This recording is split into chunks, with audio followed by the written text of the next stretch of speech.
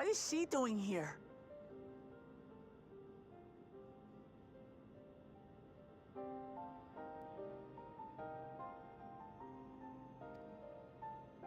We just heard she was busy spreading talk of becoming endless among the Alexandrians.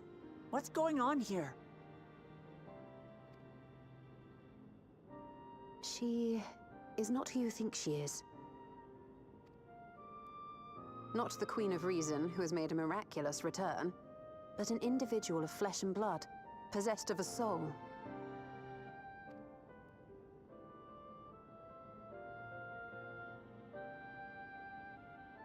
We chanced upon her in living memory, but she collapsed before we could exchange words. We decided to bring her here for now. Her body was suffused with lightning ether, which caused a debilitating paralysis. Ishtola reached out and informed me of her condition, and I came with epoxy as fast as I could. We're now waiting to see if the treatment was effective. Judging by her appearance, the circumstances of our encounter, and her extreme ethereal aspect, I am all but certain that she is the one from whom the Endless Sphere was created. The original Queen Sphere of Alexandria. What? But how can that be possible? The real Sphere died of illness 4 centuries ago.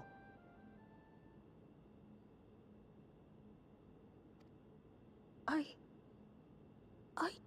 died. Whatever do you mean?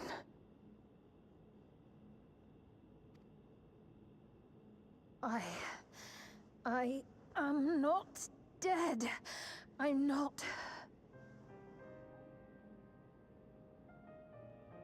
What is this place? Where is everyone? Otis and Zelenia? And who are you people?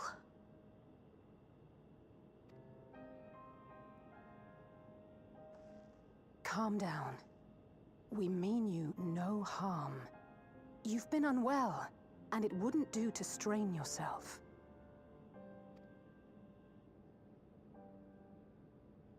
Please, help me. I don't understand any of this.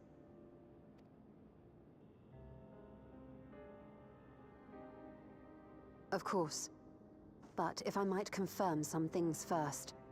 You are Queen Sphere of Alexandria, are you not? Yes. Yes, I am. And ere you awoke here, you were in another unfamiliar place. Is that correct? I opened my eyes and saw a strange, dark room. Outside, there were towering buildings, clad in electrope. You slumbered at the heart of that city for many years, within a facility called the Meso Terminal.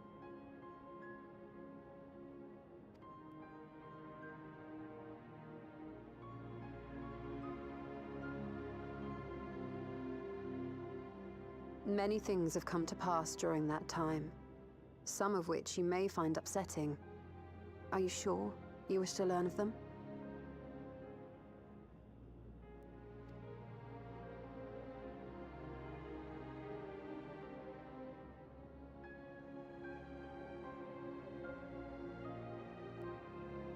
In that dark room, there was an electrope casket designed to preserve its occupant in cold stasis. Until the terminal and its systems were recently shut down, that was where you were kept, in all likelihood.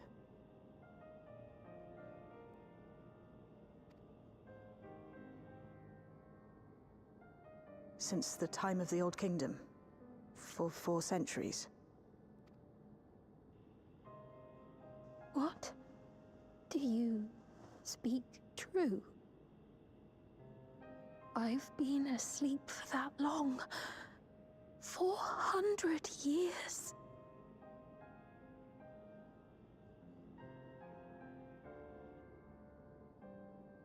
Our records say that Queen Sphene succumbed to the rampant lightning energies unleashed during the storm surge. But it seems the truth is rather different.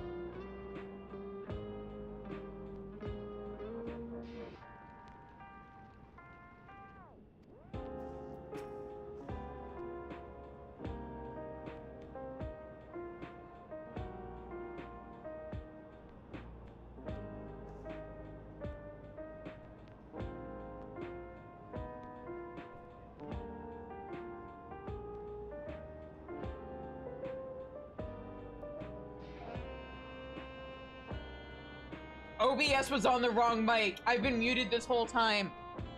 I've been streaming for almost a half hour. God damn it. All of my witty commentary. No!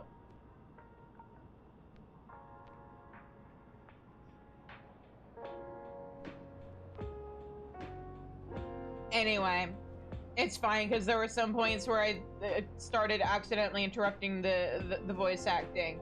But anyway, okay, well, one of the things I mentioned was, man, it's a shame we can't come back here after we get past a certain point in MSQ. I kind of wish we could. Kind of like,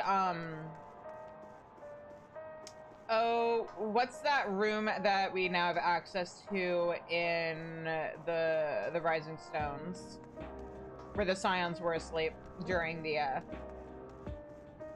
during Shadowbringers. Is this a real bed? It is a real bed.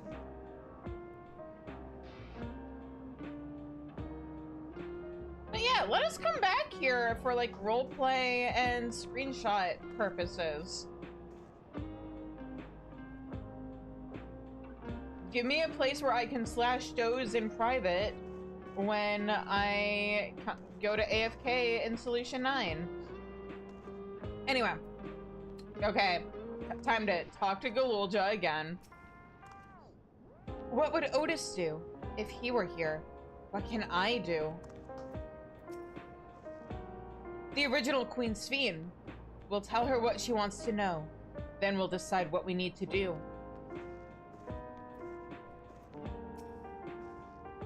We turned up her chamber when we searched the Mesoterminal. Safe to say, none of us had anticipated this development. To wake up alone in the distant future, and seemingly by no choice of your own, you can hardly blame her for reacting as she did. The treatment may have been effective, but the road ahead for her remains uncertain. Yep. Dawn's respite, thank you. I knew it was like something sun or morning or like dawn related. But my brain kept supplying Dawn Trail related terms like sun perch, and I knew that wasn't right. Anyway, time to talk to Sphene. I do not believe that you are lying. So please, tell me everything that has happened. Everything. Very well. But let us do so with care, lest we cause you undue strain. Now, while I should like more of us to assist, it isn't practical to gather everyone. So I will summon Grahatia and Kryl for now. Isn't that basically everyone except for maybe Aaronville? Oh, I guess Aaronville and Alphino. Still.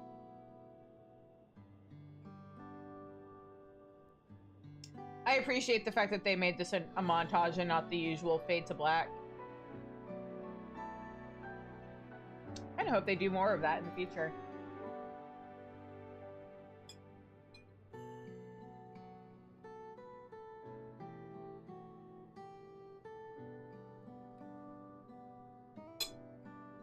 I know this has all been a lot to take in, but how are you feeling?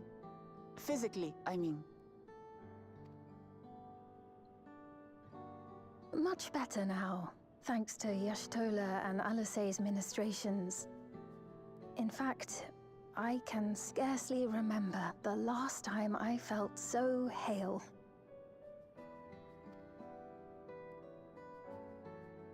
I know not how to repay them, not only for coming to my aid, but for telling me about my kingdom besides. I don't think they're ones to keep score. Isn't that right? Yeah, for sure. What I really appreciate is what they've been doing with like messing with depth of field lately. It really makes the cutscenes feel, what's the word? Cleaner? More, almost more cinematic. It definitely ups the drama.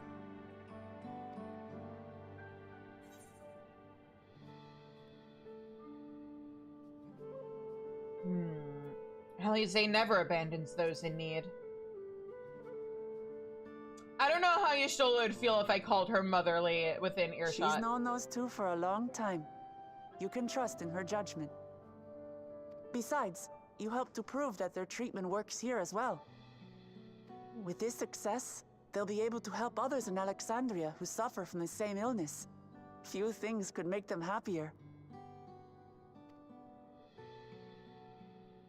I see. Full glad am I to know that we may cure the affliction after so long. Yeah.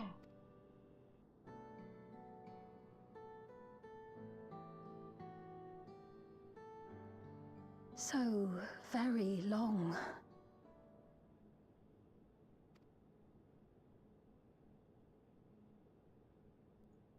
I steeled myself, having been warned, but it's difficult to come to terms with everything.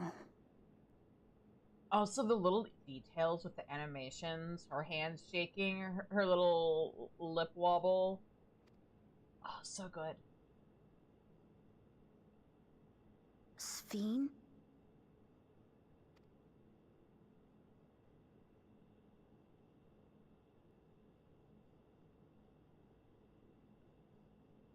Maybe going out and seeing it would help. Alexandria as it is now. Oh, great idea.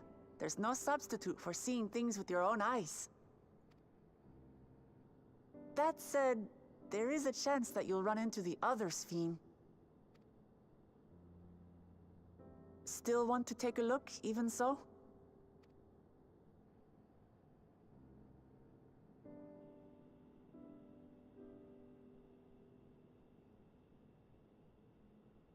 It would be a lie to say I do not feel anxious, but I wish to walk among the people, to hear their voices and learn about their realm.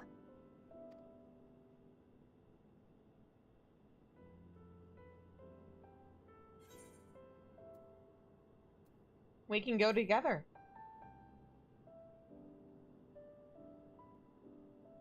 Truly, I would be honored. Then allow us to show you the sights. Hang on.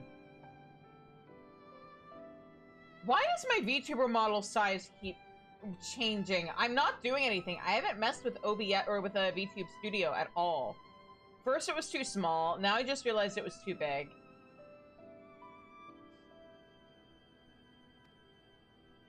Thank you, Wuklamot.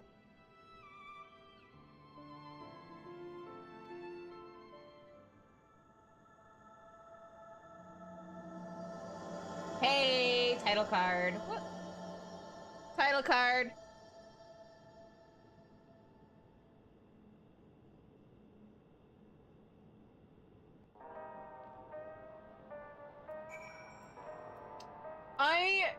Man, the devs deserve so much praise for what the. Hang on. Why are you? Why is me using my scroll wheel when I am in Final Fantasy XIV causing my what was going on there? Okay, it seems to be fixed. Apparently, when I was using my scroll wheel in Final Fantasy XIV, it was messing with VTube Studio. Anyway, I think it's fixed.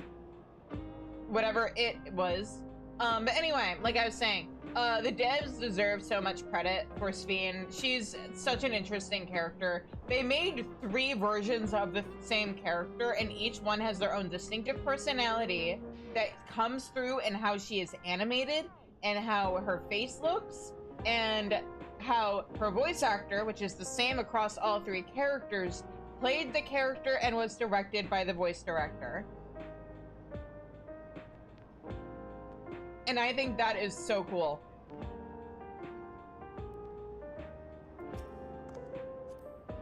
Sphene asked me not to call her by her title. I understand why, but it feels strange. Come on, we'll give Sphene the grand tour. Yeah, we're gonna get to give her the tour, like, the other one gave us a tour. Thank you as well, Shizune, for your kindness. The endless Sphene. You knew her, did you not?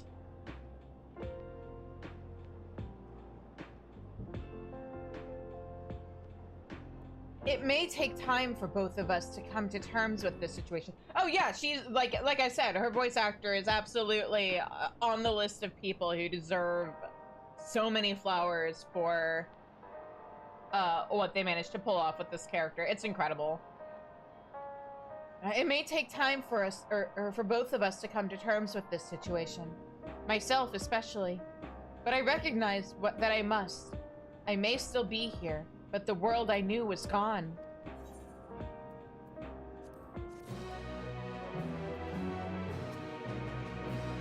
Okay, yeah, I already talked to you guys. Alright.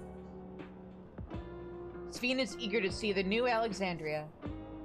Before heading out, I should put on more suitable attire. Really? You don't want to go on your tour in your pajamas?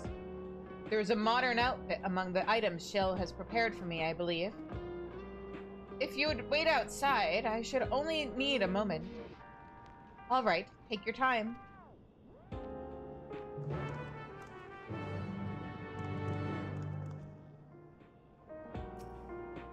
Shale said that she chose the outfit herself.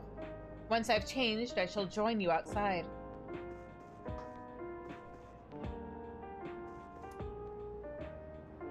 They should make that lamp a housing item.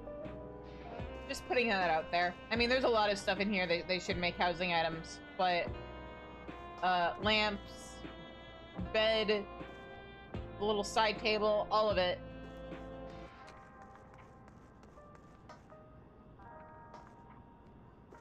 I don't think the recycling bin / trash can is a housing item. This would be cool as a housing item. This big vending machine would be cool.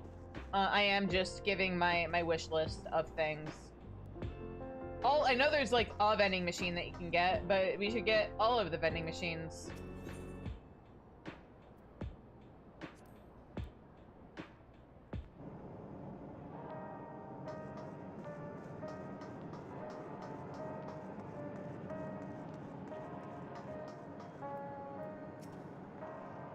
Yashola and Alice left for the government sector.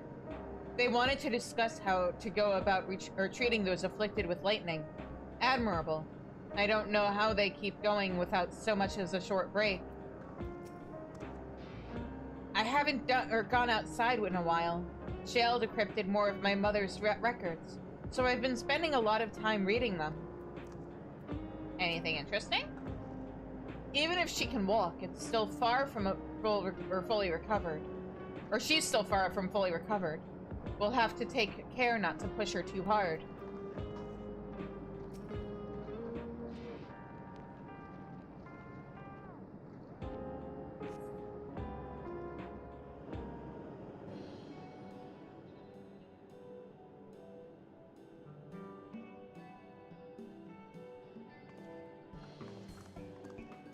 Apologies for keeping you waiting.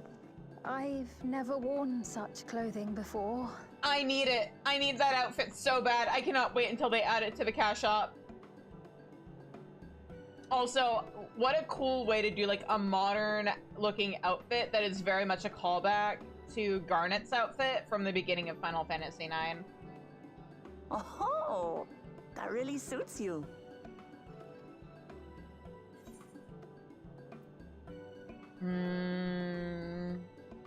Looks ideal for a brisk afternoon stroll.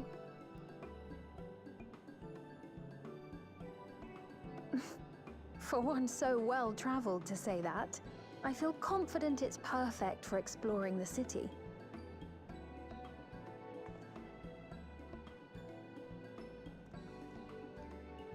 A moment before you head out.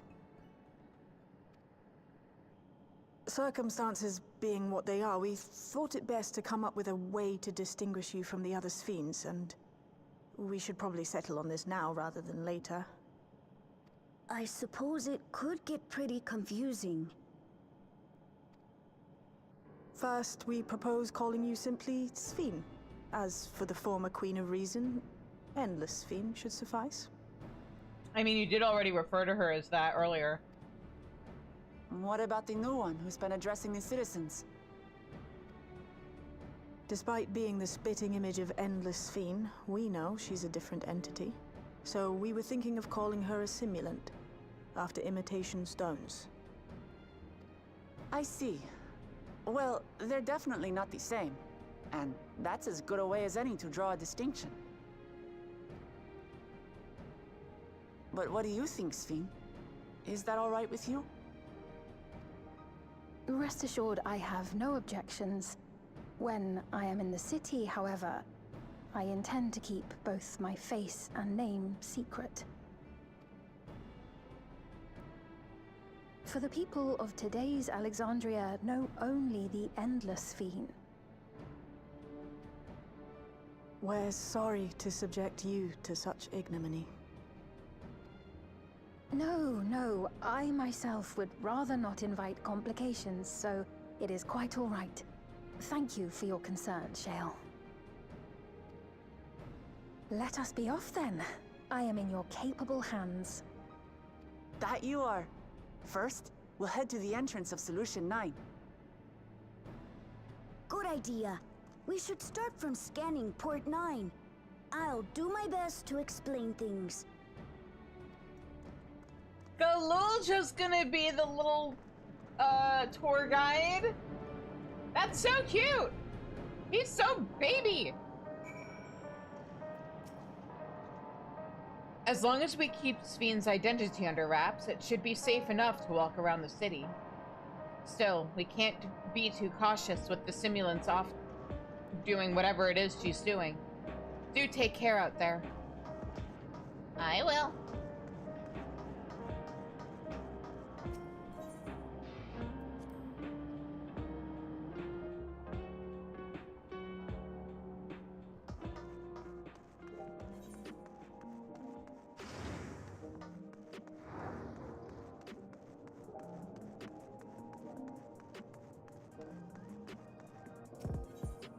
Okay, and now over here.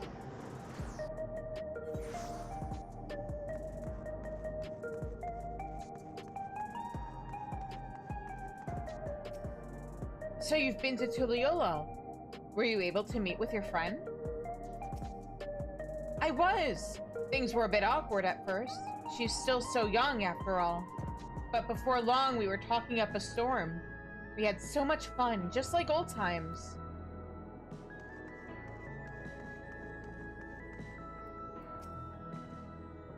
So this is Alexandria. Despite being inside a tower, it feels as though I'm out in the open. And though the sights are nothing like I remember, Electrope is still everywhere I look. 'Tis a strange yet familiar place. That lady wants to talk with Lamati, so while they're busy, I'll tell you about what we can see from here. Is there any place that interests you? There are so very many. I can't decide where to begin. Then why don't we let Shizune choose?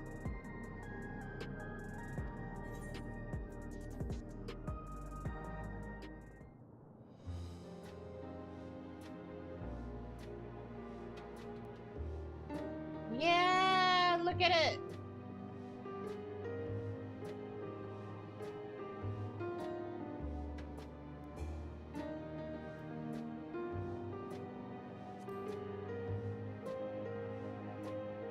The lady talking to Lamati just came back from Tuliolol. It was her first time since being trapped in the barrier 30 years ago. She has family in Alexandria now, so she had to return. But the train made it safe and easy for her to make the journey, and it's all thanks to everyone's hard work. There was once a railroad connecting Alexandria and neighboring Lindblum, but operations were suspended when relations deteriorated. Eventually, the tracks were removed entirely. To see that a railroad now connects us to our new neighbors is gratifying. Especially considering that our history began with war, with Alexandria, the aggressor. In continuing to strive for peace, Tuliolol's leaders have shown great magnanimity, and I can't help but be moved.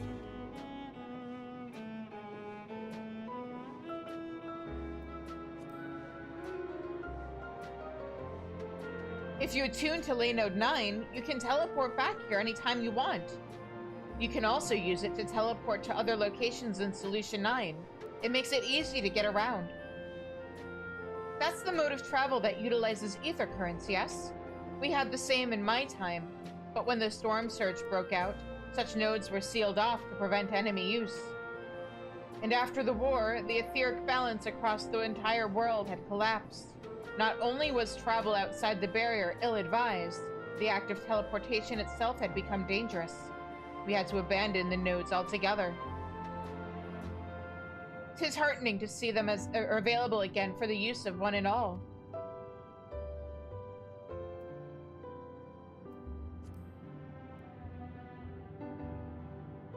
In the government sector, there's a counter where citizens can get matched to jobs. There's also a soul exchange, but no one goes there much these days since there aren't many souls in circulation. I'm unsure how I feel about regulators and the treatment of souls as a resource. I understand the grief of those who have lost loved ones, and the desire to escape the sorrow of death. Even so, I would never wish to forget my parents, Otis, Zelenia. I want to remember them all. I'm reluctant to impose my personal beliefs upon others, though.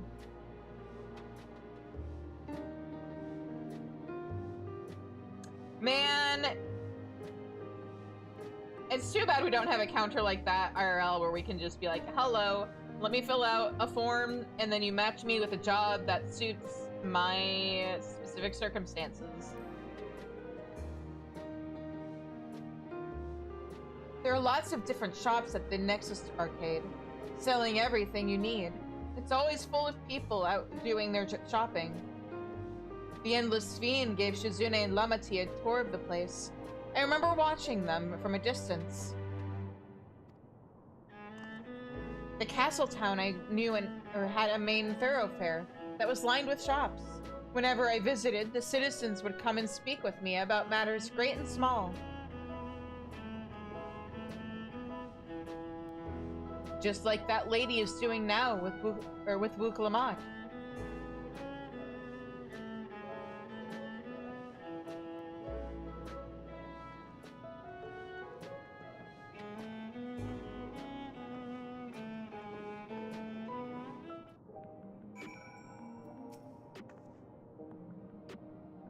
The joy of spying stars between faint gaps in the clouds is absent here. But 'tis a fine thing to be sheltered from the thunder and rain. Thanks for your help, Shizune. I hope Queen Sphene, just Sphene, will feel at home here one day. She's not just Sphene. She's our Sphene. Sorry about that. I got a little carried away with the conversation. It's all right. Shizune and I told her about the places we can see from here. Really? That's great. Right then. Why don't we stroll through the residential sector and then stop at Mosaic? We can take a break there.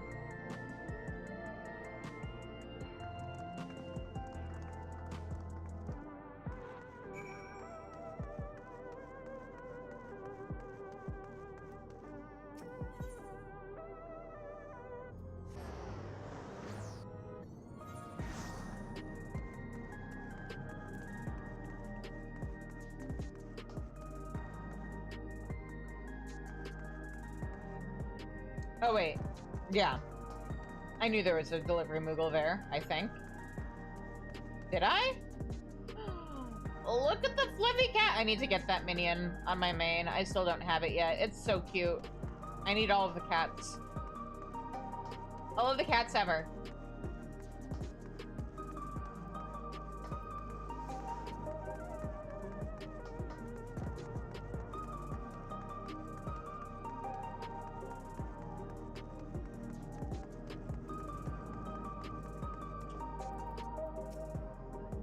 What should I get? Whatever you want. I understand this cafe was named for the different races who appear as a mosaic of colors when they gather here. What an inspired idea. Welcome to Mosaic. When you're ready to order, just let me know. Yeah. We've been walking for a while, so let's rest our feet, eh? Drinks are on me. Sphene, Shizune, the two of you go ahead and order first. Yeah.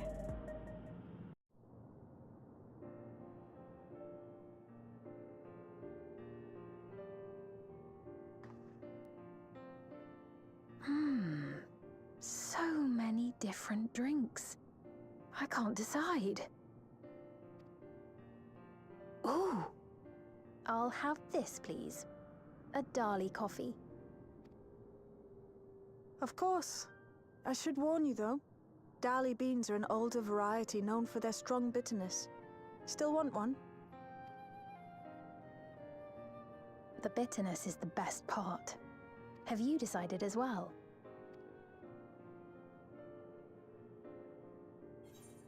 There is only one correct answer.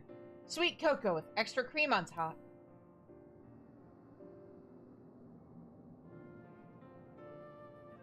Ah, I understand completely.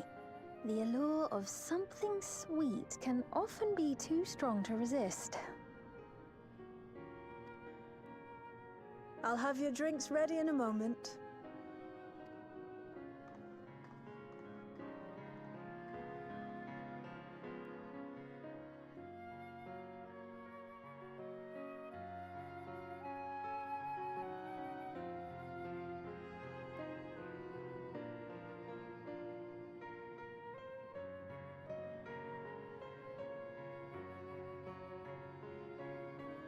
I mean, kind of, but you have to think about how... They're certainly well liked. It's a wonderful feeling, spending time with the people. You kind of have to think about the history of, like, how old certain dishes that we eat even in the real world are.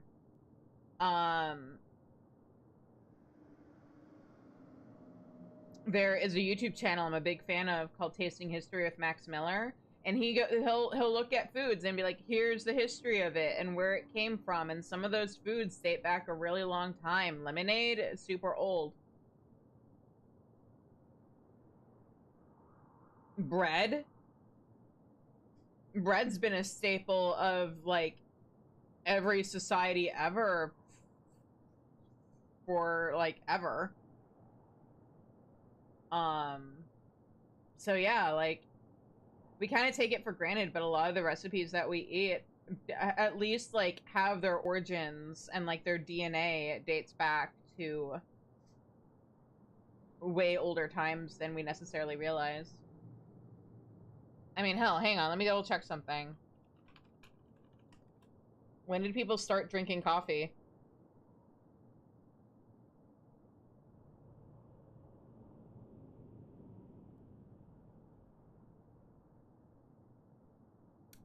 Yeah, like...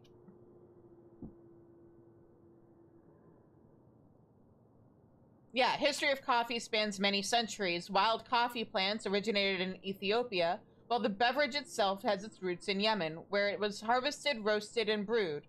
Sufi Muslims in the 15th century used it to aid concentration during night prayers.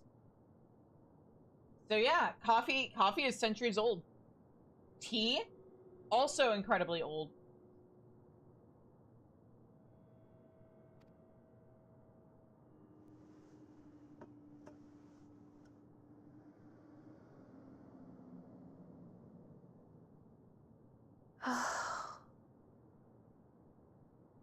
Source Wikipedia, by the way. But they're not my people anymore, are they? Their city, their way of life, even the ground upon which they tread. I am a stranger to it all. The weight of the long years is finally beginning to sink in.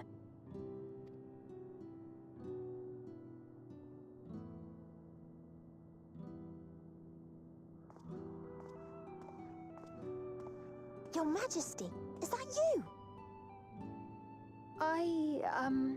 Well, I'm sorry to disappoint, but I am not Queen Sphene, though I'm often told we look alike. There you are. How many times have I told you not to go off alone?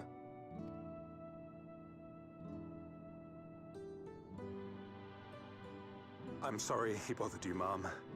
Come now, we're going home.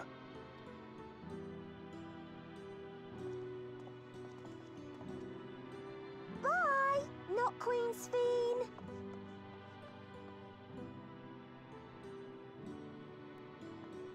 I do not know that boy, nor does he know me.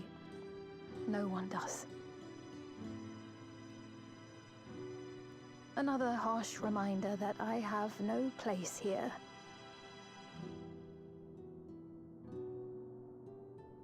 Yet, no matter how much things have changed, I am happy.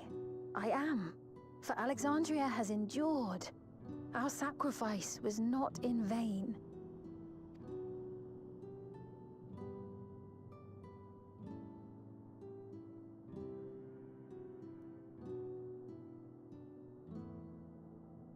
Even so, I cannot help but feel lonely.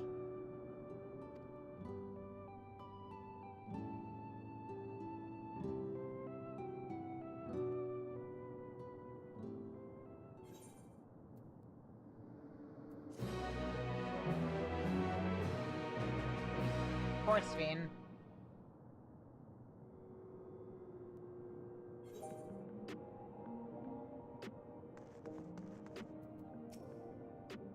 If you have any troubles or anything else you want to talk about, I'm always here to lend an ear. They were worried about not having neo-regulators, but Lamati cheered them up. Regulators are overrated.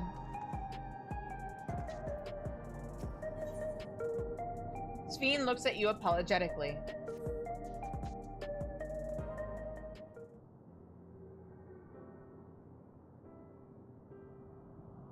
Forgive me, I didn't mean to darken the mood. Still, I feel better for having shared my feelings with you. Thank you.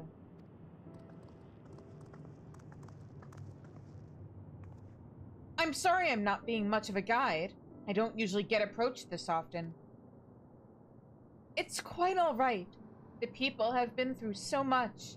It's only natural for them to seek comfort and assurance from someone they trust. Besides, I was able to relax with a delicious cup of coffee and have a lovely chat with Shizune. I appreciate your understanding.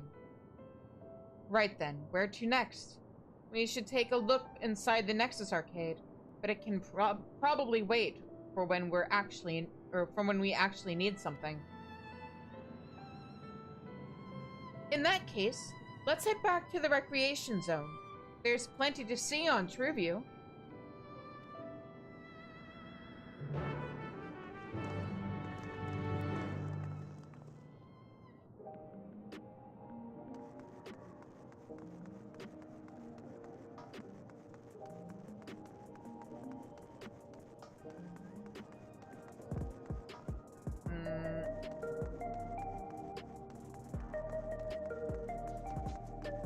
Alright, Ethernet.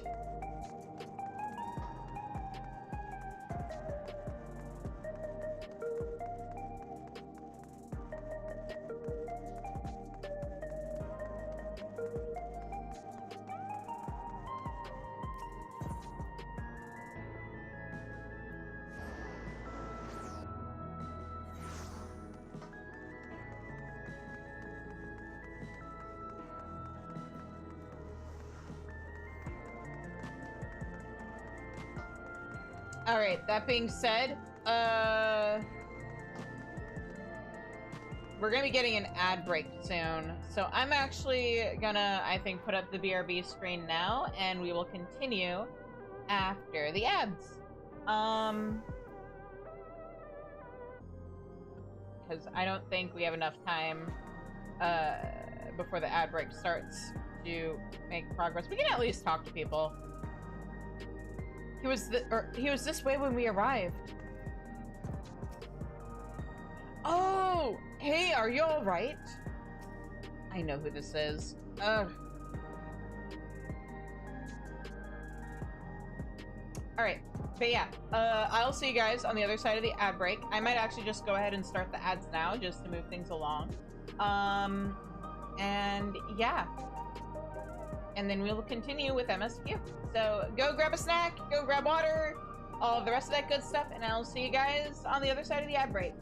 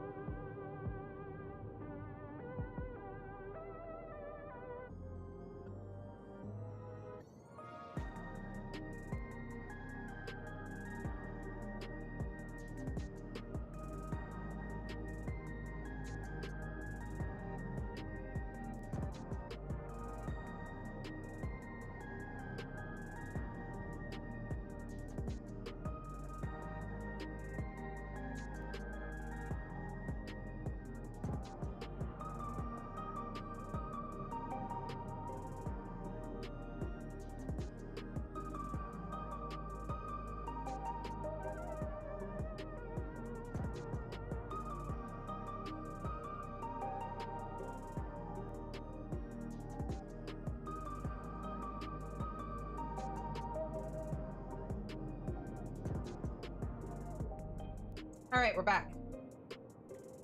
I have Easter candy. Anyway.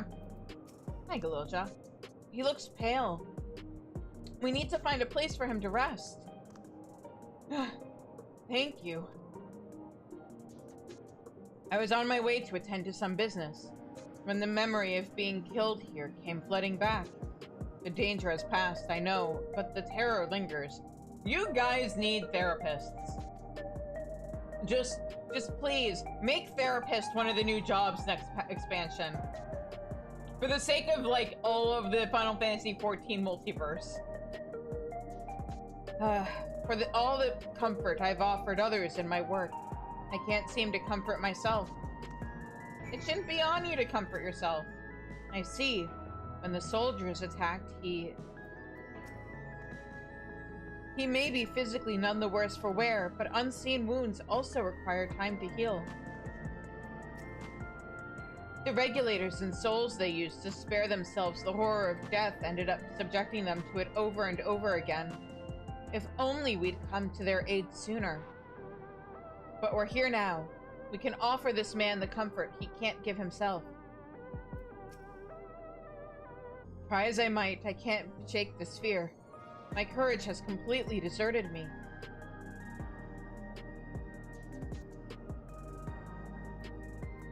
I see. Rally!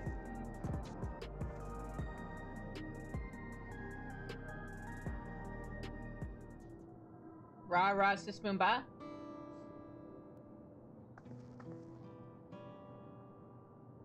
Thank you. I feel better already. Your encouragement was exactly what I needed. But where are my manners? My name is Malachite, and I am an usher. Yeah. An usher? They're the ones who came came to those without long to live, right? Came past tense? But given everything that's happened, I expect your duties have changed. That's correct. We no longer attend to the dying. It is only after they have passed away in their family's care that we convey their remains to a government storage facility. To do what? A storage facility? For what? Henceforth, we must inter the deceased. But as the specifics are undecided, the bodies must be kept in cold storage for the time being. I didn't know.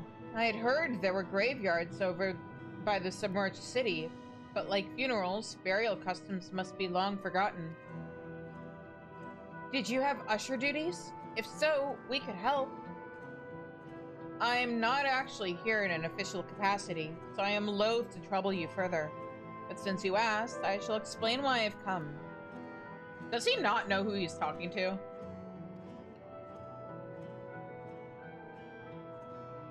I've taken to delivering the personal effects of the departed to their families. Even though their memories have been entrusted to the cloud, I still remember where they once lived. The rule was to dispose of any belongings. To do anything else was strictly forbidden. But it saddened me to see them discarded like waste, so I began secreting away what I could. Of course, I understand that not everyone shares my sentiments, and I leave it to the families to decide what to do with these items. Some accept my deliveries, others reject them. Whether I'm doing the right thing, I cannot say, but I feel the families should be given the choice. Oh, they didn't have it before then. It's important to think about what people leave to us. I want to help.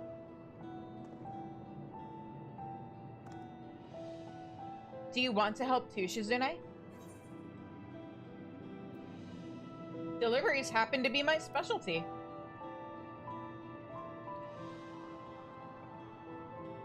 I know it's probably a joke about all of the fetch quests that I do, but I like to think it's also a nod to the delivery Moogle quests. I'm truly grateful. Now, there are 4 items to be delivered here in the recreation zone. I leave them in your care.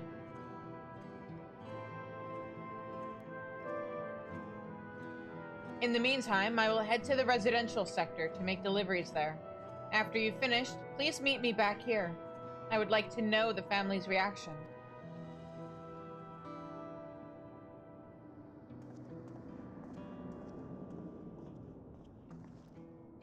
You know, there have been people in Tuliolel who had similar episodes due to the trauma of the siege. Would you mind if I went with Malachite just to keep an eye on him? Only if you can handle those deliveries without me, of course. It's fine. It's fine. Or it's fine, it's fine. I'm sure he'll be happy for the company.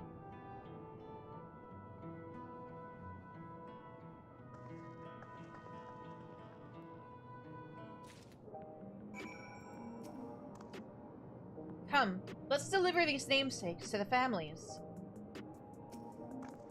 So, there are 4 items in total to deliver. Looks like it. Right. 3 for people on Trueview and 1 for someone by the Neon Stein. Let's visit them in that order. Might I trouble you to do the talking, Shizune? I fear my voice may betray my identity. Lead the way. We'll be right behind you.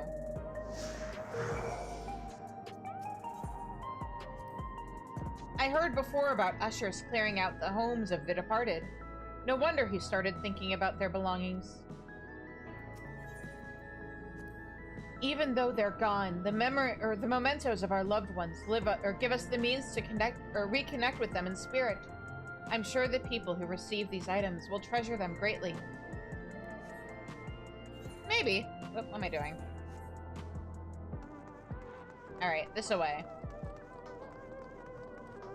Oh, so does Malachite not care that he is entrusting this task to Galulja, technically the king, the only Mamulja in the city, so it's not like he could have mistaken him for someone else? Or does he somehow not realize who Galulja is? The way the buildings are all in a row reminds me of the old castle town. Lively as it is here, I can see why Oblivion can blend in.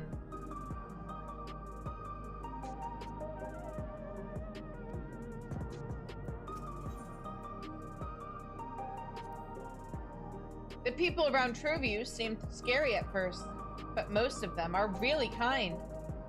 When I see someone passed out on the street now, I worry if they'll be all right. You mean like Trash Can Man?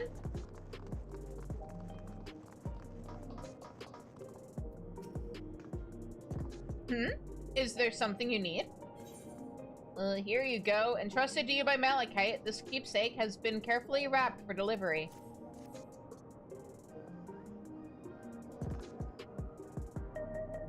Ah, so Malachite sent you.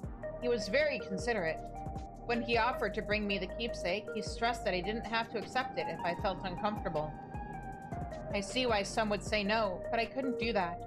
Not when it's something that belonged to my parents, who I understand now I will never see again. Having spare souls won't save us from the inevitable. That's always been the case. But now I find myself wondering about this and that. Like how much longer I can afford to muck around with my brothers. But I won't bore you with my ramblings.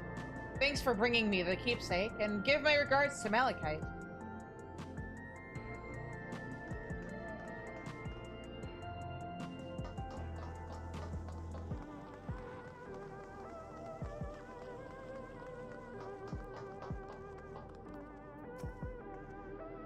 What is it? If you're trying to sell me something, I'm not interested.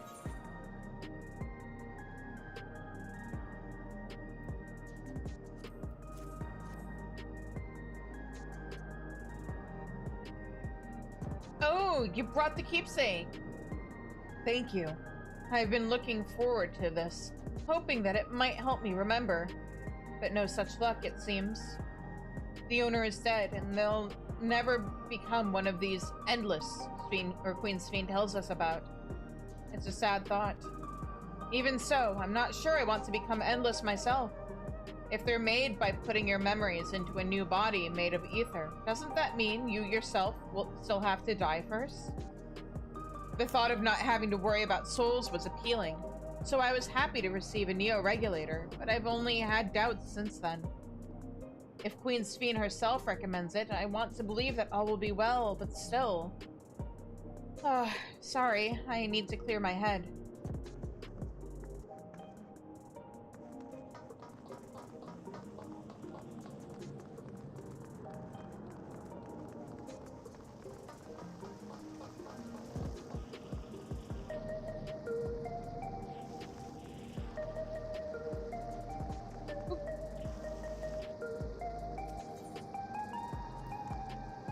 Janolt's favorite energy tonic is a special formula, not like the ones they sell here. I wanted to try one, but Shale wouldn't let me. Yeah, that's probably for the best. So you want, or so you can purchase beverages from these machines? That's wonderful. I've always believed that technology should be developed for the benefit of the people. Yeah, I know several people who would agree with you.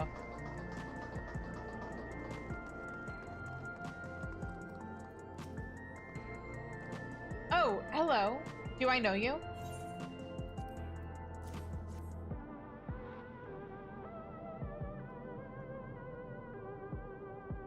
Ah, so this is the keepsake.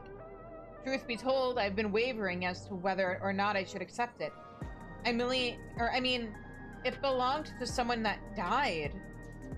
It's got me thinking about what we did to Tuliolo. I didn't even know we'd killed so many of their people, not until the funeral. What if they decide to retaliate? Lamati, Lamat would never do that. She and everyone in Tuliolo know that my father was to blame for the attack, not the Alexandrian people.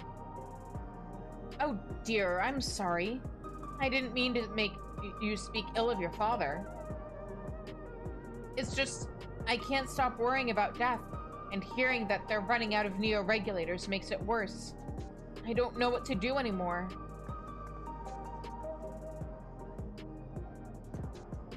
I forgot Galuljo was with us and was not paying attention to the character tag and thought that was Sphene talking for a minute. Anyway, that's everyone on TrueView. Let's go to the Neon Stein. Yep. Oh, this way?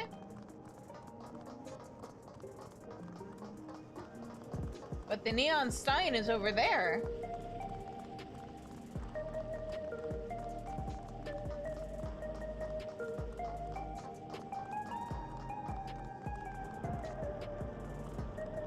The Neon Stein is where the back room is. Are you talking to me? Special delivery.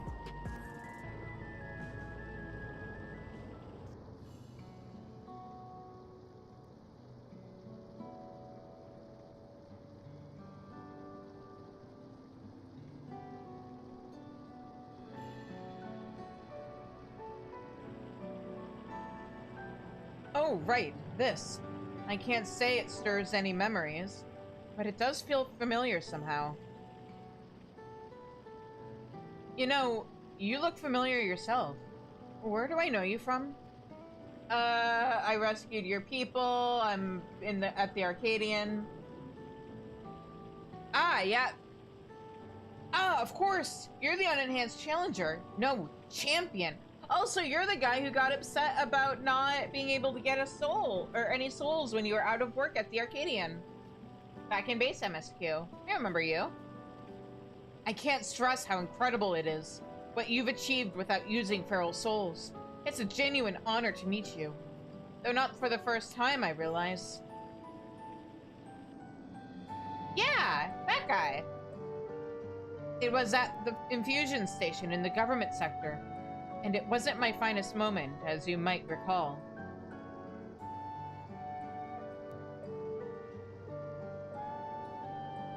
We all have bad days.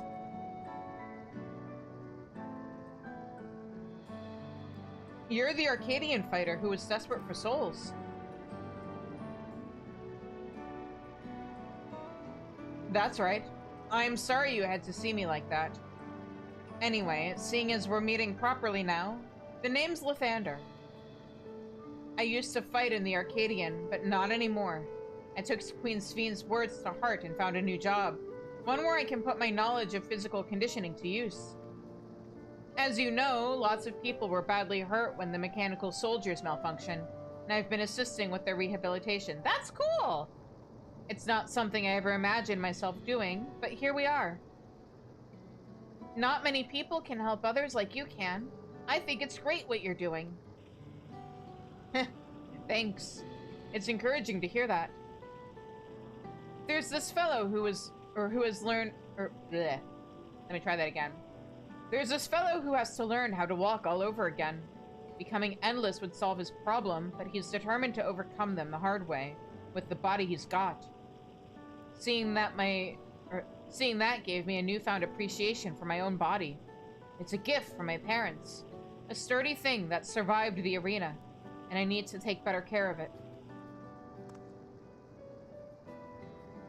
I'm the only blue-scaled Hubigo besides my father. Lamati once told me that. I don't know how my father felt about it, and there are times when it hurts. Oh, hang on.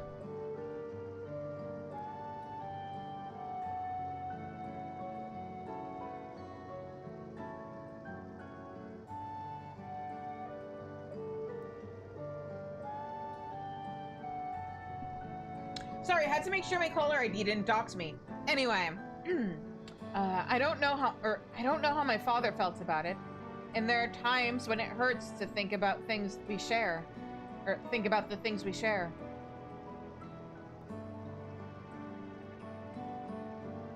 Still, I don't want to lose that. Even if I could look the same as an endless, I would never throw away this body. Most people would find it hard to do so, I imagine. Just the thought makes me feel uncomfortable about the whole becoming endless affair. But I need to get back to work. It was nice talking to you, and thanks for the delivery.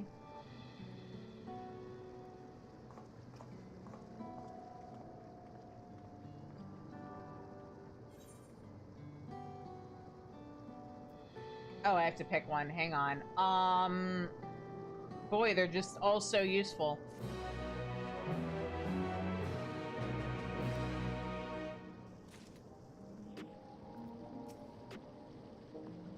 I'm glad I'm the way I am. It's my parents' gift to me, and how I was able to learn more about them, and about myself. Sphene is eager to tell Malachite of your success. I believe that takes care of the deliveries. Thank you for taking charge, Shizune. From what I've seen and heard, 'tis plain the people held their queen in high regard, and the simulant has exploited their love and admiration to win over so very many. Come, let us report to Malachite. He should be back at the north of the recreation center, or recreation zone.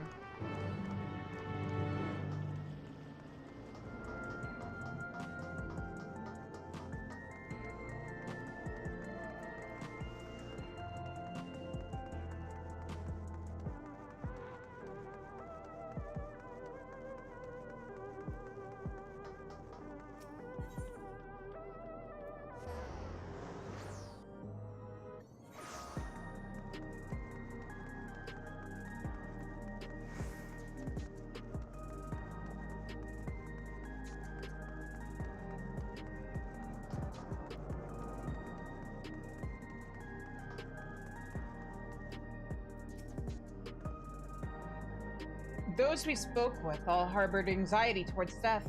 It is hardly an unnatural sentiment to have, and yet... Malachite seems to be doing better. Done with your deliveries? We've just gotten back ourselves.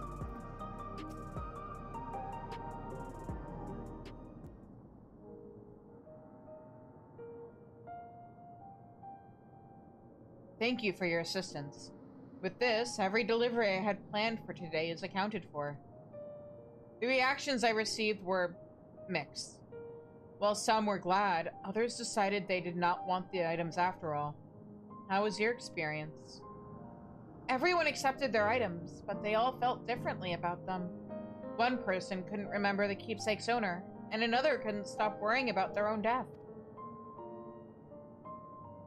I see. It's difficult indeed to predict how people may behave when confronted with reminders of loss. Of late, I've come to believe that we are each of us the sum of the moments we've shared with our loved ones. And when they passed away, we lost our memories of these people. We lost our memories of these people. We lost a part of ourselves. It's a thought that saddens me to no end. If our memories of the departed are no longer to be entrusted to the cloud, I wish that those already taken could be returned to us.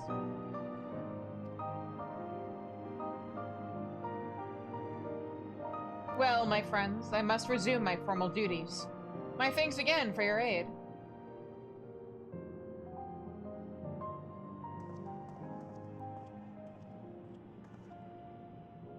Malachite speaks true. Our memories are what define us.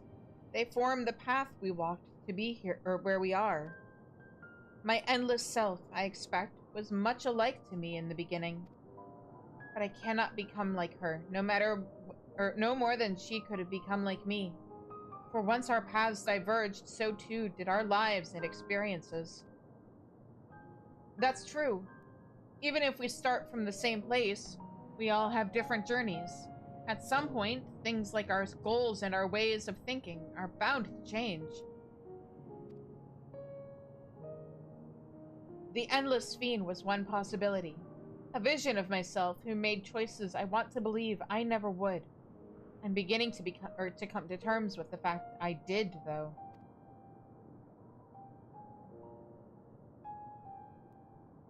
Huh? Is that... Yeah? Oh, hello! Your Majesty. The simulant!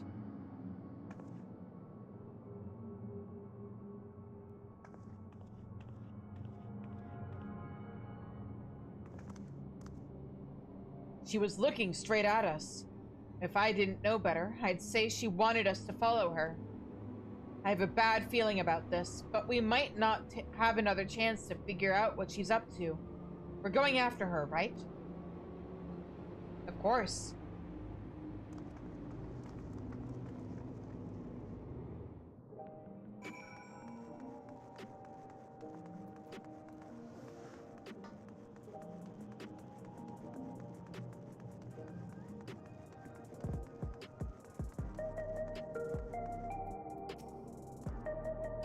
That was my first time seeing the simulant. Though she was smiling, something about her scared me. 'Tis a strange feeling pursuing one's spitting image. Where does she want us to go, I wonder? The simulant headed into the street over there. The neon sign is that way. Let's hurry.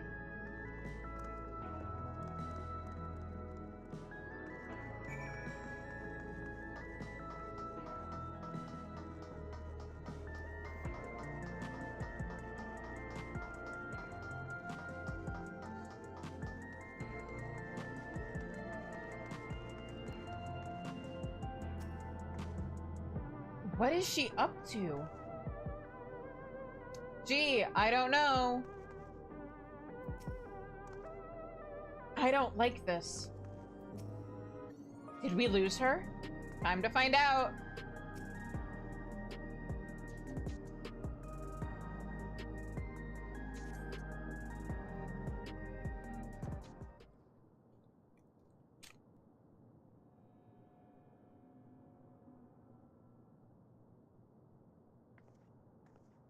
Not here.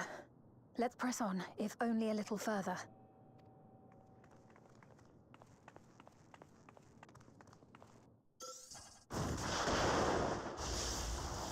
Huh? Ow.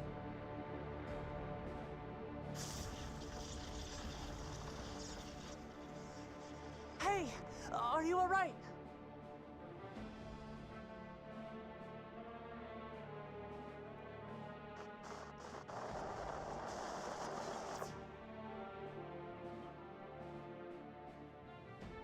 So she didn't die. Vexing, but expected.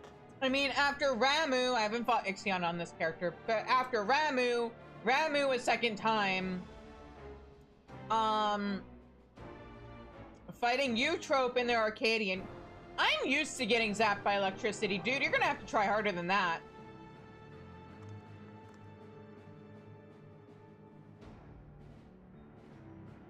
That was about the strongest bolt we can produce within Everkeep. What now?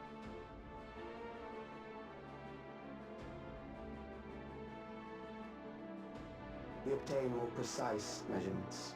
Narrow the range of variables to avoid unnecessary trial and error. That is the most expeditious course of action.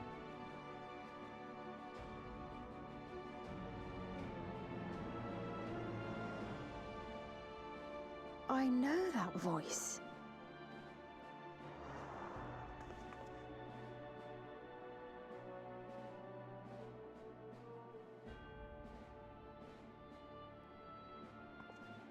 You there! Yes, you! We have important business with you. Do you? We left something in your keeping. The key to interdimensional fusion. You will kindly return it to us, yes? You asked me that after you tried to kill me?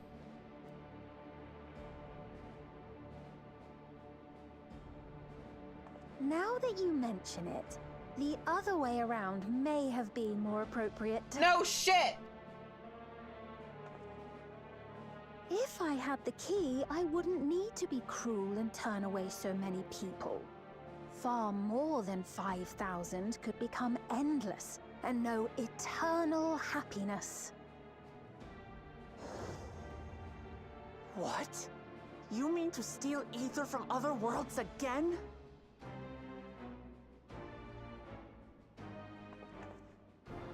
All is for the sake of his experiments.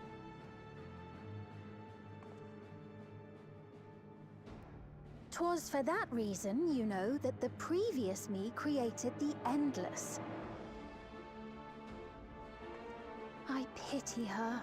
She was forced to attempt the impossible, to turn every soul who dies into an Endless, even though there's no end to them.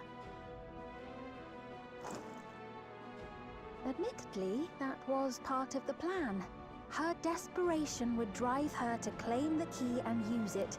And sure enough, she did just that.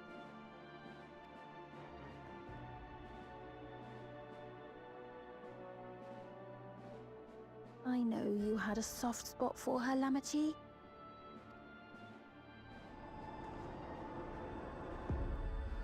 So for what it's worth, I'm truly sorry. Alas, we are naught more than pawns, pieces in his grand design. Don't you dare make light of her love for her people. Don't you dare! Strike me down if you wish. I shall be made anew.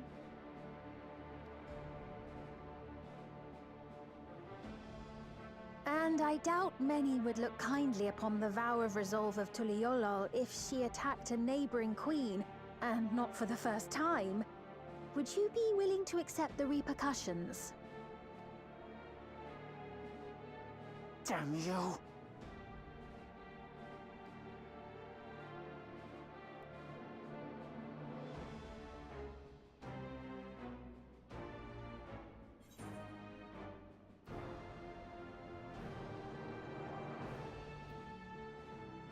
What is the objective of these experiments?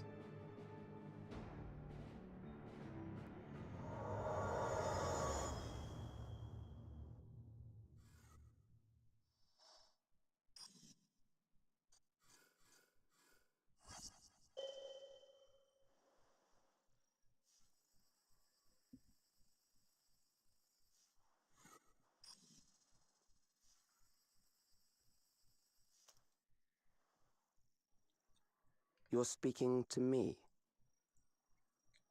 No, the other creepy guy inside a TV.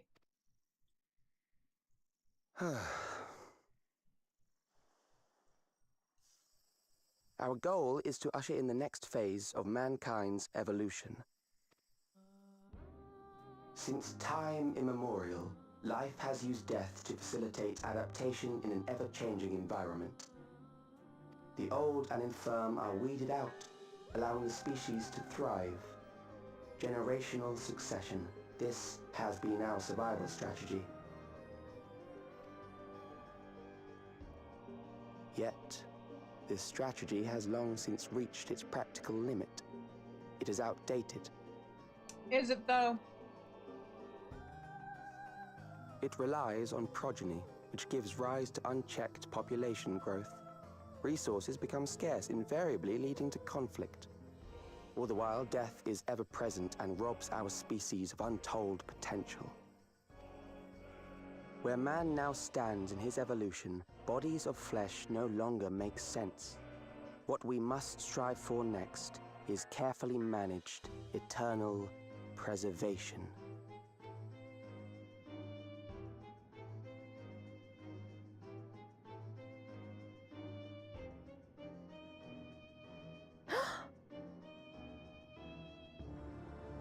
Calyx! You're Calyx, aren't you? You know him?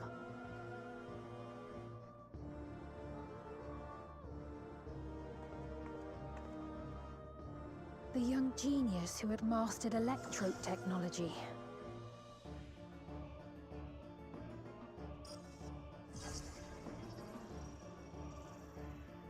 He founded the scientific collective known as Preservation and devoted himself to developing a cure for the paralysis which plagued our people.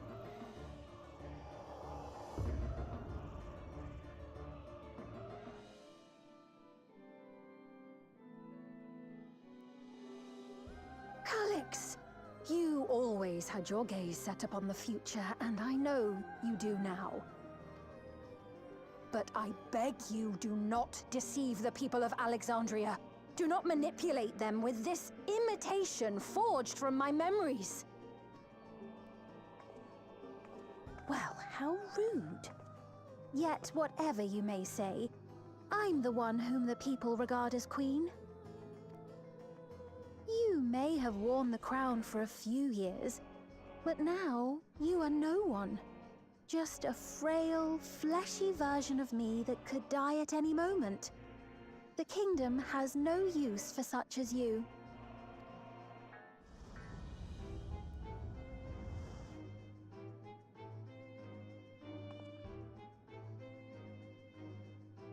Don't listen to her, Sveen. Our demand is simple. Surrender the key. Refusal will necessitate consequences.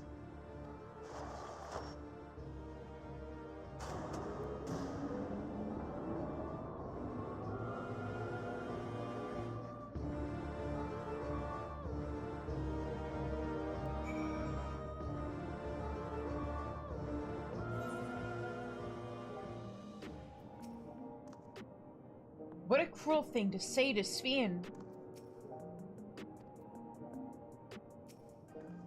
Are you alright, Shizune? Are you alright? Oh, right, I got hit by a giant beam of electricity. Yeah, I'm fine. Forgive me, I was once able to use healing spells, but my long slumber appears to have sapped my magical reserves.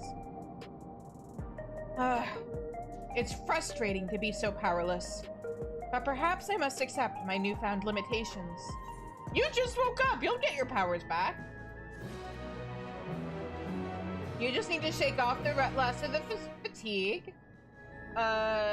Eat your veggies. Okay.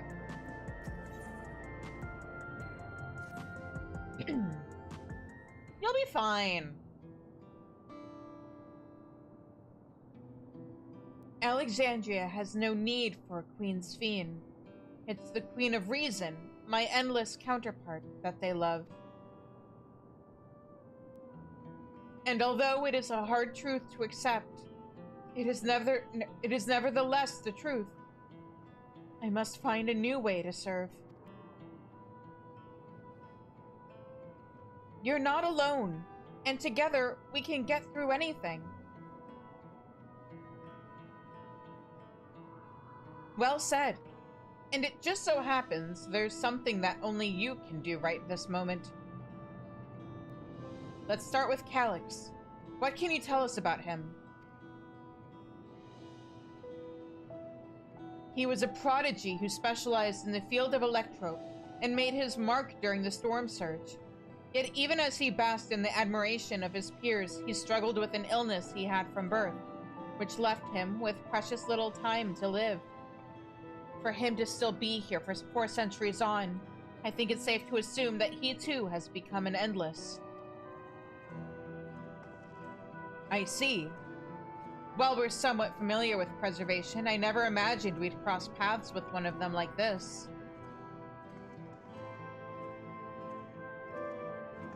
You know about preservation? Well, yeah. We do. They're supposed to have created Everkeep's core system as well as the Endless Fiend. Did they?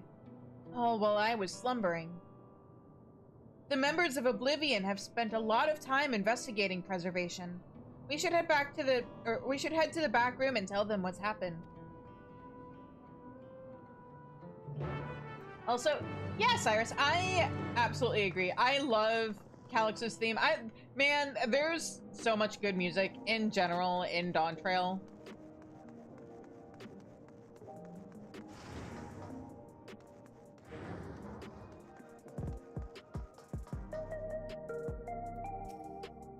You heading to the back room? Yes, I am.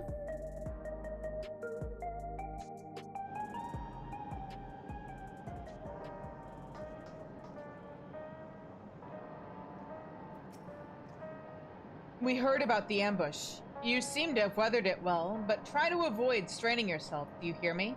Make me. To think that Kryle's parents were once members of preservation. Are you feeling all right? We've given the others a summary, but we can wait on the details if you need some rest. I'm fine. Again! This isn't the first time I've been struck by lightning. The sign might yield some clues.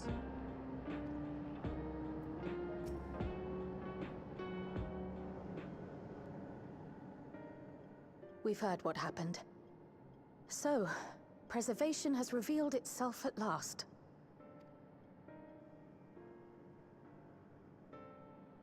And using the key, they mean to turn even more people into Endless. It seems safe to assume that they too intend to steal ether from the other reflections. But unlike the previous Sphere, they have no intention of saving everyone. Calyx, of all people, would know precisely how much ether is required to sustain an Endless. Thus, he is able to set a realistic limit to their creation, without being swayed by emotion. Carefully managed eternal preservation. Whether or not this can be considered an evolution, it is plain that man's very existence would be forever changed. Say, if this Calyx is as brilliant a scientist as everyone says, could he have been the one who erased everyone's memories of Endless Fiend's death? That is a possibility, though I cannot speak to his motives. I mean, if he wants to create Endless and he wants to use Stimulant Sphere to make that happen, then erasing people's memories of Endless Fiend's death and making them think that Stimulant Sphere is Endless Sphere seems like a pretty solid motive. Hi, Legoshi, what's up? Though Calyx has outright stated his ultimate goal, how his actions will further this agenda remains unclear. That said, we have seen how anxiety towards death continues to spread amongst Alexandrians.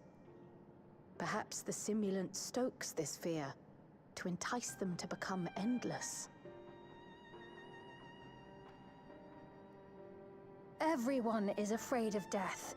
We try to put it out of our minds, and I do not blame the people for feeling as they do.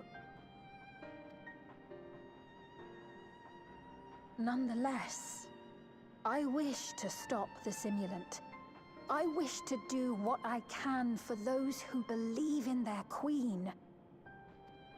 Although I wear no crown, were I to forsake the people, then I would truly have no place here.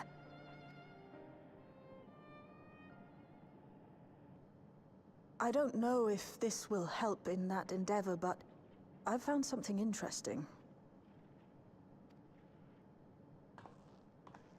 When I analyzed the sign that Calyx appeared on, I was able to determine the source of transmission. I traced it back to a terminal used only by Preservation, located in the Foundation sector. Foundation sector? That came up in my mother's records, didn't it? It's where the old castle was hidden. Everkeep was built atop the castle of the former kingdom. Access to the immediate area, the Foundation sector, is highly restricted, with map data accordingly classified.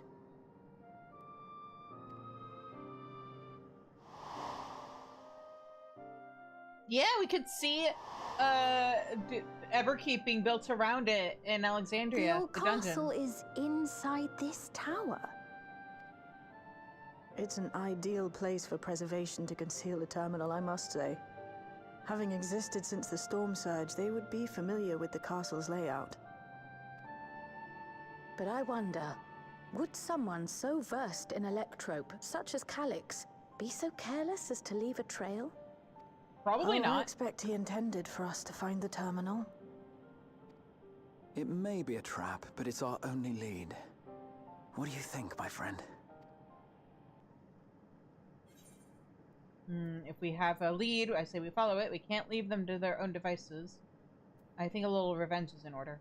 We can't leave them to their own devices. No, we cannot. We must learn exactly what he is plotting.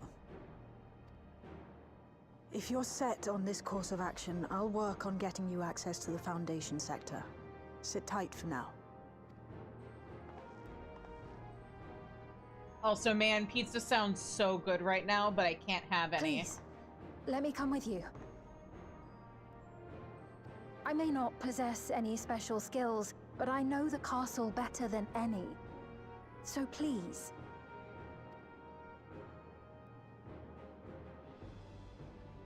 All right. If that's what you want, then we go together. The rest of us will take point and secure the way, and we'll count on you to guide us in the castle.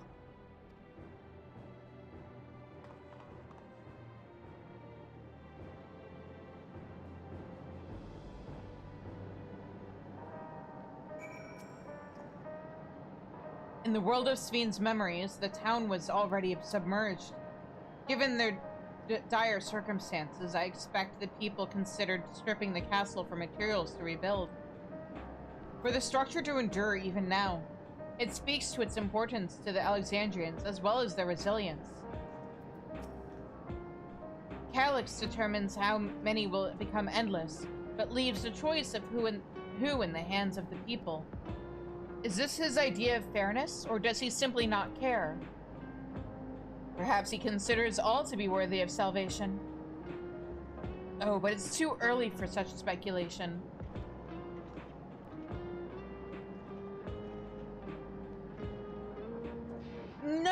No, I've always been a big fan of the story and cutscenes and stuff.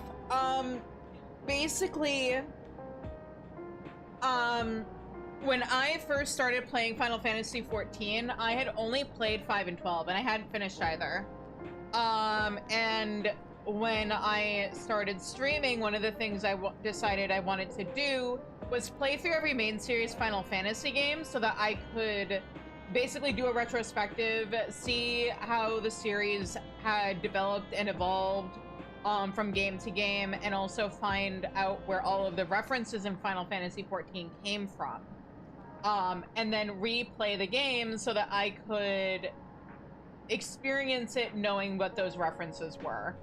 And I'm doing it on a fresh character because, like, yeah, New Game Plus is a thing, but I've tried doing some, like, New Game stuff plus stuff before, and, like, when you're max level, Heaven's Word doesn't hit as hard when you can fly and don't get the whole like exploration aspect, and also can just like one-shot all of the enemies in like the non-instanced content.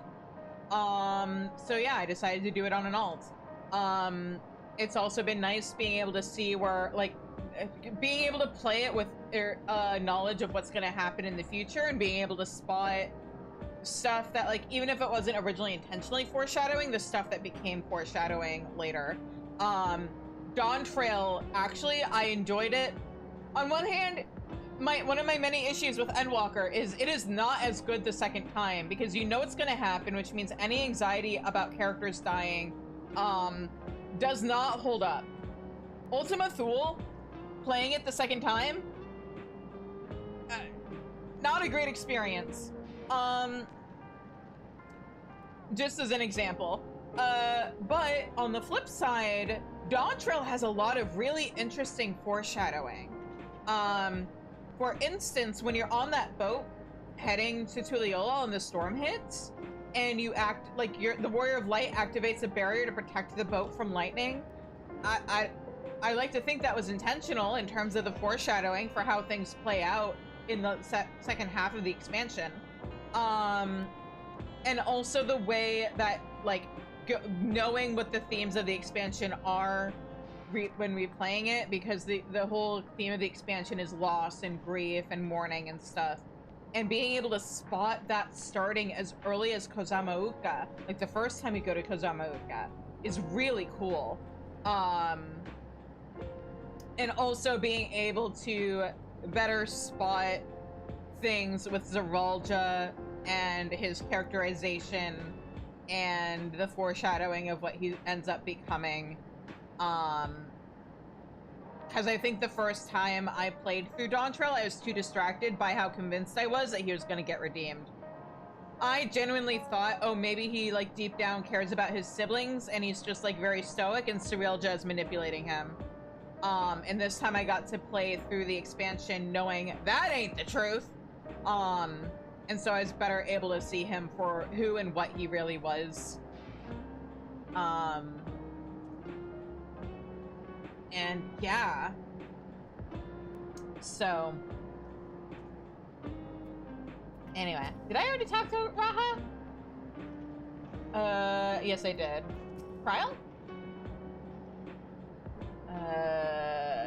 Yes, I talked to you already. I'm working on securing a route to the Foundation sector. Please sit tight for a while. According to the records from Yue Iwata, my mother was investigating organics for her own research into souls. There was map data for organics in the records, and that's how we learned about the castle in the Foundation sector. At last, we have a plan. Let's make it count. Thank you for allowing me to accompany you. It may take time for me to find my place in this new Alexandria, but I will. Slowly but surely.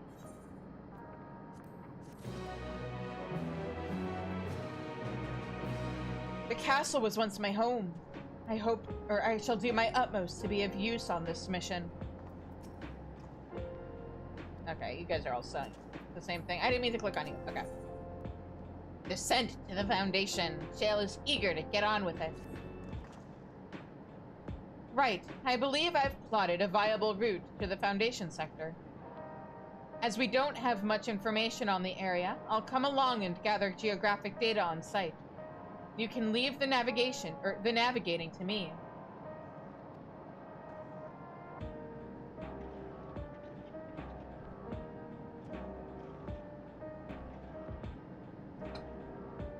I'll stay behind this time, but let me know if there's anything I can do to help. Oblivion is fortunate to have a capable adapter like you, Galulja. And no matter what the future holds, your knowledge of Electrope is bound to serve you well. Oh yeah, I did the Easter event on Wednesday.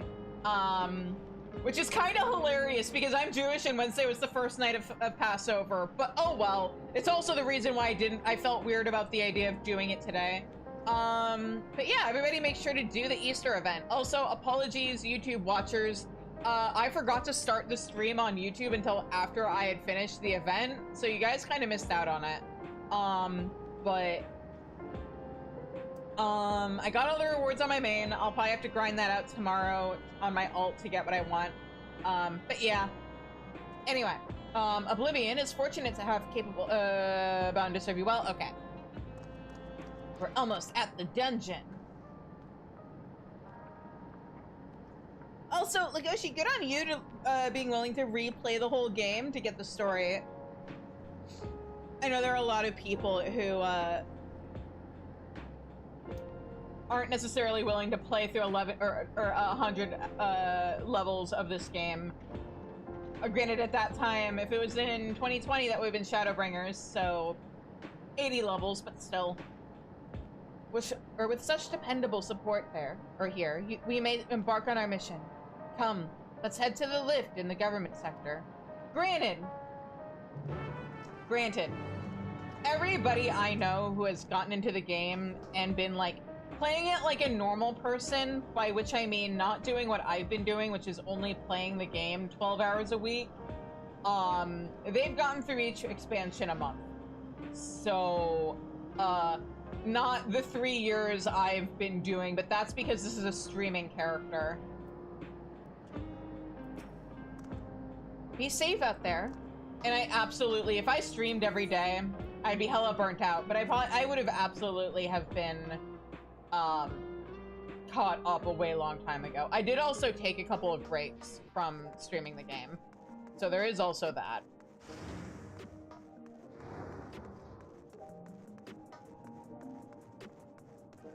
But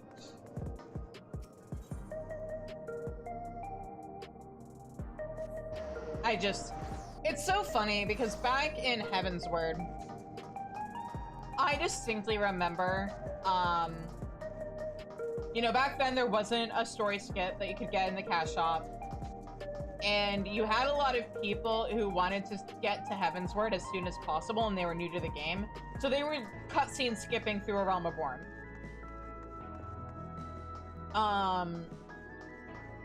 And the time those people chose to start paying attention to the story was, Baelsar's Wall. So while the rest of us were like, oh, it's Ilberd, there were people who hadn't paid attention to the story who were like, are we supposed to know who this is? It's like, yes! From here, we head to the very bottom of Everkeep. I can't help but feel nervous returning there after so long. Calyx has all but invited us, so we must assume that we are expected. Oblivion's gotten us permission to use the lift. It's nice when things can move quickly. Though it was but from a distance, I remember the sight of Alexandria's castle in the virtual domain. I wonder how it looks now compared to then. Everything has been arranged for your passage to the Foundation sector.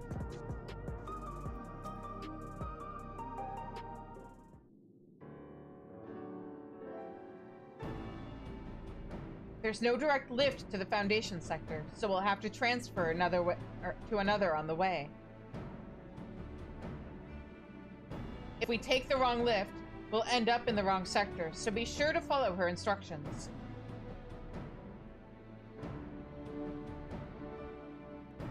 According to Tashilja's records, the tower is divided into inner and outer sections below Organics. The castle is at the heart of the inner section. So upon arriving at the Foundation sector, we need to make our way inwards. Shizune, take this communicator with you.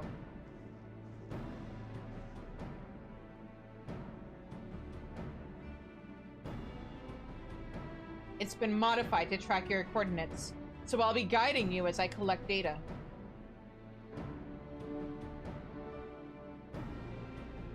Sounds like we're all set. Let's get going.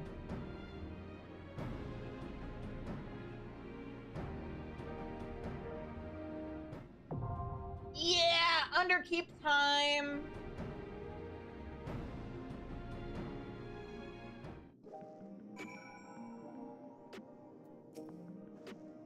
I'll be your guide for the descent to the Foundation sector, after which Shale will take over. Please take care not to lose the communicator. It would be nice if this foray was uneventful, but that would be a naive hope. Better to expect the worst. Yeah. I shall follow close behind with Shale. Though we are taking a risk, the far greater danger would be to wait. This time, let us take the battle to Calyx. Calyx uses the people's love for Sphene to further his— Oh, what? Lagoshi, thank you so much for the 100 bits!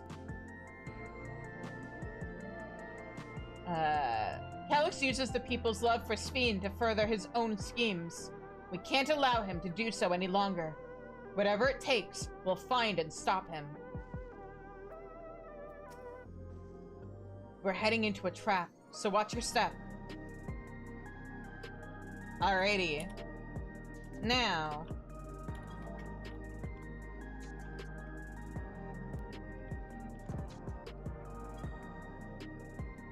No, it didn't actually scare me. I knew what I was doing when I set things up to throw plushies at me. Anyway, time for minimum item. No echo, underkeep. Who wants in?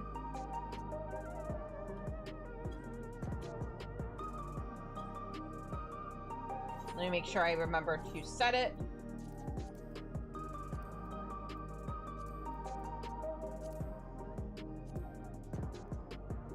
There will also be the trial right after. Oh, we also have an ad. Oh, it's an ad break. Oh, okay. Well, that works out for recruiting.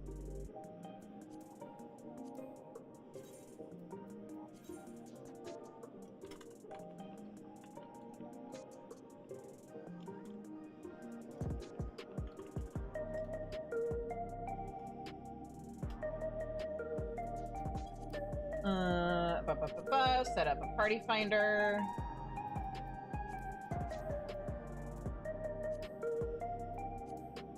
Oh. And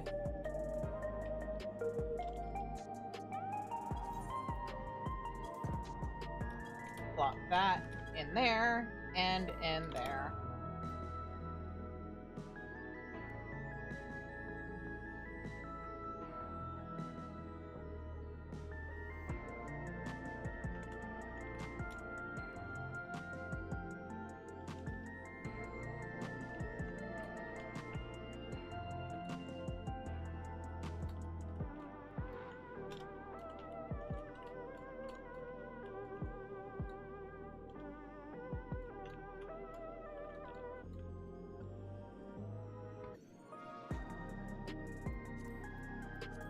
All right, and now we record.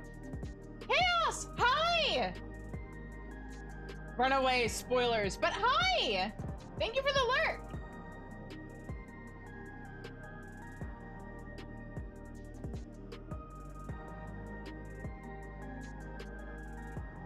Also, hopefully, I'll be seeing you in like 2 months in person, friend.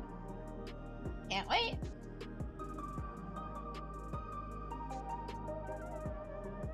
Yeah, we just need to find people for this dungeon.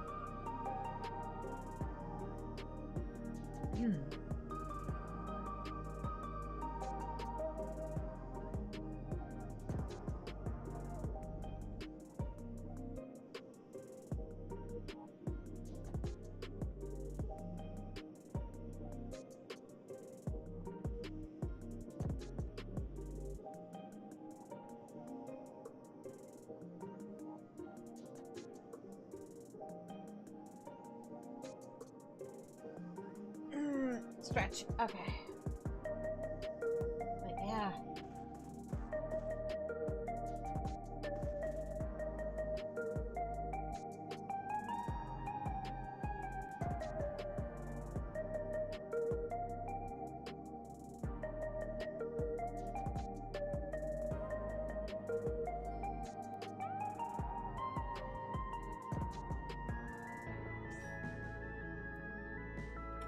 And welcome back from the ads, everybody. Whoop.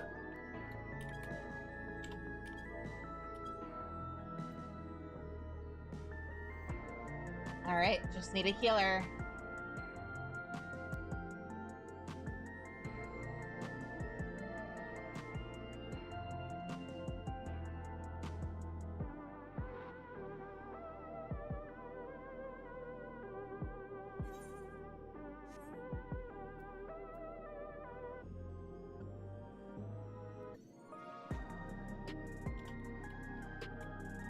Just want to check something. That's not the button I wanted to hit. But yeah, while we wait, I'm not worrying about my item level until we actually... Oh! Hi! Hey, what's up, Tall Fang? What's up?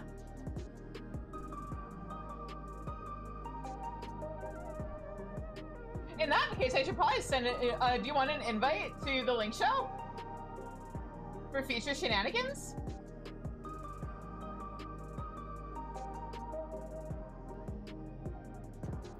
All right, let me send that to you.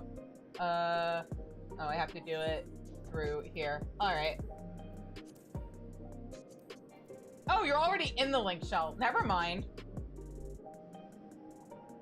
I'm dumb. Okay.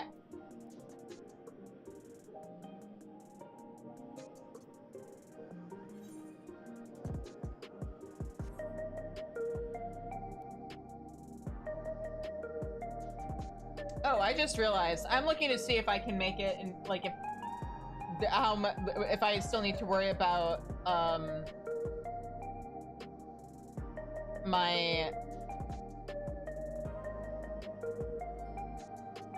my item level for 7.4. I do, but more importantly, let me make sure I can get into Arcadian. 715 item level.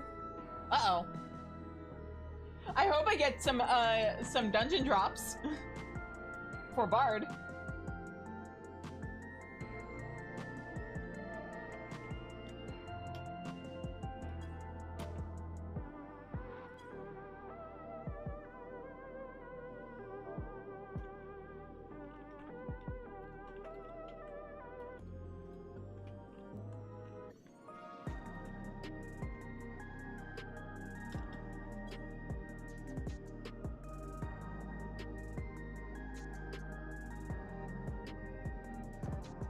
All right, just need a healer.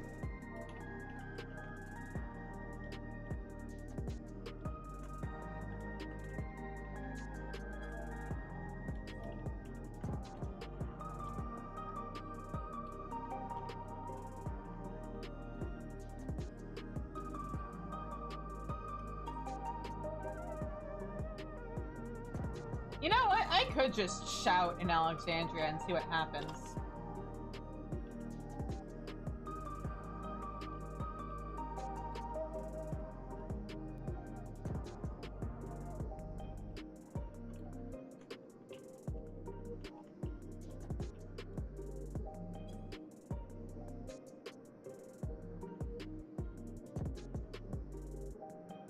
Also, so excited for the trial. I love that trial. It made me feel things.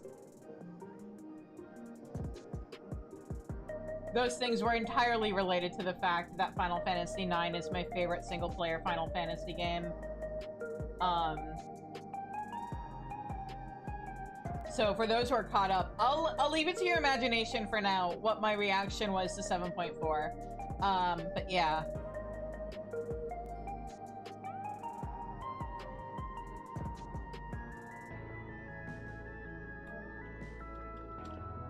Screw it. Let me try this.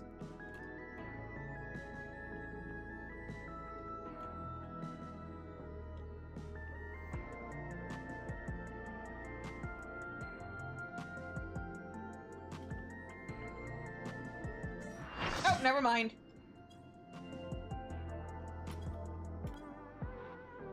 Excellent. All right.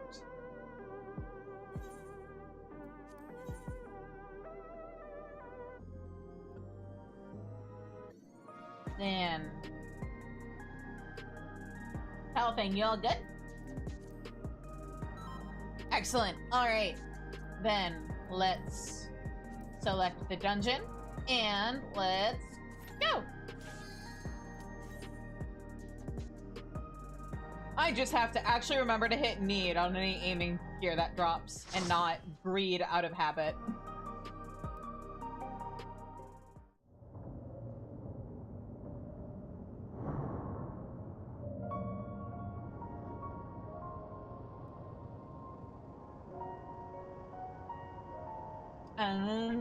Okay, fair enough.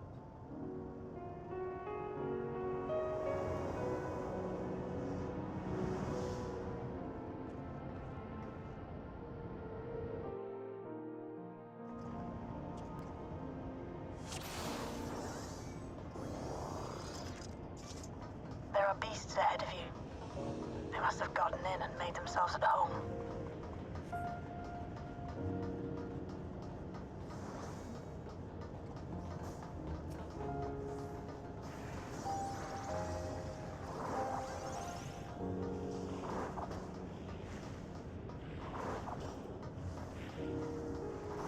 Oh, what am I doing? I should probably start attacking now.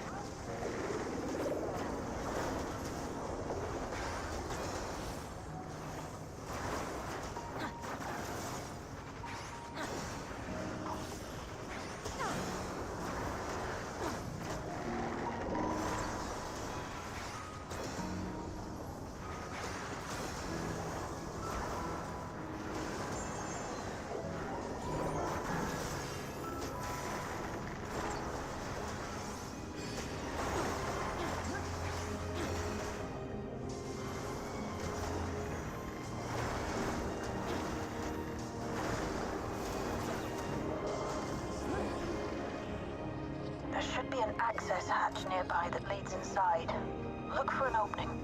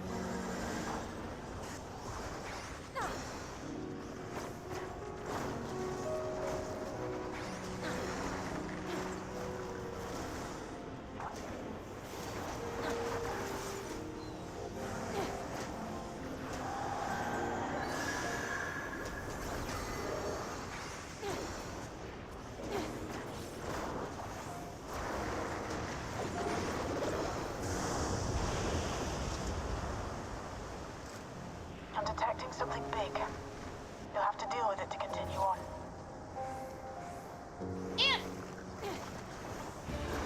This boss fight and its mechanics were a cool callback to 9. I really appreciate when they're able to, like, find ways to mechanically call back to things. Like the gravity mechanic in, what is it? Is it Deltascape? One of the Omega raids. Yeah, it would have been Deltascape because it's the 6th reference. Right? No. It's the first one because it's a 5 reference. I'm just stupid. And like, what was a 6 reference was the original mechanics to the second boss in the Castro Mabania dungeon. Because it used to be that there were little circles you had to get in to like get different elemental alignment things. And that was a reference to that boss being from Final Fantasy VI, and it would change its elemental weaknesses. I promise I'm good at this game, guys. I swear, I know what I'm doing. Minimum item level just hits different.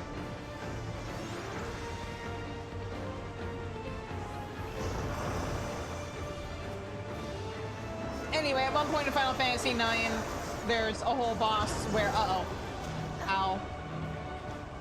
Where there's these, I think it's these exact enemies are like crawling along the walls and you have to ride a little trolley thing or gondola and try to avoid it, if I remember right.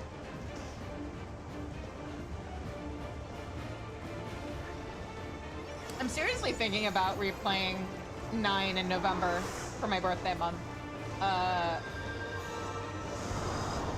So that'll help me with remembering things. It's been a few years since I played it.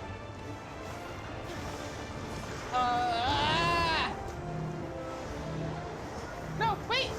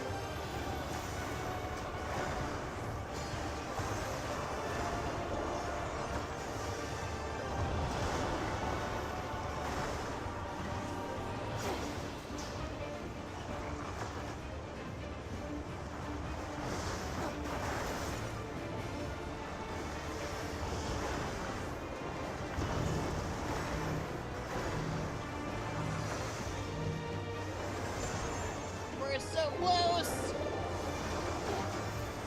Kill it! Yeah! Good work. Now, proceed to the access hatch and head inside.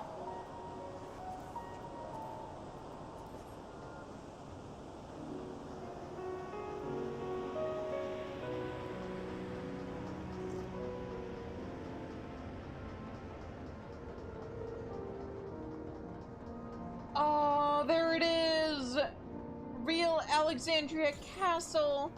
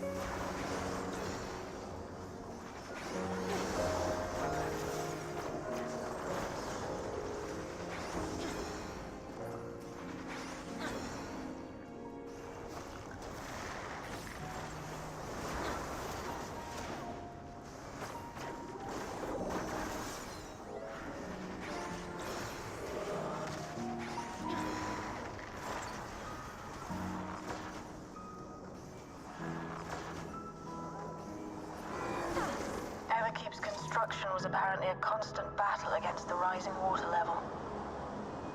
Even during the war, the people labored to maintain the castle. It meant a lot to them. It's upsetting to think that Preservation's terminal is in this place. Hold on. Someone's got communication. Stay alert.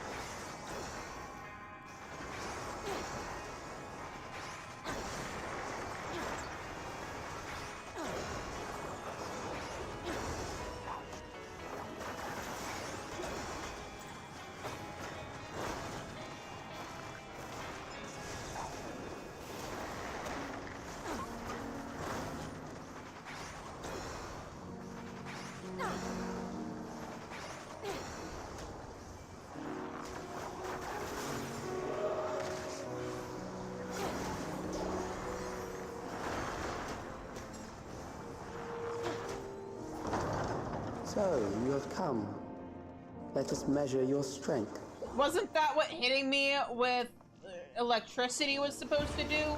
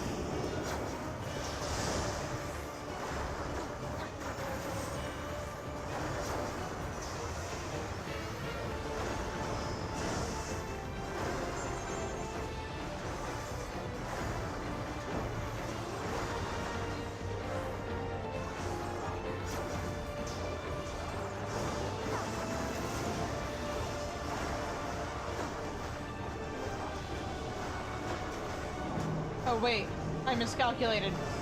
Ow.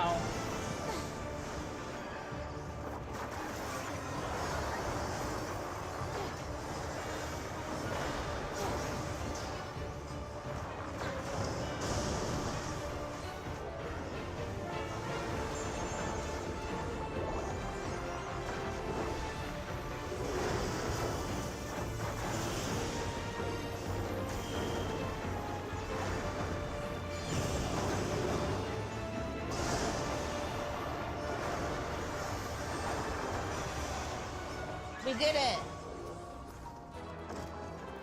That was hardly a challenge, I see. You will show me more. I bid you press on.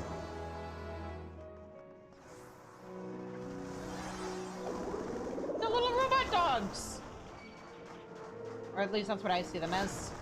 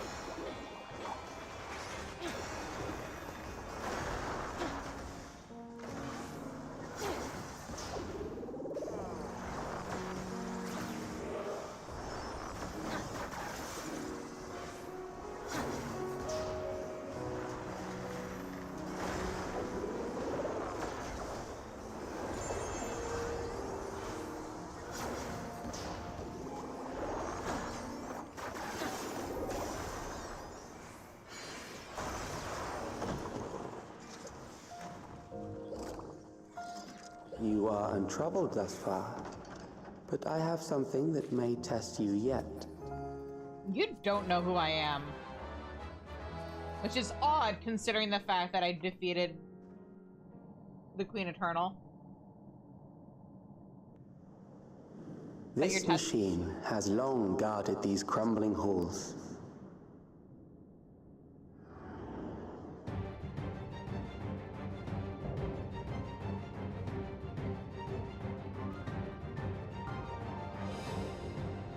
Like, it is kind How of... you handle this still lacks sufficient data.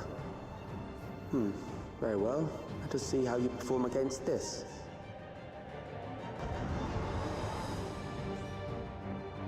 Like, what are you talking about? Do you not have data from when we fought Sphene and in Dawntrail?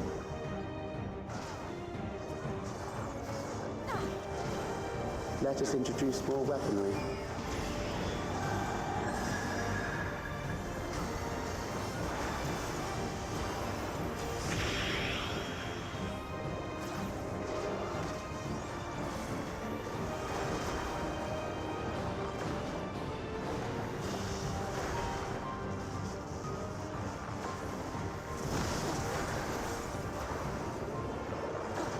Let us see what this yields. Oh, thank you. Ow. You tried. Perhaps a new approach to assess your adaptability.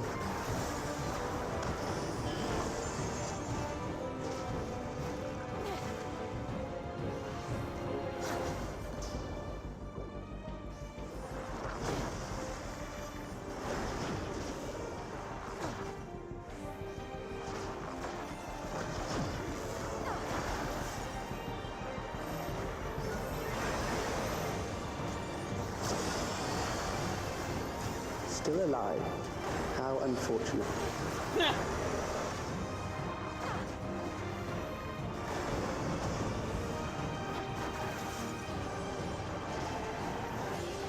For you to die here, it would save me trouble later.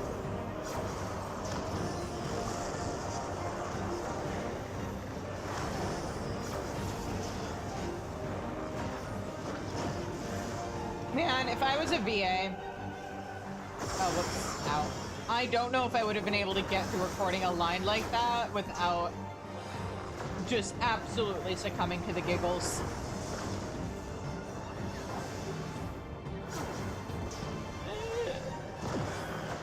Ow.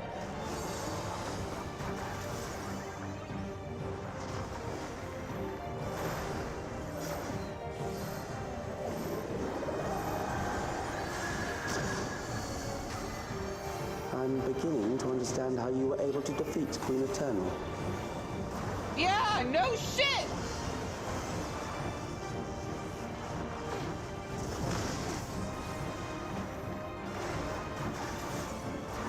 Oh, whoops.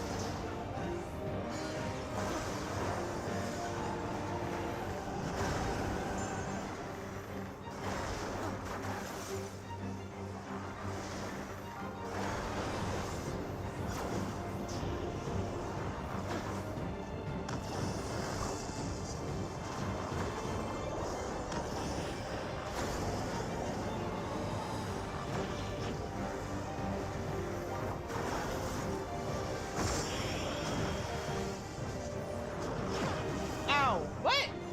Oh, was there a thing there?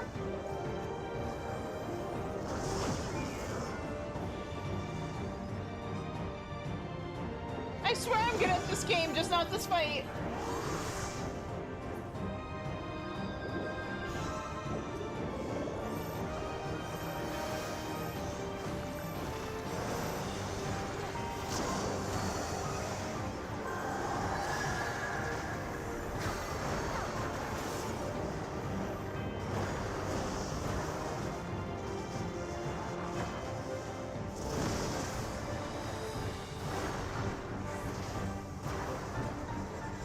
Oh, you know what?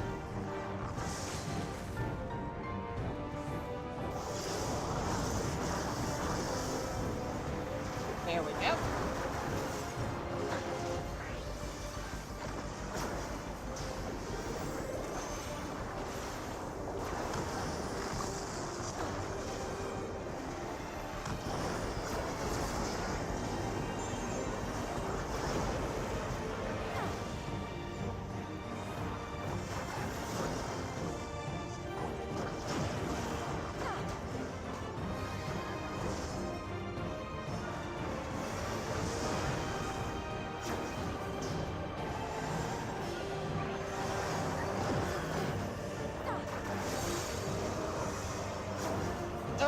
got it, we got it, we got it, we got it! We got it!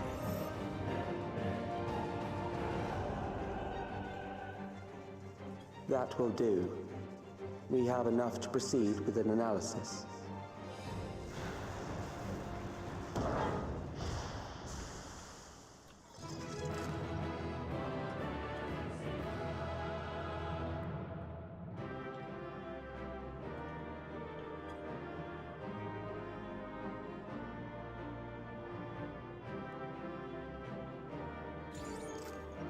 All right. No minions, sad days. But at least I got some gear. I'll have to see if it's enough to get me into Arcadian on Tuesday. If not, I think I have enough to buy an accessory with tomes.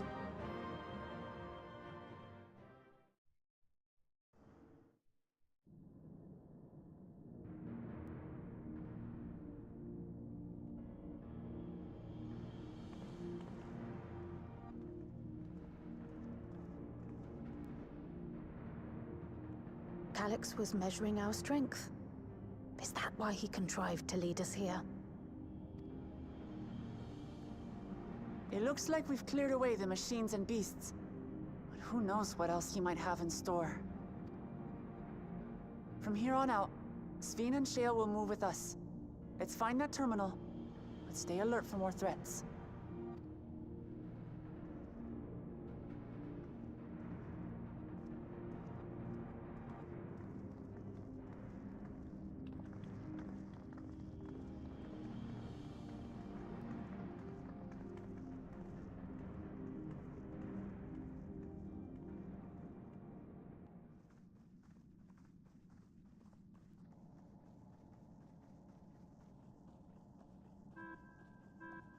Before my illness left me bedridden, I used to walk through here on my way to watch Otis and Zelenia train.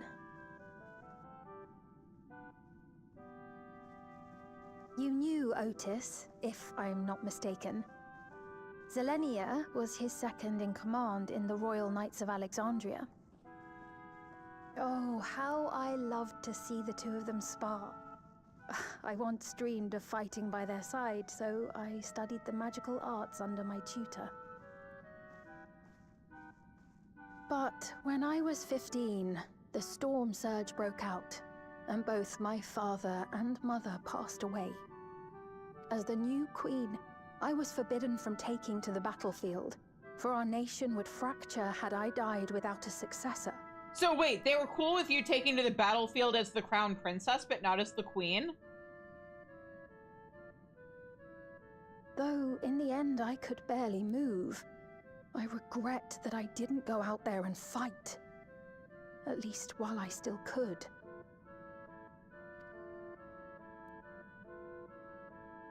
My endless self lamented not being able to protect the realm with benevolence. 'Tis a feeling to which I can relate. Sveen. Ah, forgive me. 'Twas not my intent to darken the mood. Come, let us press on.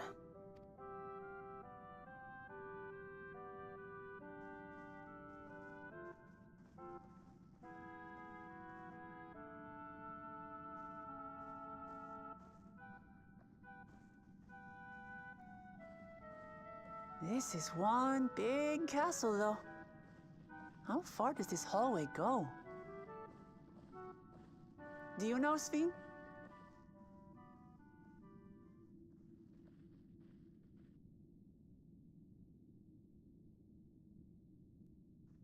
What? Eh? Also, yeah, I imagine she would know how long the hallways were. This was her home. What? What happened?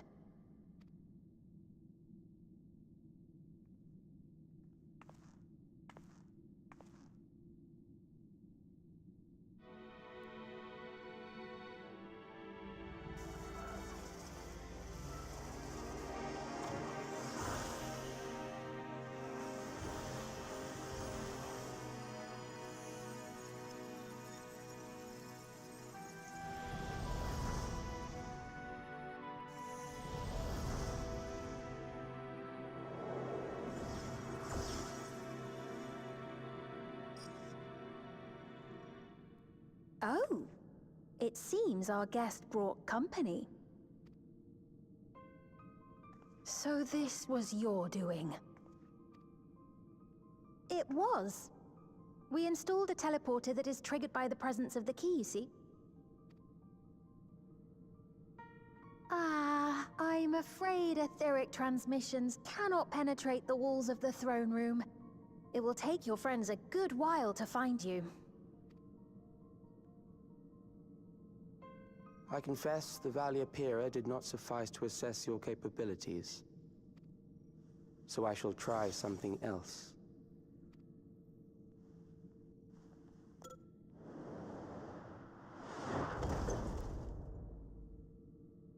You are free to use anything at your disposal. The better you fight, the more accurate my data. Attaining a precise measure of your strength, that is the most expeditious way to reclaim the key to which you so stubbornly cling. Ah, noble Zelenia, dashing as ever. These villains mean to do us harm. Strike them down, I bid you. What? This machine is Zelenia! Indeed it is.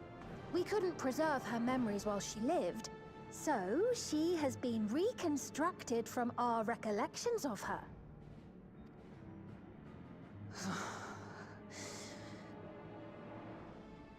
The endless me being created in answer to the earnest desires of Alexandrians. That I can accept. But to twist the memories of those I held dear and treat them as playthings.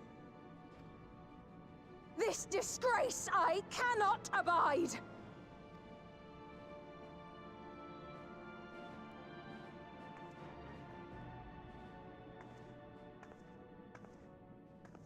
Loath though I am to comply with their demands, this monstrosity must be destroyed. Not least of all for Zelenia's honor. If she was indeed created from my memories, even if I cannot fight, I may be able to offer you counsel. So please, lend me your strength and end this farce.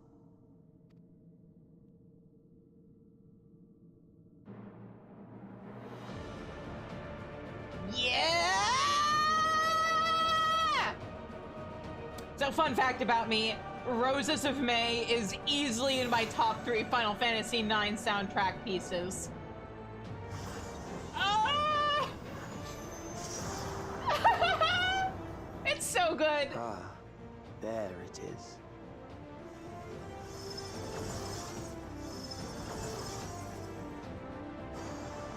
I still want OG Roses of May in the game, but like, this is also acceptable. Beatrix, my beloved.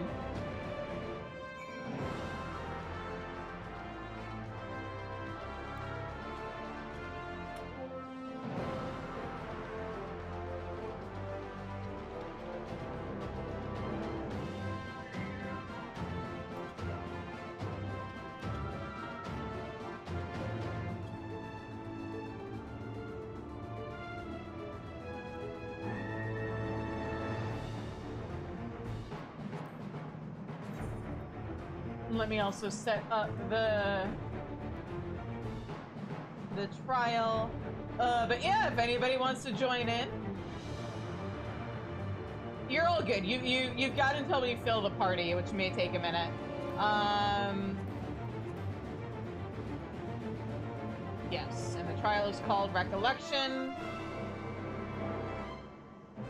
Recruit members.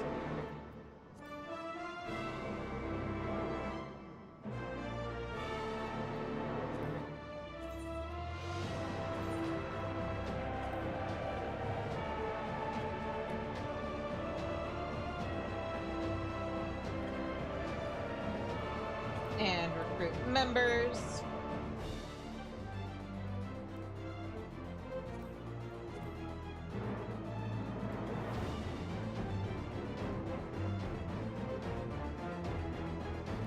But yeah, Final Fantasy IX easily has the best soundtrack of all the single-player Final Fantasy games.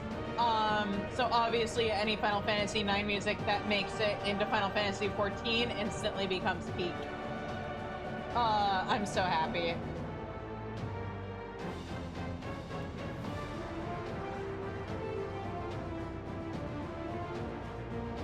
Fighting Beatrix, or Legally Distinct Beatrix, is most certainly, terrifying, but it's fine. Her fight is fun.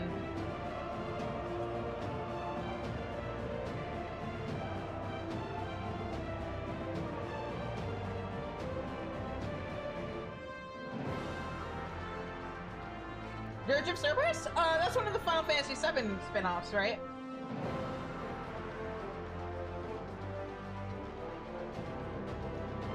Once I am caught up with Final Fantasy XIV, there's a few things in 14 I'm still gonna want to get done.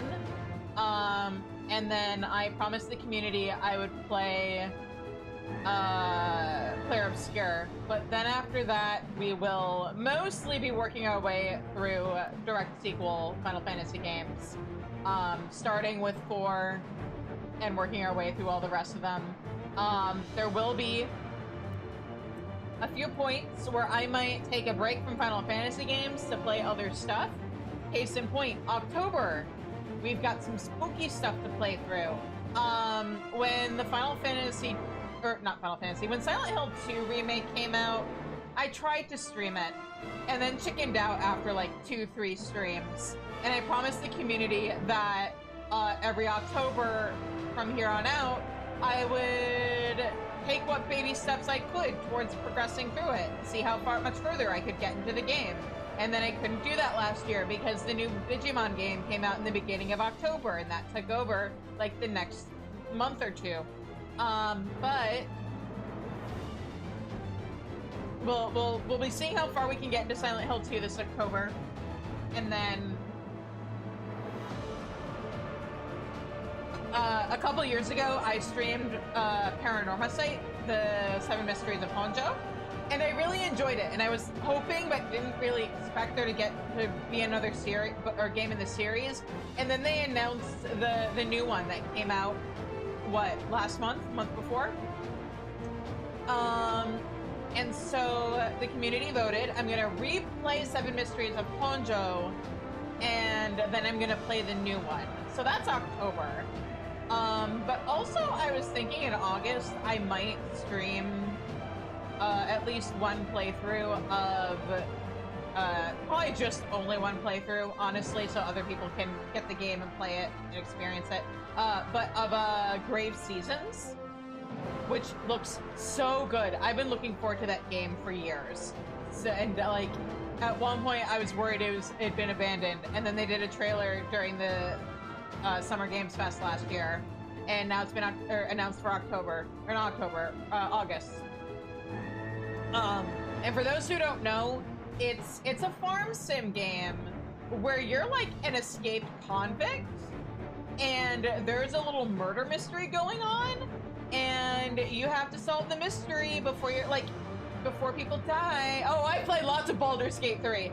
That's also on the list of games I want to stream at some point, but like, I know what that game does to me, so it is far down the list. I have like, I think close to 300 hours in that game. Partially because there were some points where I oopsie-daisied and had to like go back to an earlier save, because pro tip with that game, if you have a quest that involves saving people, do that first before exploring the rest of the area.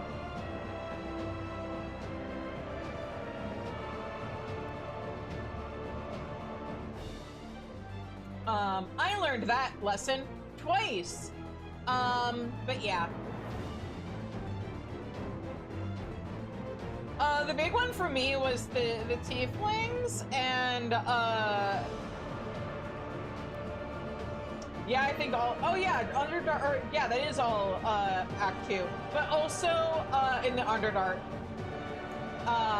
with the deep gnomes.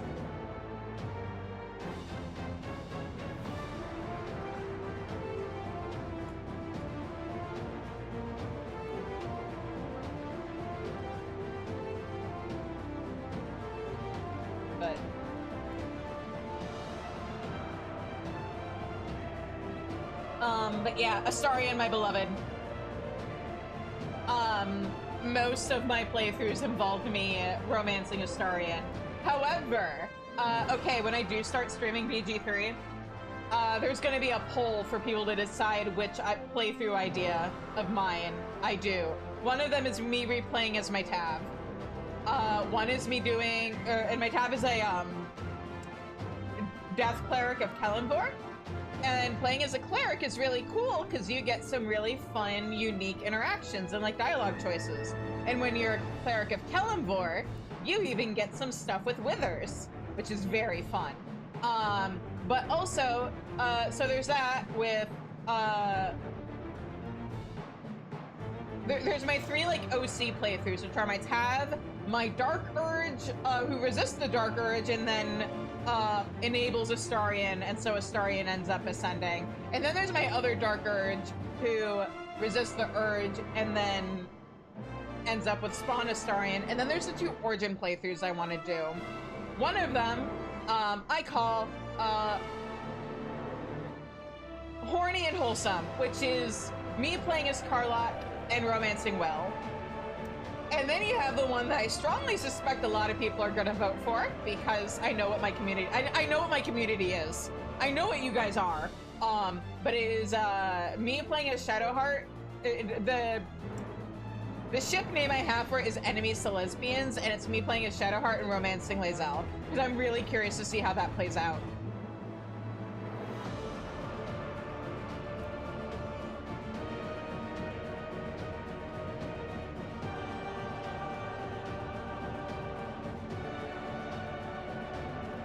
Welcome back, Tallfang. But yeah, we are... I put us in Party Finder, right? Yes, I did. Okay, we are in Party Finder. We need tanks and we need DPS.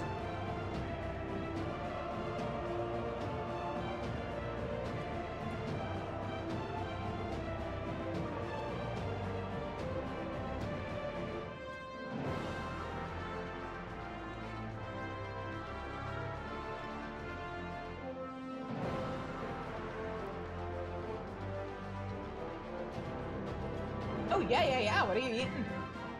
Ellis.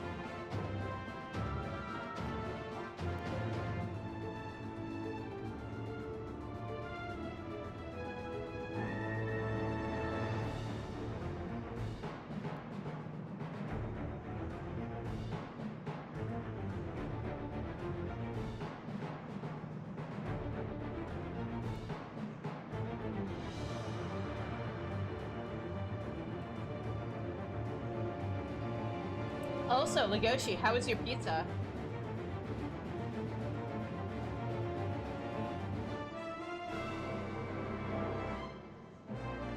And also, for anybody who's not already in the party, if you want in, we are in Party Finder on Ether. My character name is Shazina Daskar.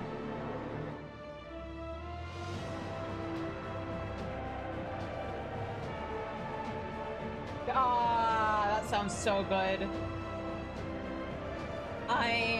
I can't wait until Passover is over so I can eat pizza again.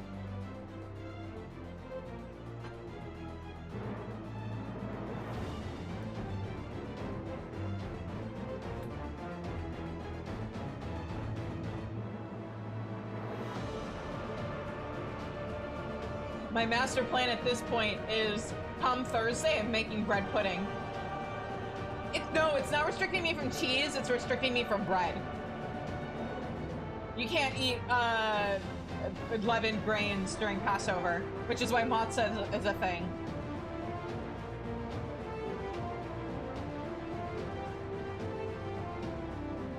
No, you're all good. I can have cheese, I just can't have pizza crust or bread of any kind. Passover is really hard in that respect, but it's fine. Like I said, I'll make bread pudding at the end of this week, and I like fried matzah and matzah balls, so I can mostly survive. Karen!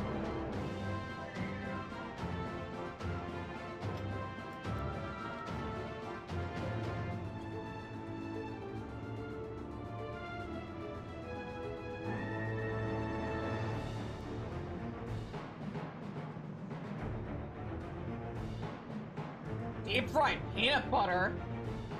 Ugh.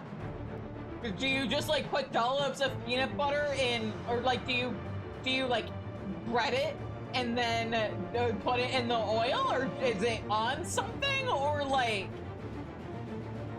This feels like it's part of the category of fried foods that confuse me, like deep fried ice cream and stuff. Ah, I see. Interesting. But yeah, Passover means I can't have bread, I can't have pasta.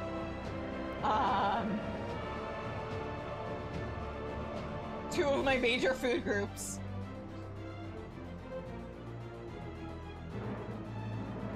Sweet potatoes and yams? Aren't those like, I know they're not the same, but aren't those really similar?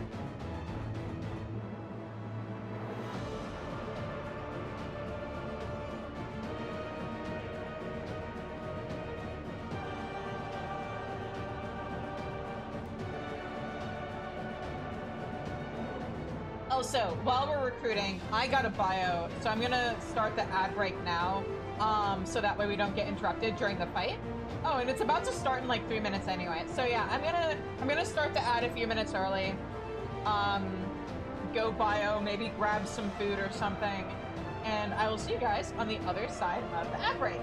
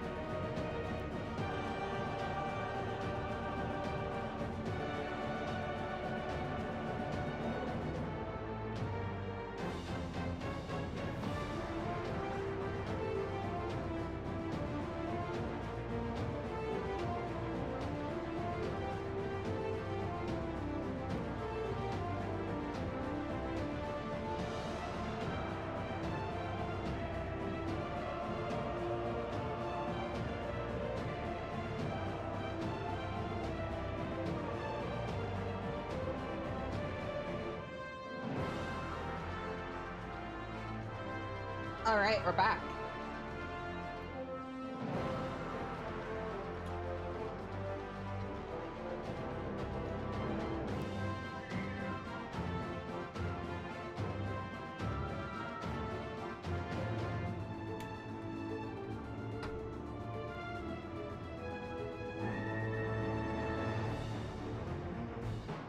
Man, I'm missing when I could do this stuff undersized.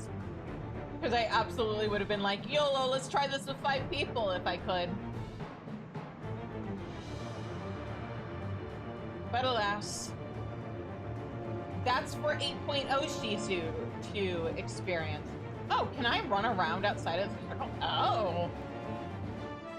Cool. We can, like, take a closer look at her character model. That's neat.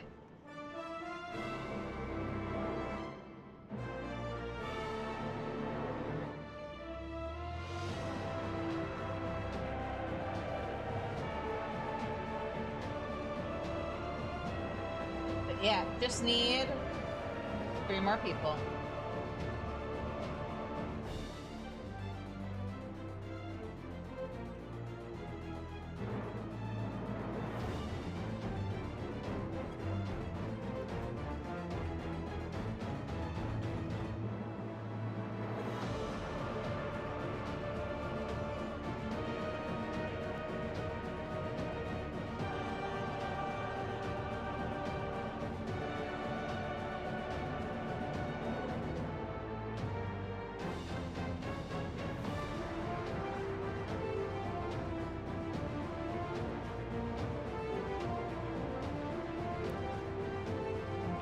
Oh, you know what we can do while we recruit?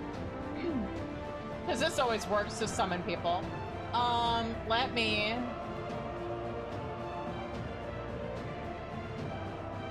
head over to Doc Koga and start, some Allied Society stuff.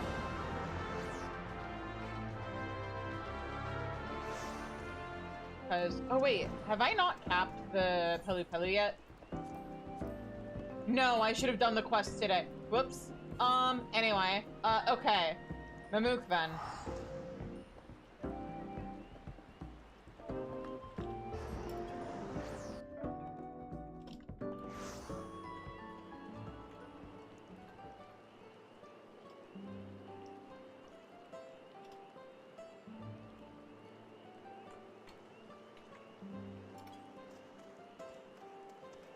Okay, switch over to botanist.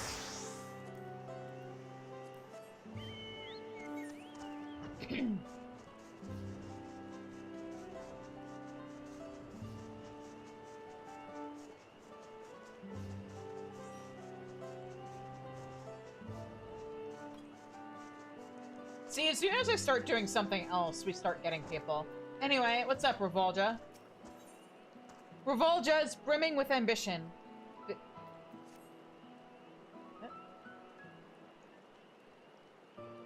You're inviting a friend? Thank you, Legoshi. Oh, neat! Just look at our crop store, Shizune. Mamook now has choice when it comes to food. We never could have seen this day if not for your help. But we can still do better. More can flourish yet, I just know it. As passionate as always, I see. While I wish I could agree with you, I'm afraid we may be reaching the extent of our crop variation. Currently, this forest restricts us in 2 ways. 1, the meteorite's unique ether, and 2, a distinct lack of natural sunlight. Crops that can grow under both these conditions are, unfortunately, limited. Removing even one of those restrictions would certainly increase our options. Assuming such a feat were possible, of course. We've considered how to let sunlight in before, but it's not easy as easy as felling a tree or 2.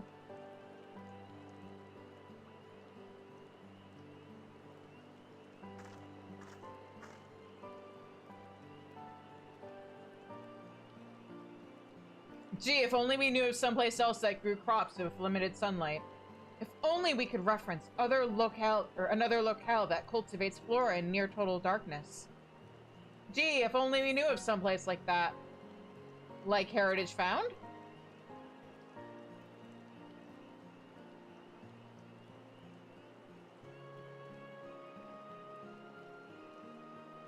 That's right.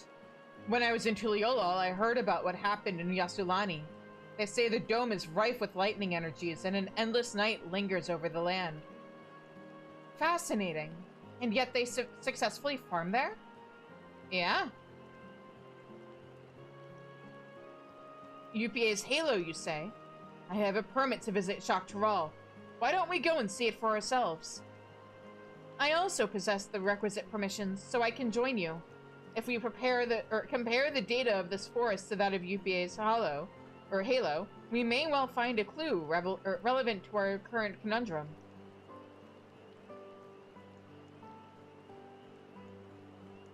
It'll be a long journey, so we haven't a moment to lose. Lead the way, Shizune. I mean, I was gonna teleport there, so I don't know if you can actually follow me? Like, we can try.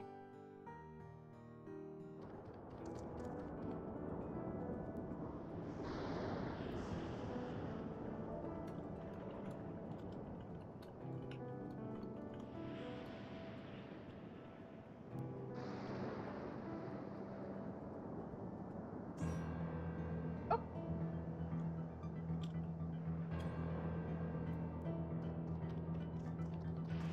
One more person! Thank you for escorting us.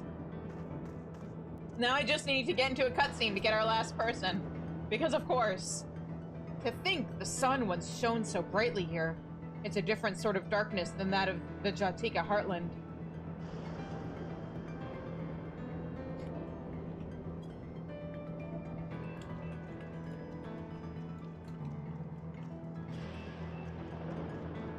With lightning aspected ether this dense in the atmosphere, it's little wonder that thick thunderclouds obscure the sky as they do.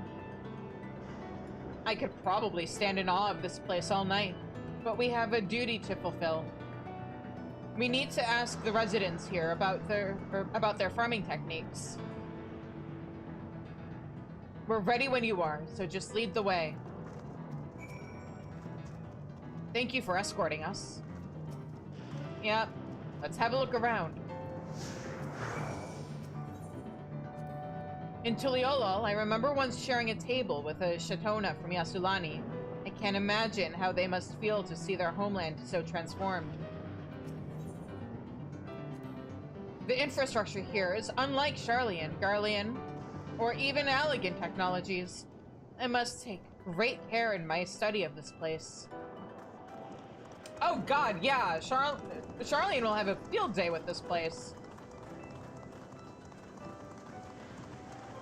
Hello there, Elias, if that is your real name. I never thought the sentries were capable of such violence. Even now, I fear to go near them. On the other hand, there are a lot more in Everkeep, so I'm glad I can work in the outskirts. Okay.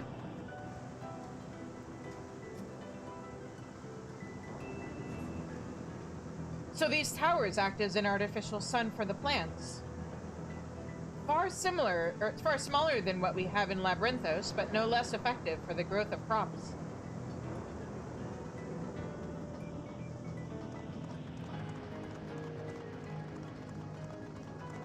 Oh.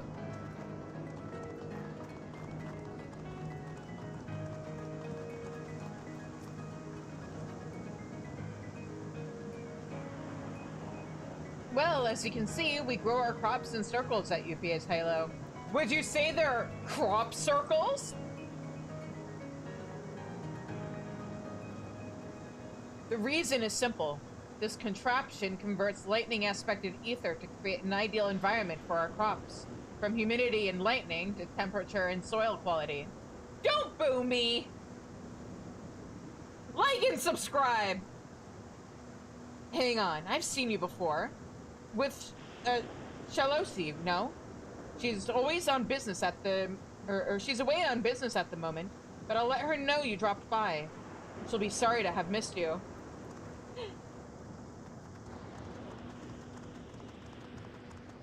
Mew Mew, hello.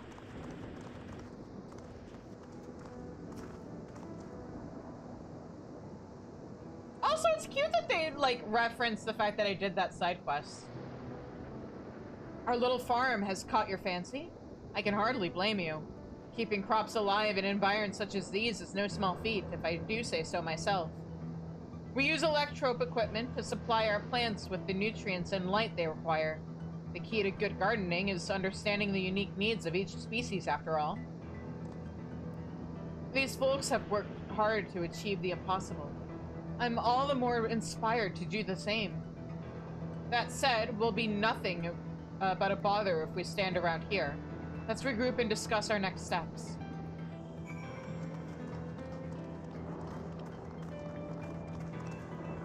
Oh wait, you guys have anything else to say? The lightning may impede our farm work, but it also energizes our towers. Both a blessing and a curse, you might say.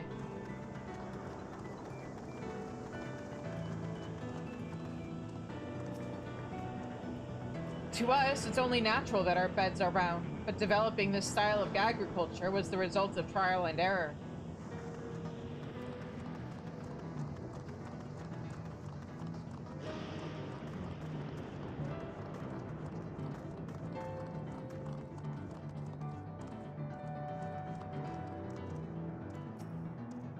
Oh, that's my chocobo. Hang on. Where is... Oh, there she is. Oh, you're still saying the same thing. Alright.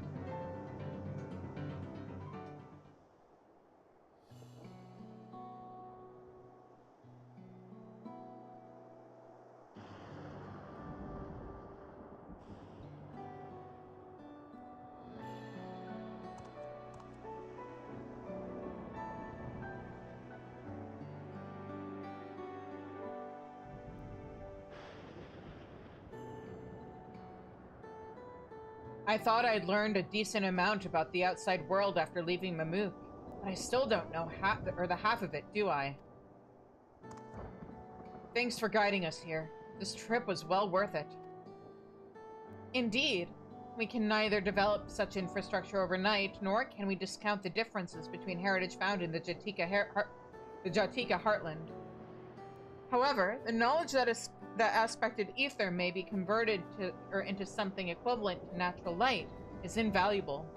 We may not possess this electrode, but perhaps see every time it's when I'm in a cutscene. We may not possess this electrope, but perhaps magics can achieve a similar effect. The Bunewa are peerless when it comes to magic. Let's head back and ask Kagilja. He's probably missing us about now anyway.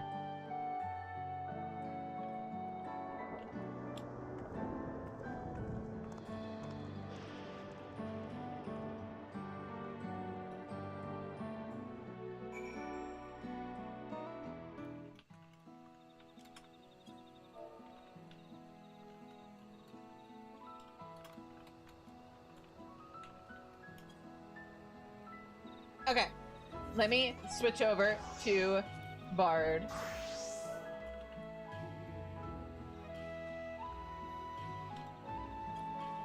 And let me ready check.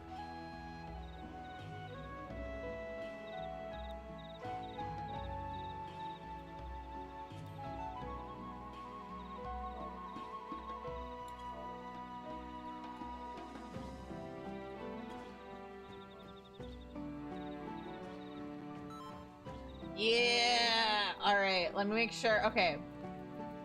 Just gotta select the thing. And join! Let's go!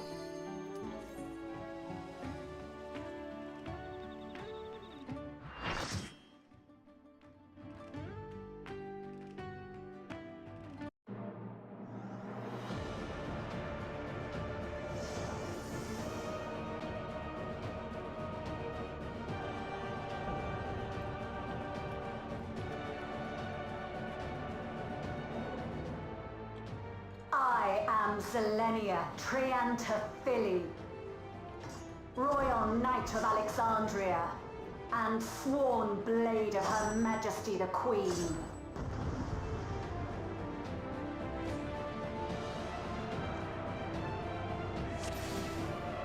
Upon my blade I swear, no harm shall come to Her Highness.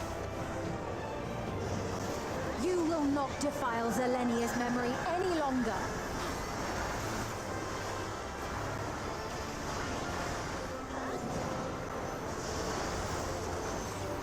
Feel the sting of my divine blade! I know this technique. You must keep moving.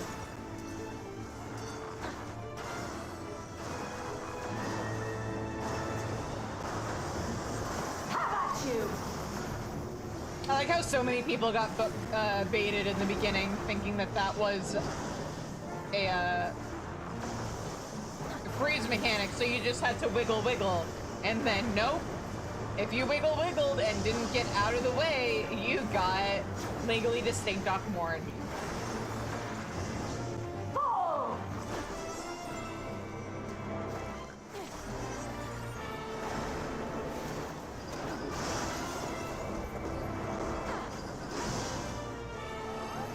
That her blade work should be recreated so faithfully. Ow! Ow! I will suffer none to threaten Alexandria! Heavens roar! Gee, hi! How have you been? Fall!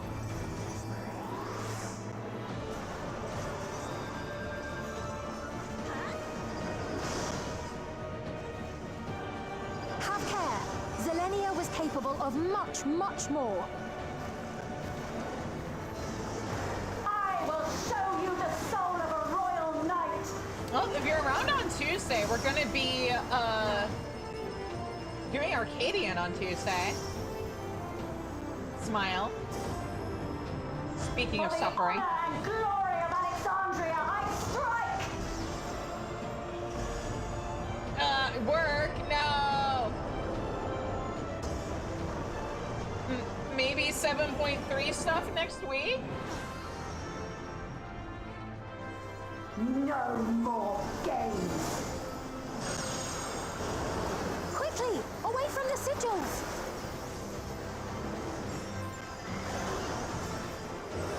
The sigils channel magic. Be on your guard.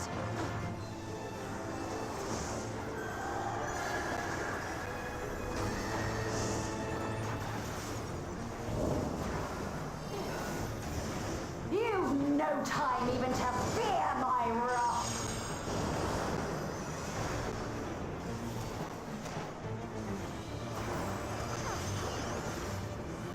You must brace for blade and magic both. Have at you!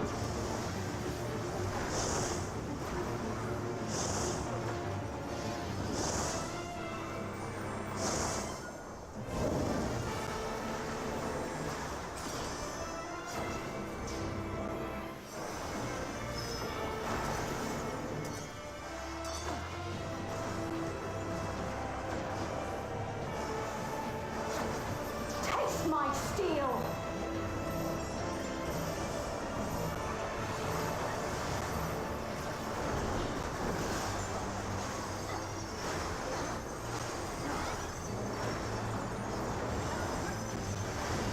There is no escape! Surge! I think I want to be over here, right? Oh, wait, no, she has it go across. That's right.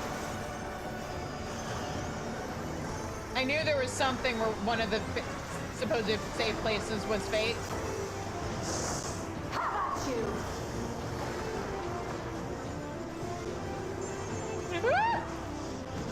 Ow!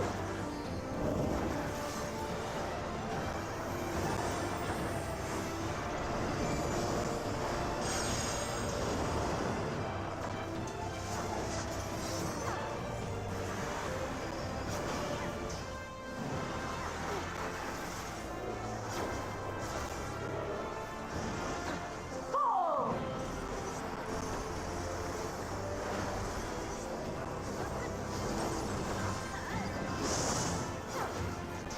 I know this is merely a reconstruction, and yet...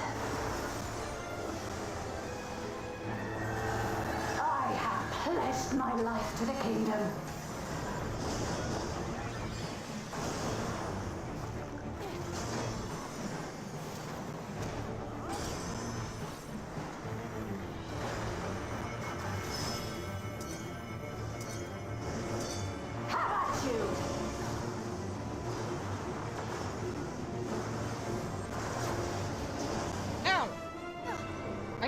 I got to. I did not thread that needle right.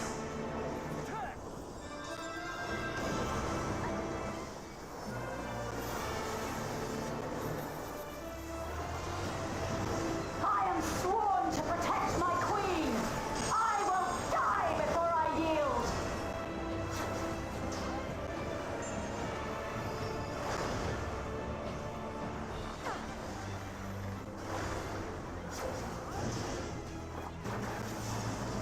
Oh! Woo! Wait! Woo! Okay.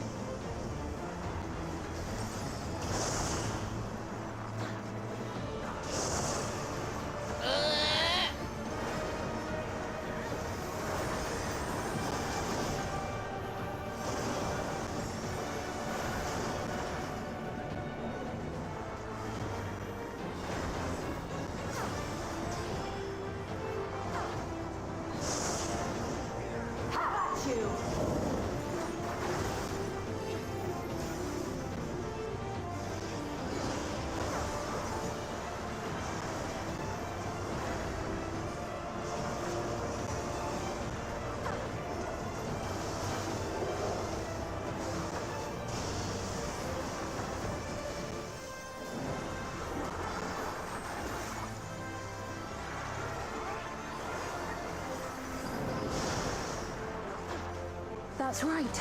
Zelenia was always there to protect me.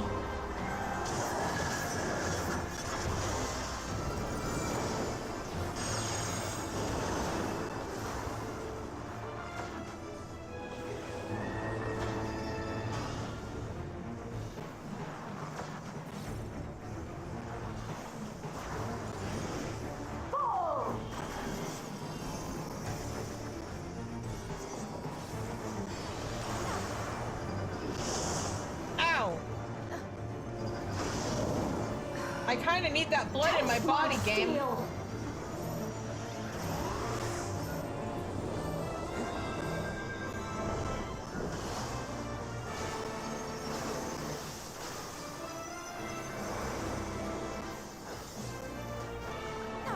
Rage and royal.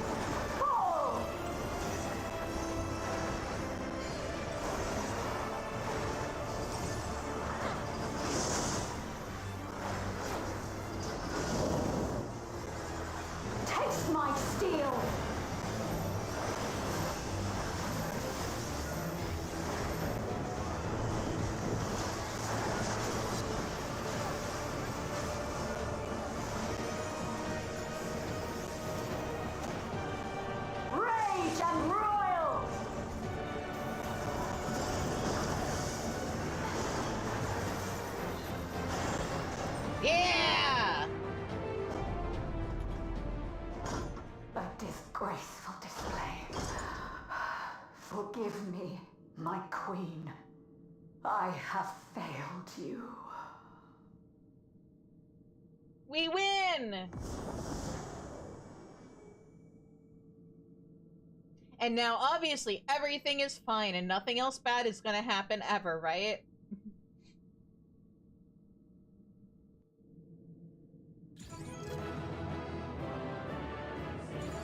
Yeah! Yeah. Our super cozy, comfy, nothing bad ever happens ever game.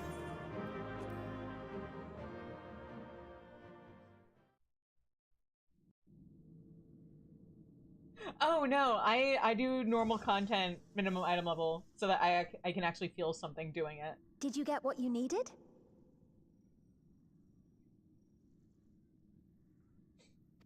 I did. Though these figures will complicate matters. Oh, I'm sorry. Am I stronger than you thought? My bad. Is that so? Well, if we are done here, then I shall end the transmission. Hold it!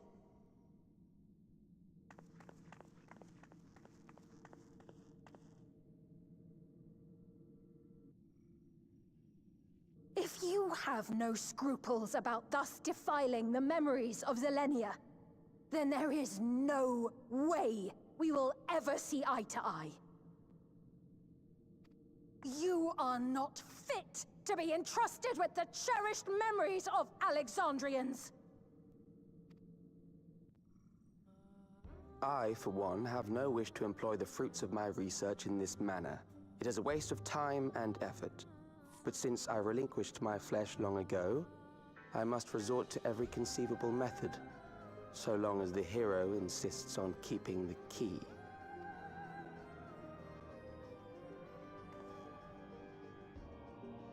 Why do you so oppose our objective? With the key, we would be able to harvest ether from other reflections and bring forth more endless. We could give this chance to evolve not only to the people of the Ninth, but to those of the Source as well. I see no reason why you should reject such a boon. You're aware of the connections between the worlds? Oh, don't tell me you thought you were the only ones who knew. That is the height of hubris. Well, I'd say our conversation has run its course. Ultimately, what you think is immaterial, for the seeds we've sown have already quickened. The people have glimpsed hope in transcending death, and they can ill turn away from it. And thus does my role come to an end. The rest I leave in your capable hands, Calyx. As a token of gratitude for consenting to my tests, I leave you with a gift. Be sure to take it with you.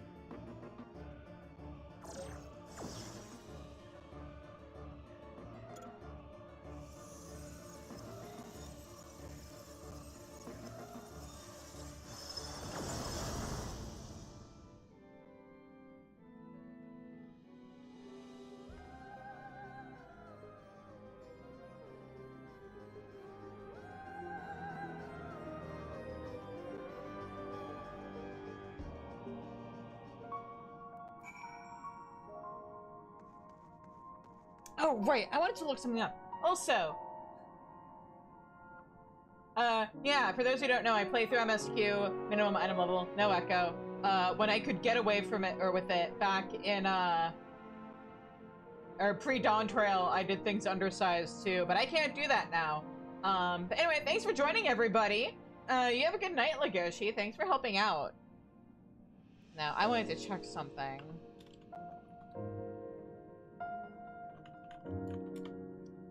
The name of the theme...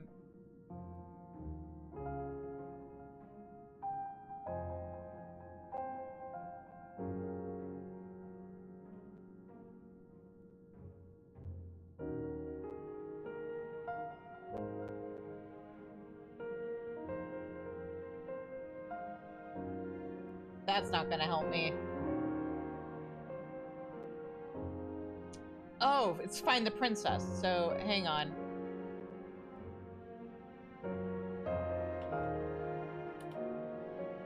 Oop. Yes, wait, no, yes. Yes? Yes, it is from Final Fantasy IX. Hang on, let me do a cool thing real quick, because I like doing this sometimes. Hopefully this doesn't put my VOD in danger. Okay, muting the game, and...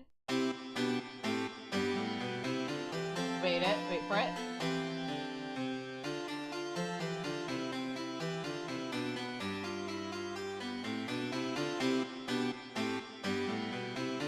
This is also called Find the Princess, so at some point...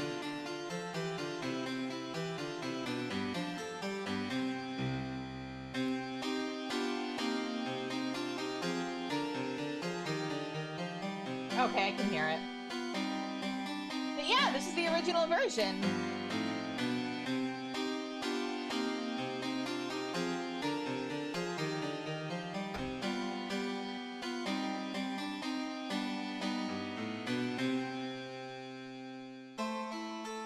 Yeah, here we go.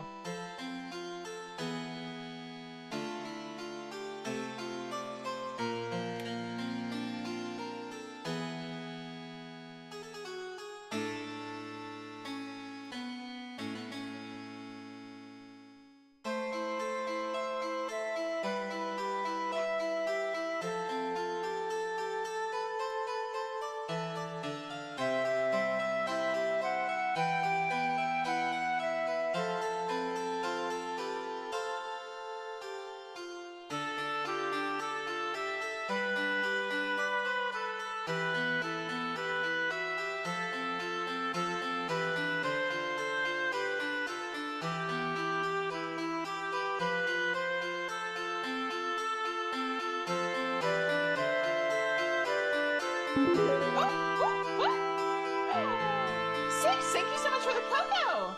I appreciate it. This mixed with Kantara, amazing. Anyway, it's a 3-minute piece, so I'm gonna stop that now. Bring us back to Final Fantasy XIV music, but yeah! And then we have the Final Fantasy XIV-ified, the Soken-ified version. Huzzah!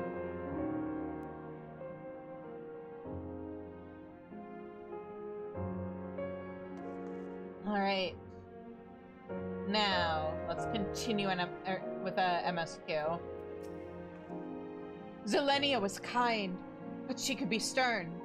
A pillar of strength when I ascended the throne in troubled times. Not only did she protect me, she also buoyed my spirit whenever it threatened to buckle under the pressure of my station. By preserving her memory and honor, you've done more for me than you could know. Thank you, Shizune.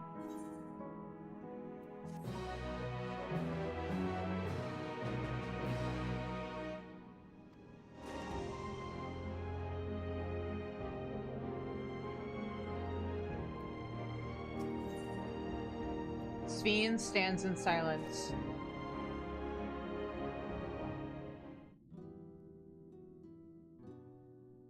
Zelenia, it pains me to think that you're gone too.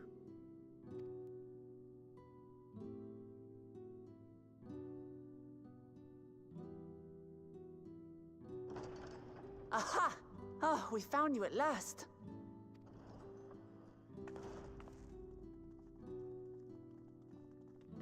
You had us quite worried when you suddenly disappeared. What in the world happened? A lot. Then preservation's objective is indeed what Calyx claimed.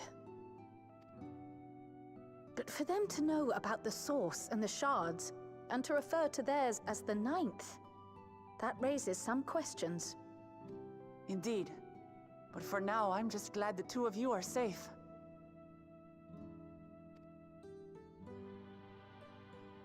Oh, right. While we were scouring the castle for you, we came upon a room that looked like a library. Library? By learning about the Alexandria of old, we may gain valuable insights into preservation. Might we take a number of books with us? So books still remain. Of course. You are welcome to any that may be of use. If you don't mind, could we take a look around here first? I'm especially curious about the area over by the throne.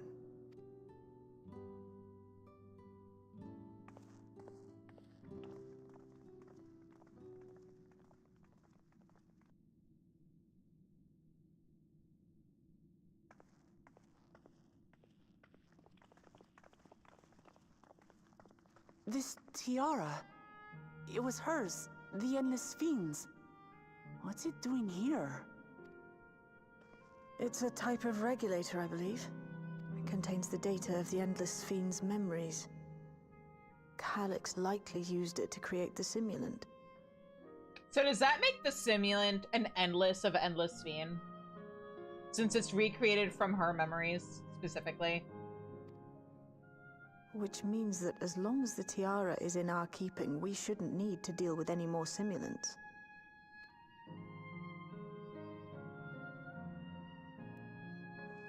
Strange that he would abandon it, though. Perhaps because the simulant already played her role, like she said. Or Calyx made a copy of the memories. In any case, not much information of import appears to remain on this terminal. But I'll make it so we can access it remotely from the back room.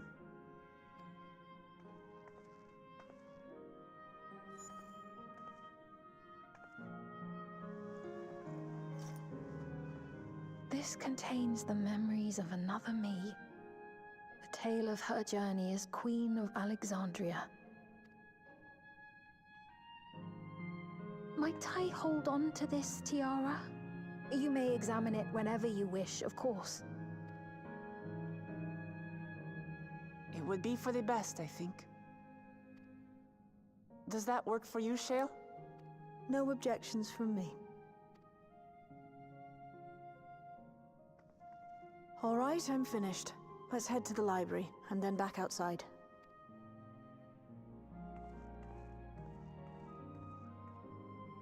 I want to explore the library. Let me in.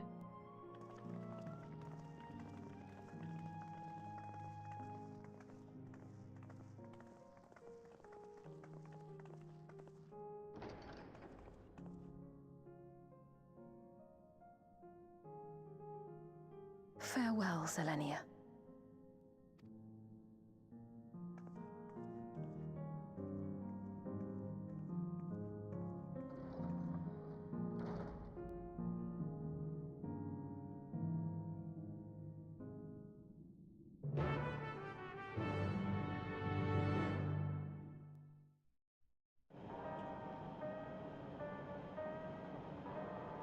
I can see it.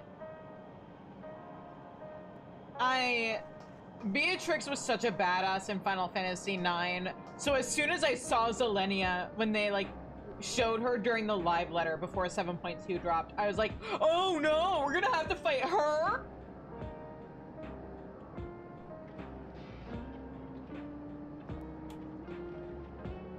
I'm glad we got her theme though. I wish we would get like every version of Roses of May in 14.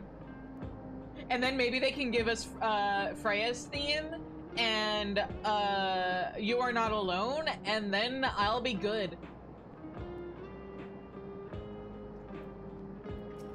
Not that there aren't other very good pieces of music from Final Fantasy IX, but those are my top 3. Calyx seems to consider the reflections not but fields to be harvested for his endless. I do not make a habit of dismissing the assertions of others out of hand, but I cannot abide such callous disregard for life.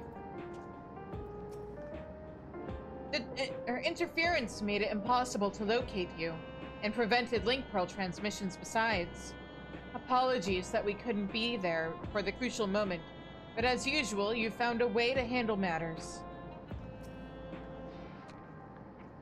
Based on the geographic data I gathered, it seems the intersection containing the castle served as a residential area during the early stages of Everkeep's construction. The outer section was then added when they expanded the structure into its present-day shape. I expect the system to dry the earth was installed so that they could build a stable foundation on submerged land. I'm glad everyone's safe. The Endless Fiend was just a projected image outside living memory, so it was a bit of a surprise to see an actual item that belonged to her. On the way back, I asked Shale why the tiara might have been in the throne room. She believes that it was being used to record Sfiend's actions. There's no way to tell now whether or not it was with her knowledge. But it can't be used for questionable ends anymore, so we can at least take comfort in that. The stimulant gave the impression that she wouldn't be back, but I suppose only time will tell. And at present, we have no further leads on Calyx. For now, perhaps you could take a moment to contact our friends. It would be good to catch each other up on recent developments, and I am certain everyone would appreciate hearing from you.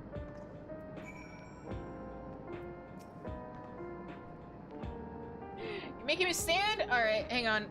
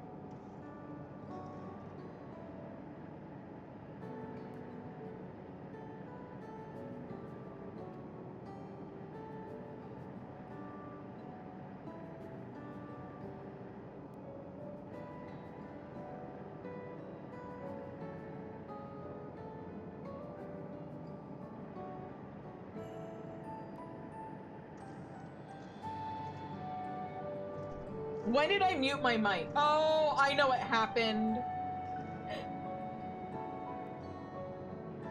No. Okay, so what probably happened was when I,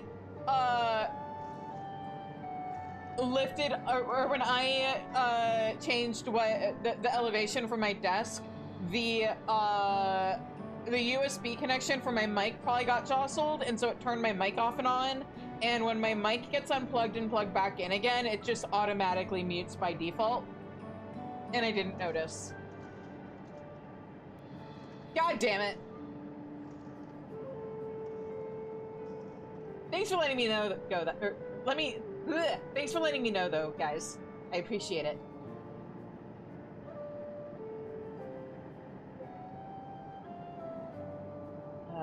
I'm now otherwise unoccupied, so I shall take a look around the government sector to see if aught is amiss.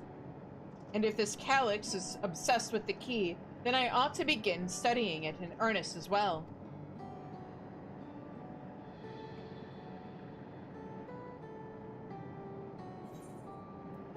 Elfino.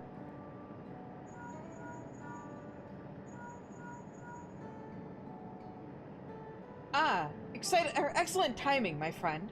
I had a mind to call you myself to see how you were faring. I am okay. Calyx. While something was obviously afoot, I couldn't have imagined that such an individual would be involved. 'Tis well you were able to prevent the simulant from sowing further uncertainty. That said, her absence may have consequences.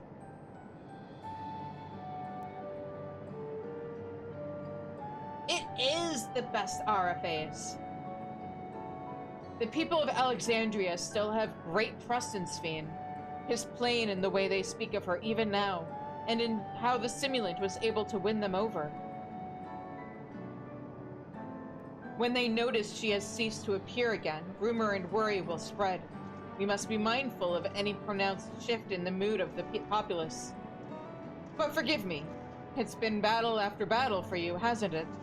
We can handle ourselves for now, so pray rest up while you can and recover your strength.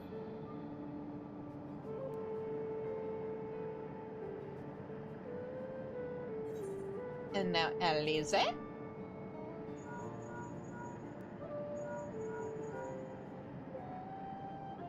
Yes, hello? Shizune? For you to call out of the blue, is something wrong? Not anymore. Oh, you missed some things, didn't you? What? You went all the way to the bottom of Everkeep, and you didn't think to ask me to come? Sorry. But I suppose I've been fairly busy myself.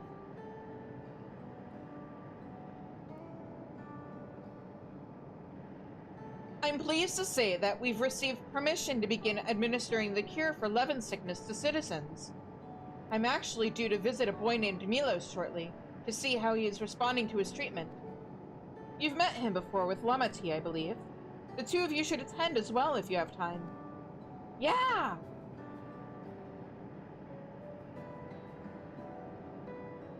And our fussy little bun-bun.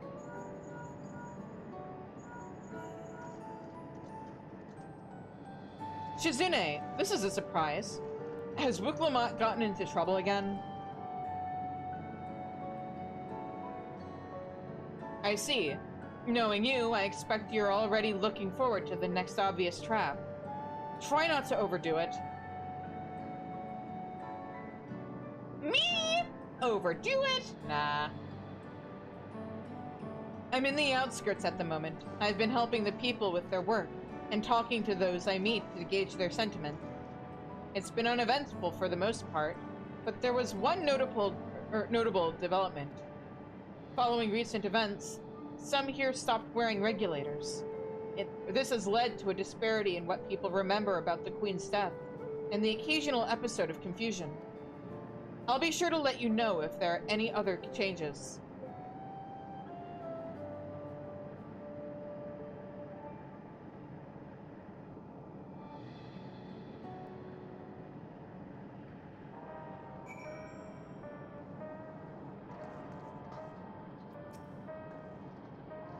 Oh, you're still saying the same things. Alright.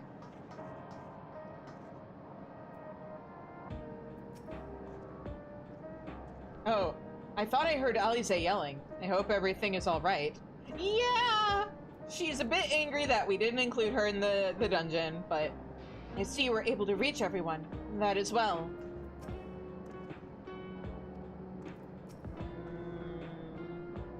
Being able to contact people so far away so easily can do wonders for your peace of mind. Link pearls really are convenient things.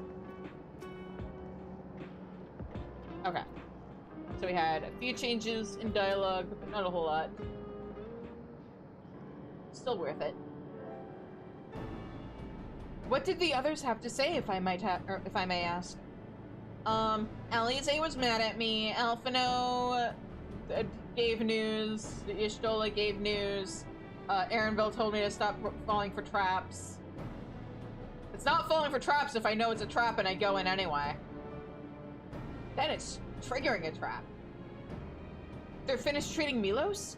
Then we have to go and visit him. Would you mind if I accompanied you? I understand he's afflicted with the self-same condition as I was, and I cannot help but worry for him. Of course, we don't mind at all. In the meantime, I shall take myself around Solution 9 and see how things are. I share Alphino's concern about the Queen's absence, and even setting that aside, the situation is not like to resolve itself while becoming endless remains an option. I've been meaning to visit some shops, so I shall join Kryl. While everyone's out and about, I'll try to pick up Calix's trail. I'll see if I can dig up some information about the key for Y'shtola as well. I'll help you. It seems we all have things to do. Still, there's no telling what else Calix might have planned. So please be careful, everyone.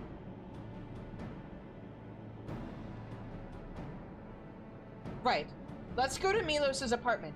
It's in residential radius 914, if I remember correctly. Yeah.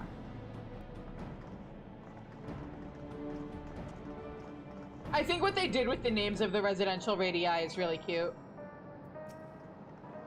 Calix is more clever than anyone has any right to be, but I'll sniff him out somehow. Just leave it to me. Namati told me all about Milos. She said he was around my age, but couldn't leave his bed. I'd like to go meet him next time. Maybe we can be friends. Is Galulja not Galulja. Is Galulja older than I thought he was? Because Milos looks like he's a preteen. I kind of assumed that Galulja was like 8, but maybe he's like a little bit older than that. Maybe he's a little, yeah, like maybe he's like 10 or 12.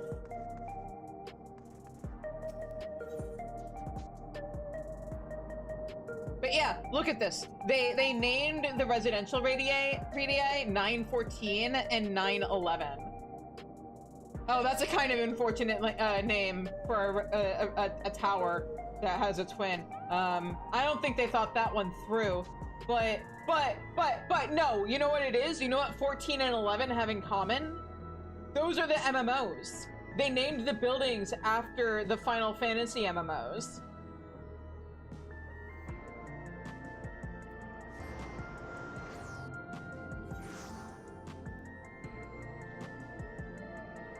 But yeah, stuff like that is why you need, when you're writing, it's really important to have authenticity / sensitivity readers so that you don't get so focused on like the really cool idea that you have that you don't accidentally, do something kind of unfortunate and maybe offensive depending on who you're talking to.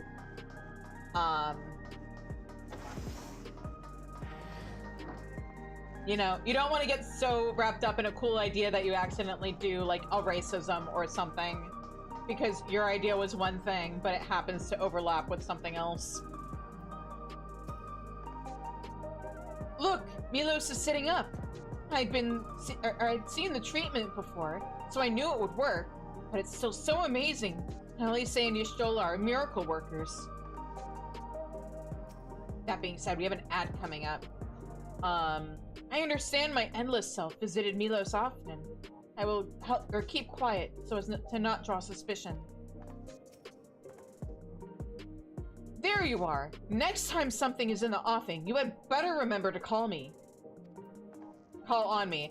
Same difference.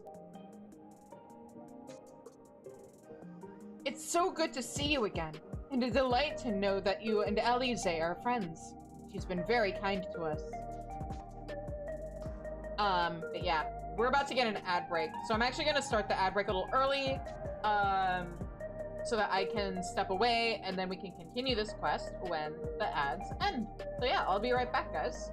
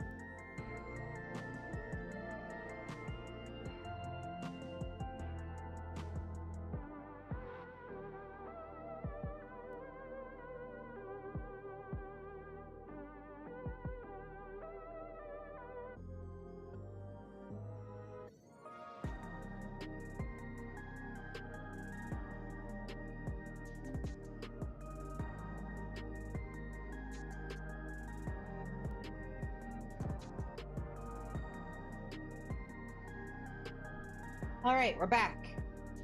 So, let's continue with MSQ. Hello. You came before with Queen Sphene. I'm glad. I'm glad you came again. I believe he'll be fine now. But just for good measure, I'll administer a healing spell.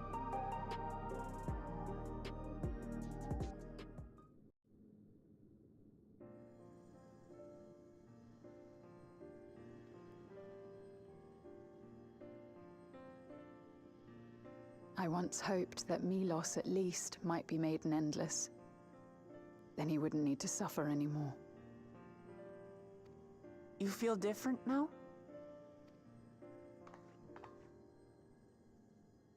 Thanks to Alizé, Milos is on the road to recovery. He can grow up and live a normal life. And I want to be there with him every step of the way. To grow old with him as his mother, and not something else.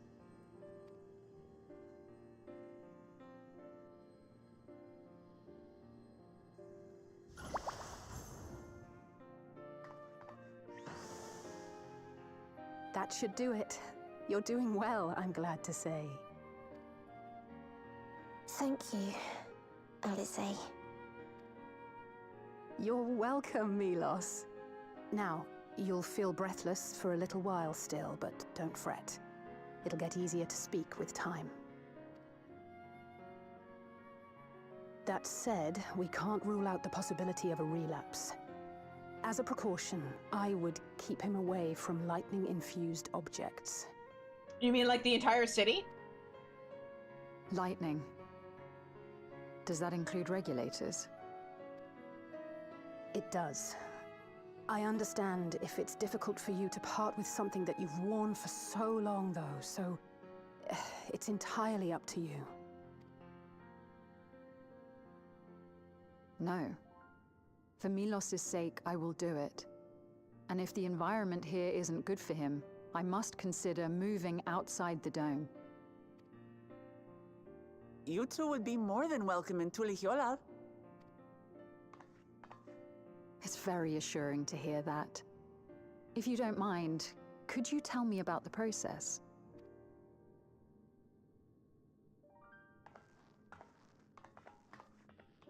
I'm happy. I can talk again. Before, I couldn't even thank my mother for caring for me. But now we can talk lots. I can tell her that I'm happy, that I like it when she strokes my hair. Your mother is happy to talk to you as well, I'm sure. Queen Sphene always cheered me up. Always said that she would cure me. Today, I'll practice walking with Mother. And next time, I'll go and visit you. What a sweet boy.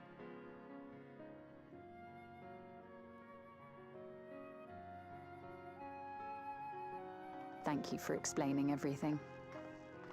We'll come again to check on you. So if you have any other questions, just let me know. Right. Let's get going, shall we? Yeah. Please come back soon. You too, miss.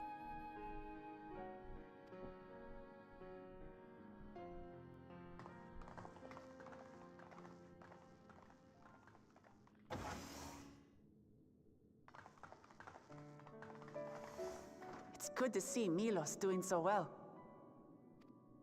Yeah. The Endless Me gave him the strength to hang on, and she didn't rely on any special power to do so. Mm-hmm.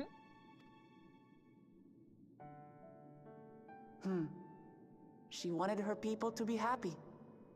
Even though we had to fight, her love for them was very real. And it reached Milos. Yeah.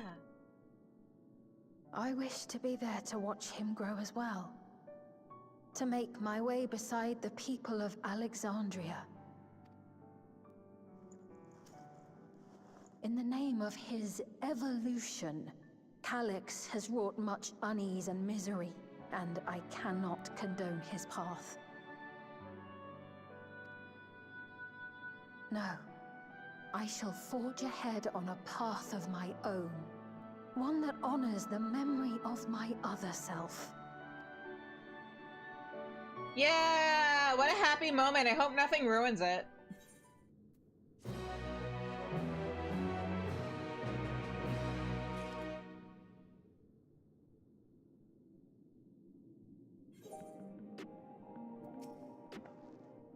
I wish the Endless Fiend could have been here to see Milos.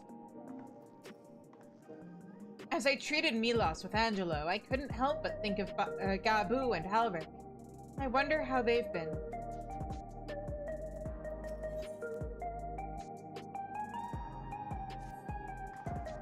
Milos is a kind and brave boy.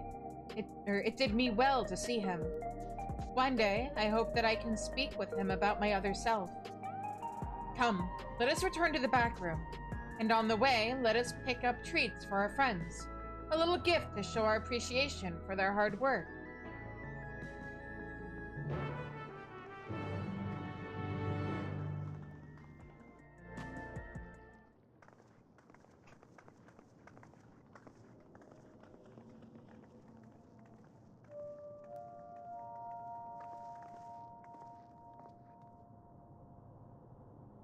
Citizens of Alexandria, please be advised. The distribution of neo-regulators has concluded. We ask that all recipients equip their regulators and promptly complete device registration. The evolution of our kind is at hand. Together we shall rise above death and bask in the infinite possibilities of eternal life.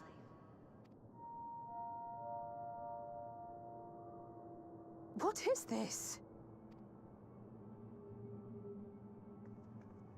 Evolution? What evolution?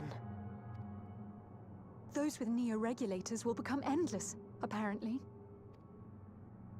You mean there's no more? Well, don't you feel lucky? Don't look at me like that. Queen's Fiend said there were only so many.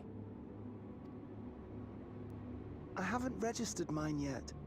The more I thought about it, the more unsure I felt about becoming an Endless. Well, I registered right away. Anything to stop those terrible nightmares of being killed by mechanical soldiers.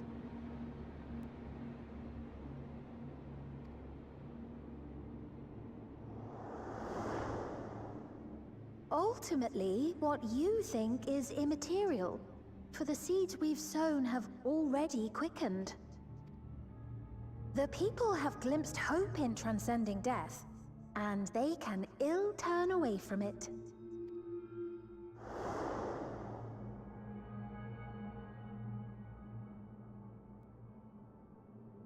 I see.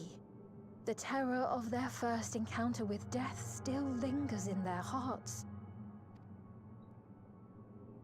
Having previously been spared even the idea of it, they know not how to handle the emotions. The funeral was meant to give everyone the chance to come to terms with loss, to grieve and move forward together. Muklama, if it was that easy, grief counselors wouldn't have a job. But everyone who was wearing a regulator had their memories of that moment erased. And to see those oblivious, happy souls, those who remembered must have wondered if it might not be better to be like them, to go back to a time when death didn't exist. And now they've been presented with the chance to do just that by becoming an Endless. It's not hard to see why they would consider it. If this fear of death continues to spread among the people, what will become of Alexandria?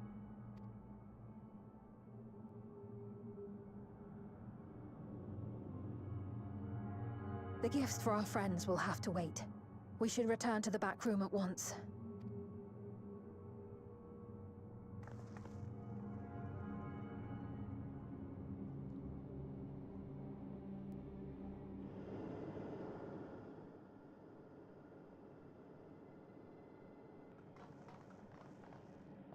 Oh, you're safe. That broadcast had us worried. The entire populace is on edge. So Alphino and the others are still out there. We have a situation on our hands! A civilian has been killed by a mechanical soldier here on Trueview. Wayakwe is on the scene and reports that the problem unit has been subdued by another sentry. That doesn't make sense. Only someone with the King of Resolve's authority could order a soldier to do that.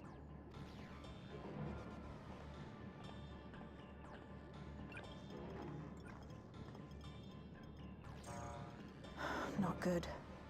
I tried to check the status of the authority but was blocked from the core system.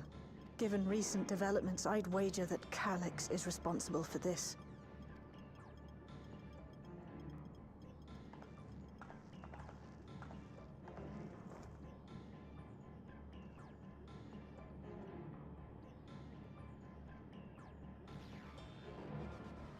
Perhaps we should go and see for ourselves.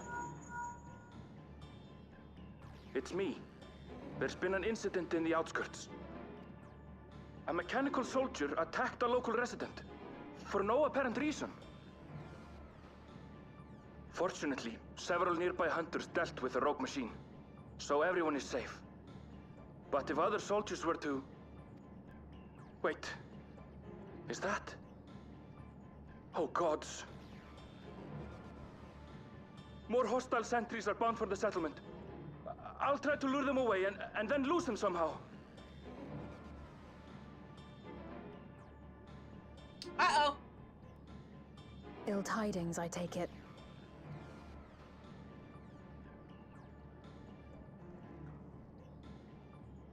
In the outskirts, too? You'll go and help Erenville, won't you? We couldn't forgive ourselves if he came to harm. I'll have Geode join you from Earth and Sky. I'm coming too. I can't stay here while my people are in danger. Let's go.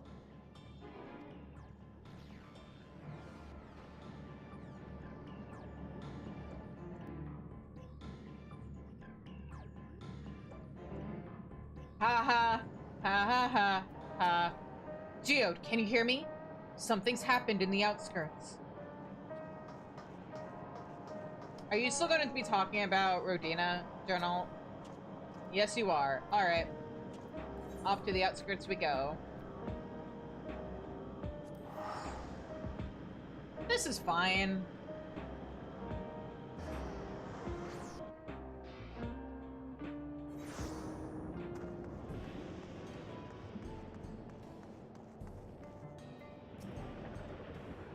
So this is how it is outside. These clouds. Never mind. Finding Erenville is what matters right now. Look. The people here took care of me, giving me food and making sure I was all right. I can't bear to imagine the soldiers hurting them. I don't see Erenville. I pray he hasn't come to harm. Me too. Things have settled down here, but I still see no sign of Erenville. Let's split up and look for him. Galulja, Sveen, please search in the settlement area. Meanwhile, the rest of us who can defend ourselves will head further out.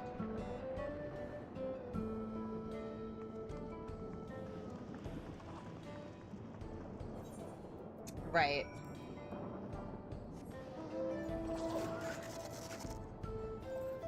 Are Galulja and Sveen still, like, around and interactable, or did they disappear into the quest ether? I think they disappeared into the quest ether. Alright.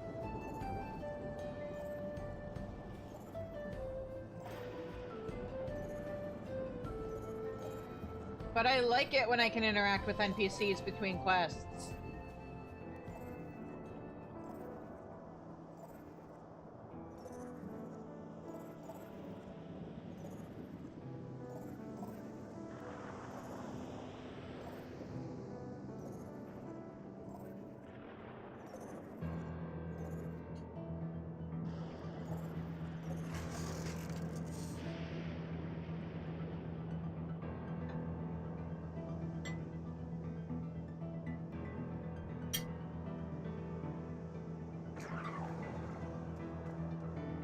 Alright. Hi, you look like you need help. Let me summon River. And just in case I can get some experience for him from this.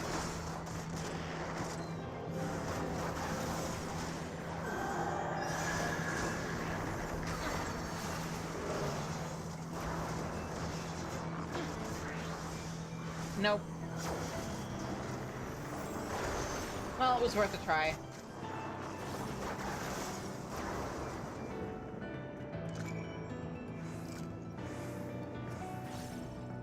Thank you. Oh, thank you. Can't help but notice you don't have a regulator. Are you okay, Aaronville?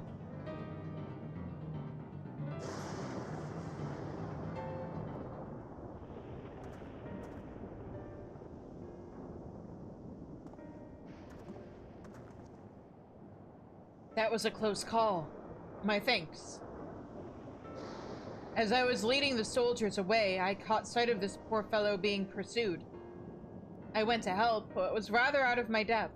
We're lucky you found us when you did. Aaronville, I'm so glad you're safe. We were quite worried when we couldn't find you. We encountered soldiers on the way here. Most paid us no mind, but some turned out to be hostile. There's no way to tell until they set on you. The ones here also attacked without any warning. If I hadn't been paying attention, it could have ended badly. Hopefully, the others were able to escape. We should return to the outskirts and take stock.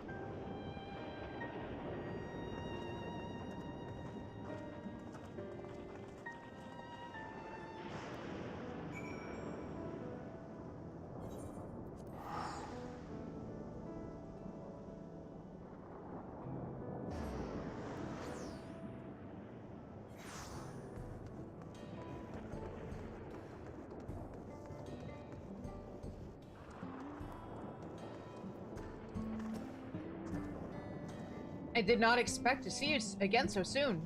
Allow me to thank you again for your earlier help. We responded to Shale's call as quickly as we could.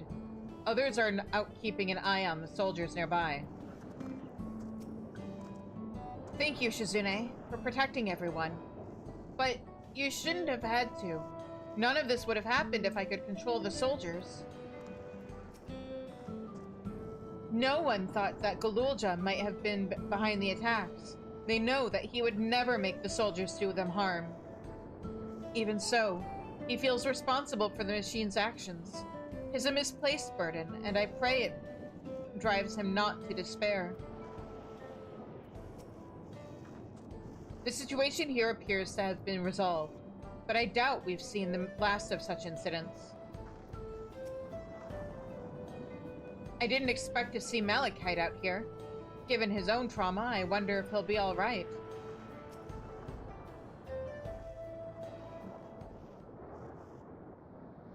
Right. We're none the worse for the wear. But let's see what the situation is here. Geode and his people came and joined us while we were searching for you. After which we happened to encounter Malachite. His usher duties brought him here, and he has quite the story to tell. It's a bit puzzling, to say the least. Even so, I'll try my best to explain. I was called to attend to the unfortunate soul slain by the mechanical soldier.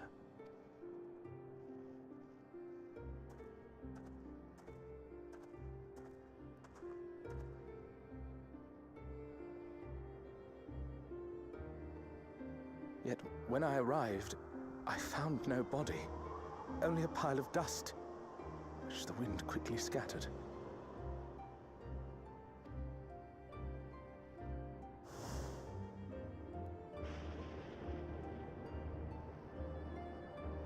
Confused, I questioned the residents, but none knew what had become of it. How odd. Did they remember the victim at least? They did. Their memories of the deceased weren't sent to the cloud, I don't believe. Yet, no body remained. Someone took it Surely they would have been noticed. With your permission, I shall return to the government sector for now. Please take care.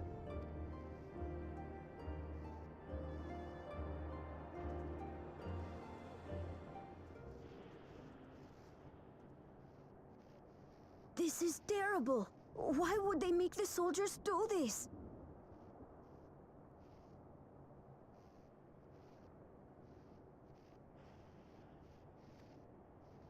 If preservation is behind the attacks, I fear this won't be the end of it. All the Neo-regulators have been distributed, and potentially 5,000 Endless are about to be born. What does Calyx hope to achieve with these killings? Does he seek to frighten people into registering them? Or perhaps...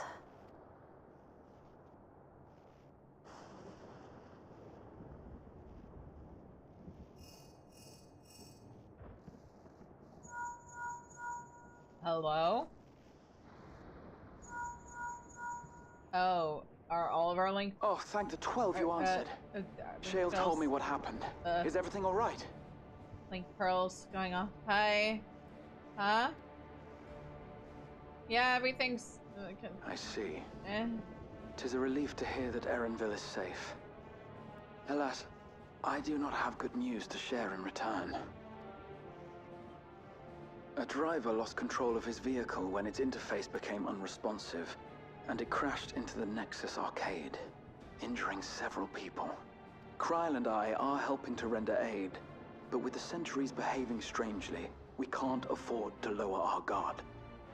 Remain vigilant, my friend.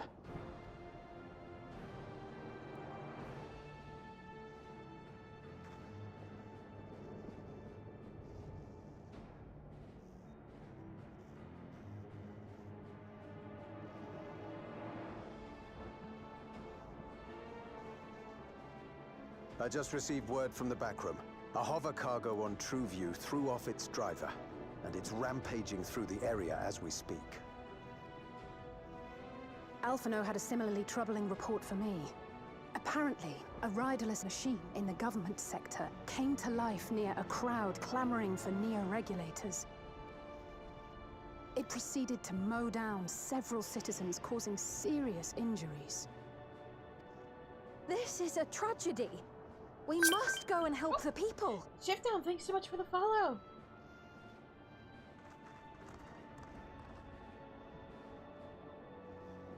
Sphene, wait! I'm coming with you.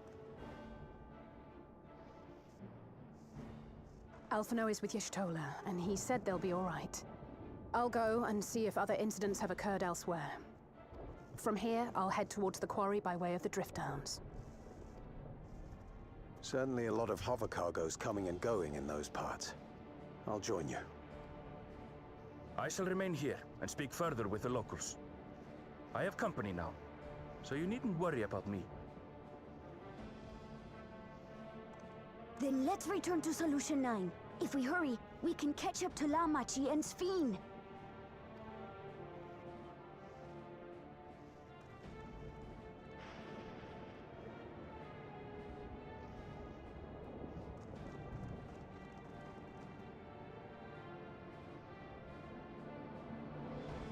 It's kind of interesting how, like, I was gonna say since Shadowbringers, but honestly since Stormblood patch quests, Final Fantasy XIV storytelling keeps doing things that feel an awful lot like the setup for a horror movie or game.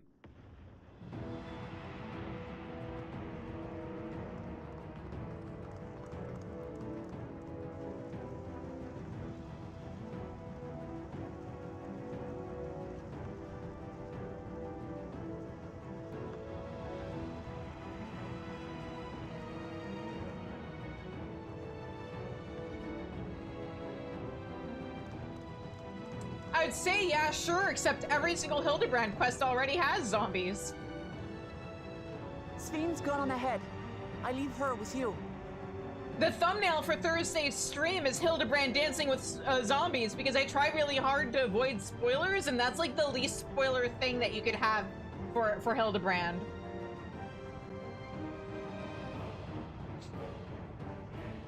I used my main to take screenshots of cutscenes for my thumbnails as an experiment for the patch quest this expansion.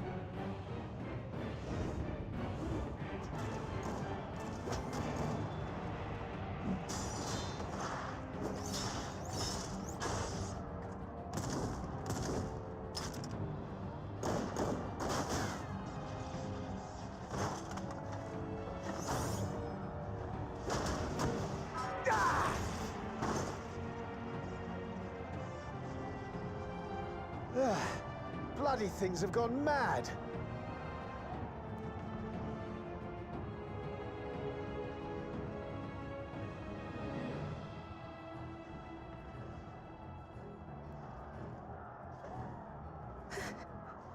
Why is this happening?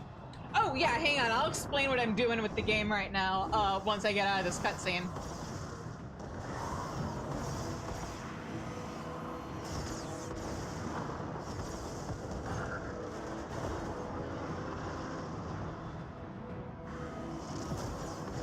But also taps on the sign of the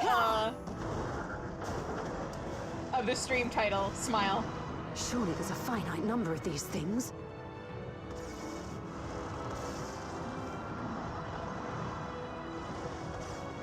Everyone, please try to remain calm and make your way to resolution. This is just like before, when Zeralja unleashed the soldiers on us. I don't have any souls left. I don't want to die. You aren't wearing your regulator. I don't want to die. What do you mean you don't have any souls left? You aren't even wearing a regulator.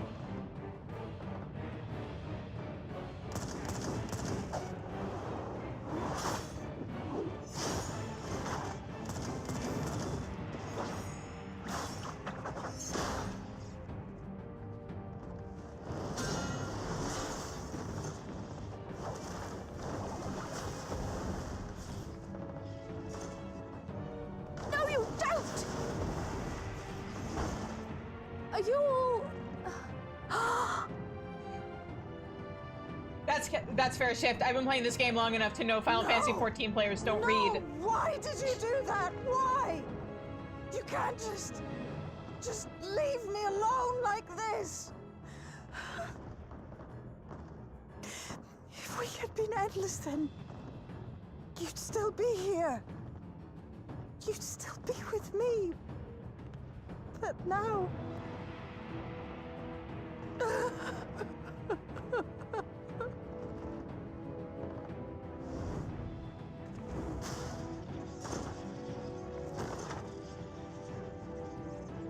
Girl, you're a bard. You don't need to get that close to kill things. Are you alright?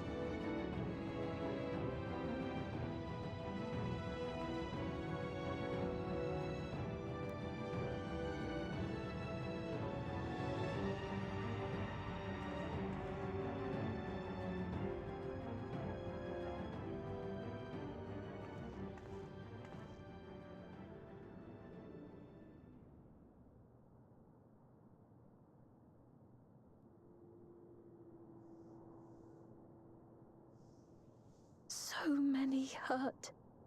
So many dead. This is wrong. This is all wrong.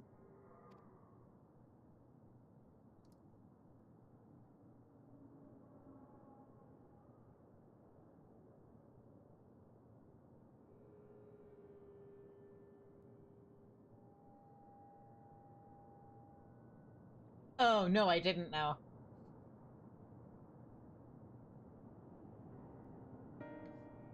But thank you for... I may or may not have thought you were referencing Bleach, but fair enough.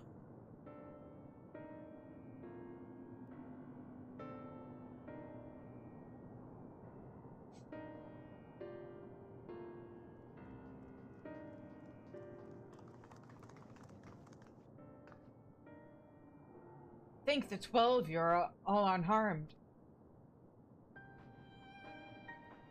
'Tis small solace amidst this tragedy, however. The machine rampage seems to have been only temporary. Soldiers and vehicles alike ceased to operate all at once, as if they had fulfilled their purpose. It's the same outside Everkeep, though members of Oblivion are keeping watch for good measure. Sorry, that wasn't Alize's voice. The first attacks came shortly after the announcement that Neo-regulators had run out. It can't have been a coincidence. I struggle to imagine that anyone but Calyx could gain control of the soldiers. This must have served his ends in some way. Galulja, are you still without your authority? It's fine now. I'm in control again. We might take the opportunity to shut down the machines. There's no guarantee this won't happen again. Lamati just talked with Everkeep's administrators about that. They said it wasn't so simple. The mechanical soldiers don't only serve as guards. They also perform various vital tasks, like providing medical treatment and managing food production. If we shut them down, we'd struggle to render aid to the citizens, let alone restore their lives to normal. I made it so they can't use weapons anymore, though. Hopefully that makes it a little safer. That seems the best approach for now. Thank you for your swift action, Galulja. Gee, I wonder how Yoshi P feels about AI. This powerlessness. I can abide it no longer. No matter how much hardship and loss we could endure if there was but happiness at the end. Yet all I see now is suffering and misery. And I cannot bear it. I want to protect the people. For their happiness, I would do anything and everything. So please, please lend me your aid.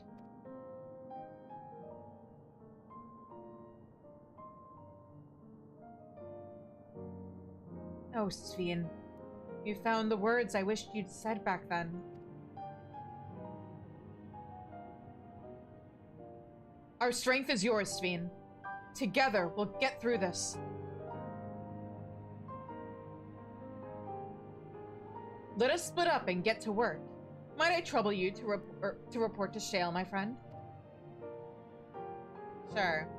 Also, fun fact, if you're caught up enough with MSQ and you do the Hatching Tide event, there is a certain chicken of resolve and rabbit of reason, a yellow rabbit, at the event. At first, I thought the rabbit was Kona, and I thought that was hilarious. And I kind of wish there had been a green, I don't know, green rabbit, green chicken, green something. But like, what it actually was, Wymon's at the event? Wait, did I miss him? I'm gonna have to double check. I know the Archer Quest NPCs are there.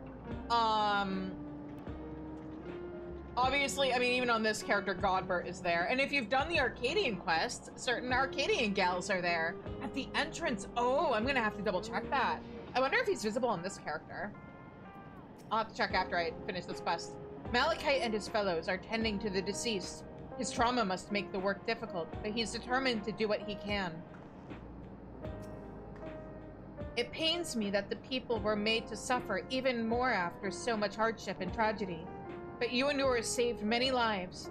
I cannot thank you enough. Couriers and cleaners are clearing away the wrecks of vehicles and soldiers. It's the first step to getting things back to normal. It's been a trying day, but it seems the worst is behind us. What's the situation out there now? Bad? I mean, it was worse earlier, but still pretty bad. You've moved quickly to restore things to normal. Thank you. Yet while disarming the soldiers is indeed prudent, It is far from comprehensive it is a far from comprehensive measure when vehicles can be commanded to inflict damage and sow chaos. For the time being, I'll set our people to keeping a close watch on on machines. I also have a mind to consult the authorities about enlisting hunters to our aid. I must regain my proficiency in magic. To that end, I shall seek advice from Y'shtola and Alize. Among the books we recovered from the castle was a grimoire I once used. I hope to learn to wield it again, if at everyone's side. Yeah. As far as the key, I think it best that it remains in your care, although it means you will bear the greatest risk. In order to ease your burden, I shall endeavor to become a capable warrior and make Otis and Zelenia proud. I mean, to be fair, Sphene, is it really that much more of a risk than what I went through in Shadowbringers or Endwalker? It's fine. It's a day ending in Y for me.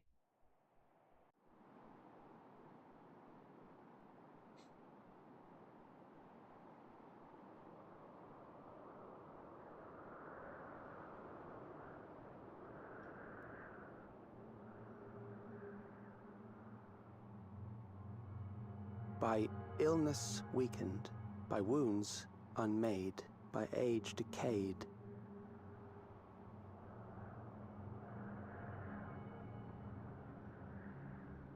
Such fragile flesh is worthless to us.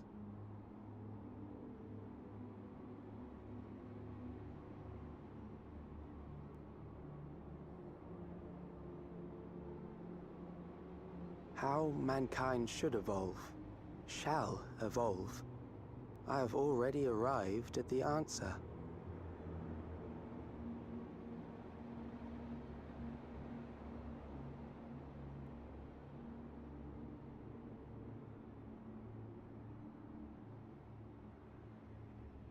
The time is come to pose a new question.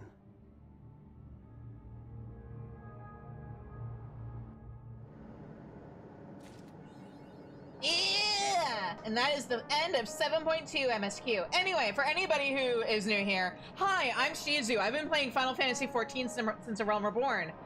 When I started playing Final Fantasy XIV, I'd only played Final Fantasy V and Final Fantasy XII, and I hadn't finished either. So I streamed all the main series games, except for 11, because I didn't want to pay for 2 MMOs, or play at 2 MMOs. You guys are gonna have to pay me for that one. But I didn't, yeah, so I played every single main series Final Fantasy game now, and now I'm replaying Final Fantasy XIV on a fresh character, doing everything minimum item level, no echo.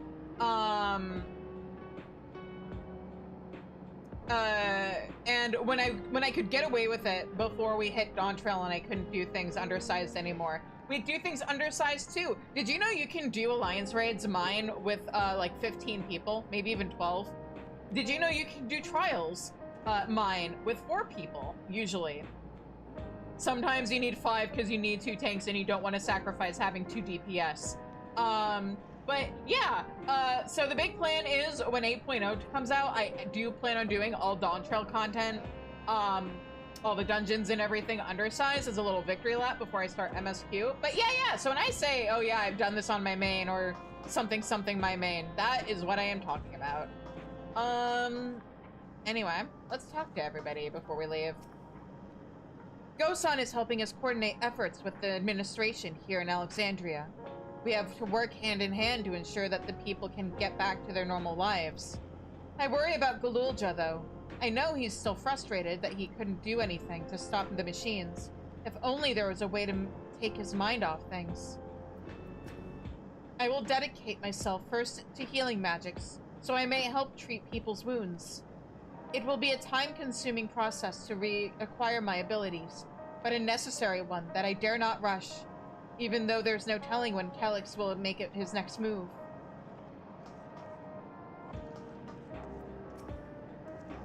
We've set up patrols outside, so I came back to see how things are here, things here are. Unfortunately, although we stopped the rampaging over hover cargoes, now we have to deal with delays in electrope transport and slowdowns in production. The complications will likely continue for some time. I imagine the robots he had to put down also means you have a smaller workforce. Raha and Alphino patrol the city, while Yashtola and Alize continue treating Levin sickness and those injured in the attack. I shall stay here to help coordinate efforts, so I suggest taking the opportunity to get some rest. Yep. I couldn't fight them, and I couldn't even get my authority back when it was stolen. What good am I? I need to find a way to be more useful. I mean, if nothing else, until you're old enough that we can, like, comfortably let you on the battlefield, you can be our adorable little mascot. Anyway, hang on. Wyamond is here? At the Leatherworkers Guild? Are there event NPCs, like, away from the event area? I thought they didn't do that anymore.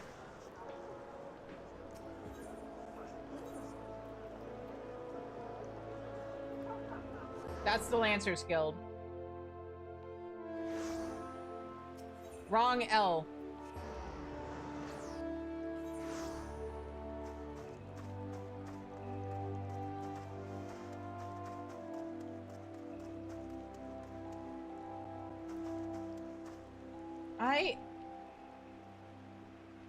Oh!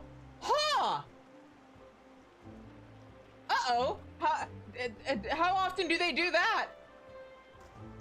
Are there other NPCs that I've missed out on over the years? I thought they didn't do things outside of the event area anymore.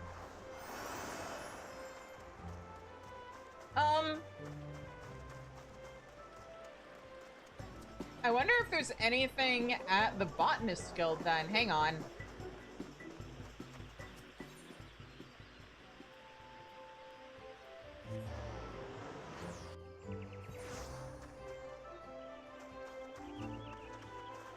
That's so random. Why is he at the Leatherworkers Guild of all places? The quest doesn't take us by there.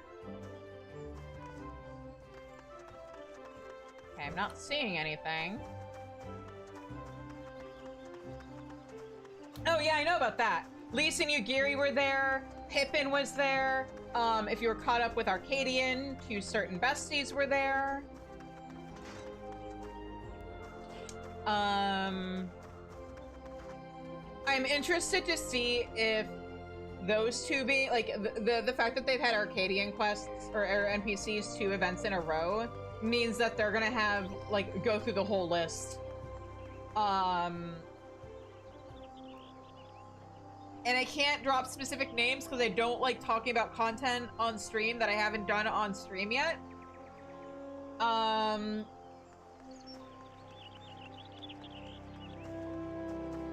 But yeah.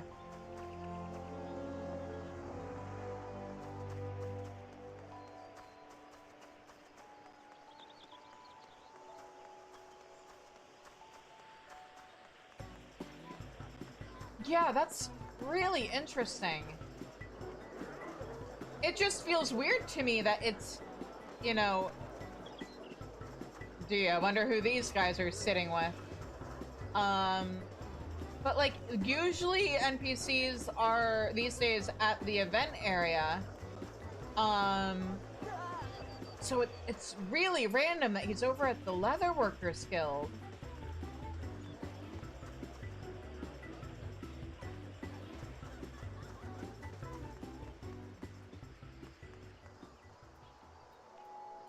Anyway. Before the party finder filled for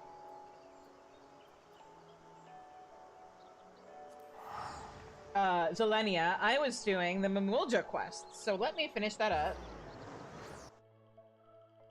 I mean, yeah, he's in the same map, but usually they're all in like the same immediate area. That's why I'm like... I hope that means I haven't missed anybody over the years. Because I like to take screenshots and, like, document this stuff.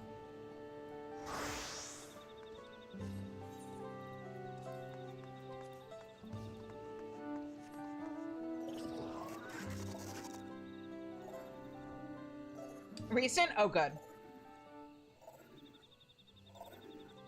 That does make it feel even more random, but because like way back in the day, they did used to have NPCs all over the place. I remember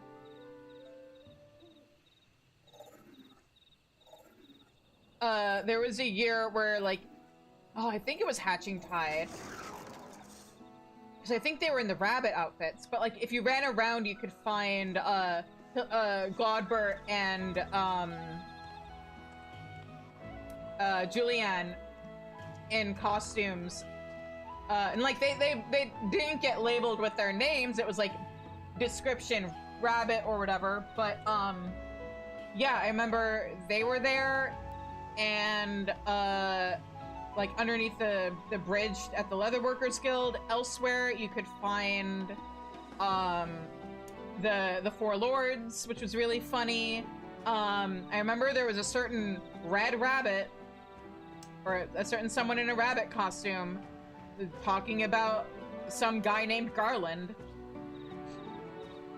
But unfortunately, they don't spread it out as much anymore. They probably wanted to make sure that people didn't miss out, but I kind of liked the treasure hunt of it.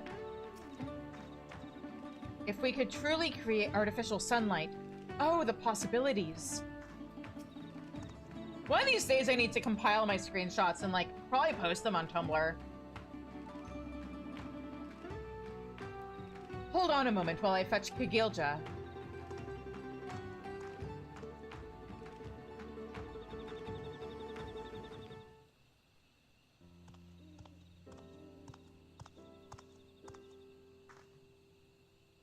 Ruvolja explained your idea. If you're looking to achieve the impossible with magics, shouldn't you speak with our mightiest practitioner instead? You don't mean the Autarch? He's different now. Is he, though? And he wants the best for this scannery, same as anyone. I'm sure he'd help if you asked. But I left. Surely I'm little more than a traitor in his eyes. Then you'll just have to win him over.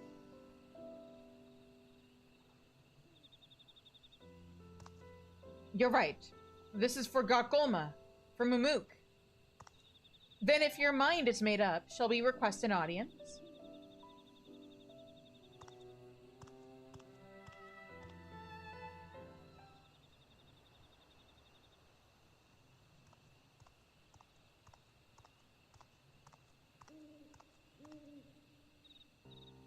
You have a good night, tall thing.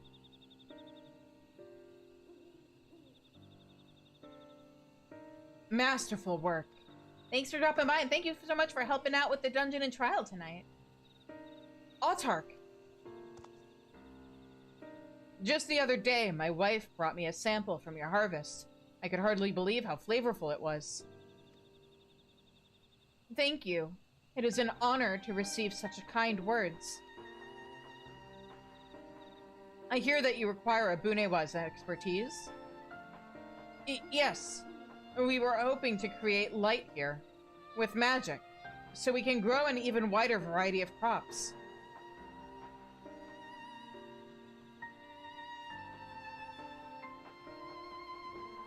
We made a journey to Yasulani by Shizune's guidance and studied the agricultural techniques of heritage found. The harsh climate there is constantly obscured by dark clouds, yet by way of special devices, the farmers create artificial sunlight enough to maintain healthy beds of crops. Instead of devices, we thought Bunewa magics might achieve something similar. Do you think it possible, Autarch? Weaving illusions into reality is indeed possible for us, but you require more than simple light, no? It is as you say. The light in question must deliver properties necessary for our plants' nutrition, and at appropriate levels. I am happy to explain in detail if you believe such a feat can be achieved. It can. The magics will require eligible vessels, however, created from material replete with energy. Understood. We'll procure whatever you need.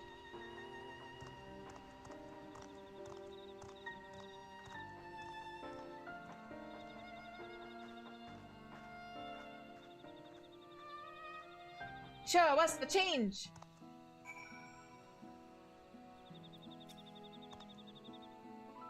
He's cooperating. The Autarch really has changed. Anyway, we need to gather materials for those vessels. The Autarch said rich in energy, so I know just the thing. Bark from trees of living light in Cenote Jayunja. You can't get more concentrated energy than that. This all comes down to you, Shizune. Bring us what we need for the vessels, and we'll take care of the rest.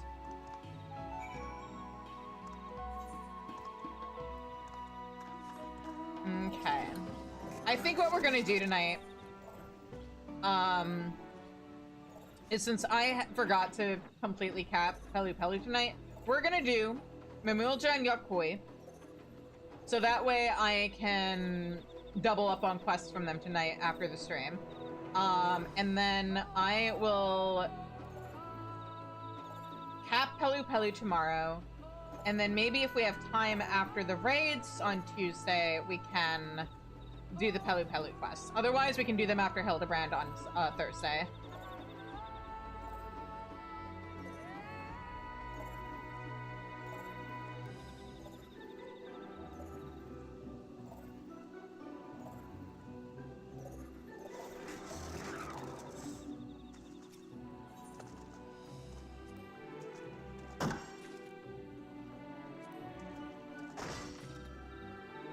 And there we go. All done. No! I didn't. Did I overgather? Oh, no, I didn't. Okay. Right, yes, that was water crystal. Okay. I thought I saw the thing for the bark and was like, shit, no, that's not what I wanted to gather.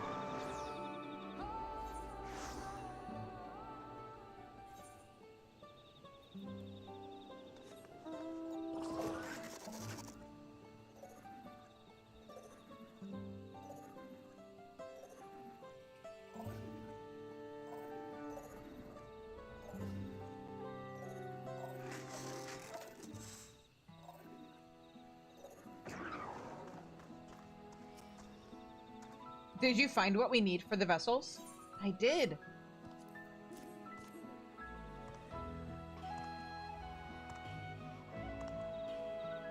Perfect. This is good, concentrated energy. I'll bring it to the Autarch, and we'll get started right away.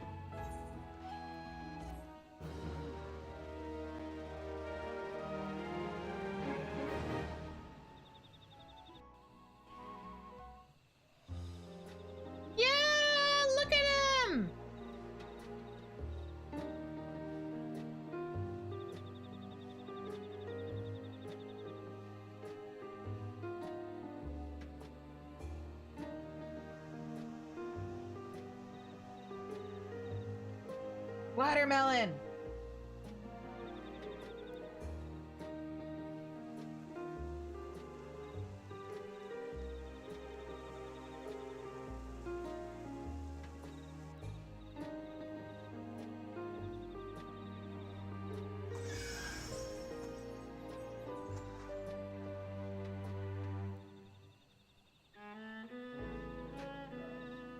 They're such oh my god, I can talk. Such remarkable magics. These lights illuminate our granary as though it were midday. And you may have noticed Golgolma's latest addition. I don't know how Ravulja and the others found time to prepare a kitchen, but it makes readying our yields for consumption easier than ever. Admiring the kitchen, are you? One day, it'll make some legendary dishes, even one to rival Jabruk Pibil. An admirable dream. With passion like yours, I'm certain it will come true. If we can make a meal, we can share a meal, just like Galuljaja did on that battlefield, to end an endless war. Yeah! Creating a dish that brings our Ikbash neighbors to the table again. This is my next hope for Golgolma.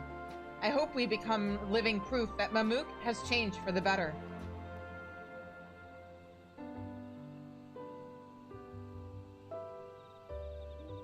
As the Gainery flourishes, so too do Revolja's dreams for the future of his homeland. Whether Mamook will prove herself capable of restoring relations with the people of Ikbrash, however, remains to be seen.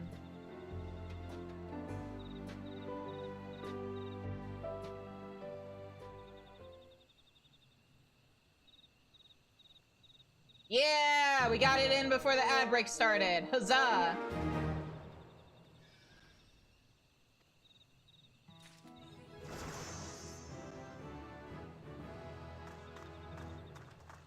All right. Now for a very important thing to do. We must go over to the vendor and see what new things I might be able to buy. Minion! I got the mount, I have the music, the rest of that is materia. All right.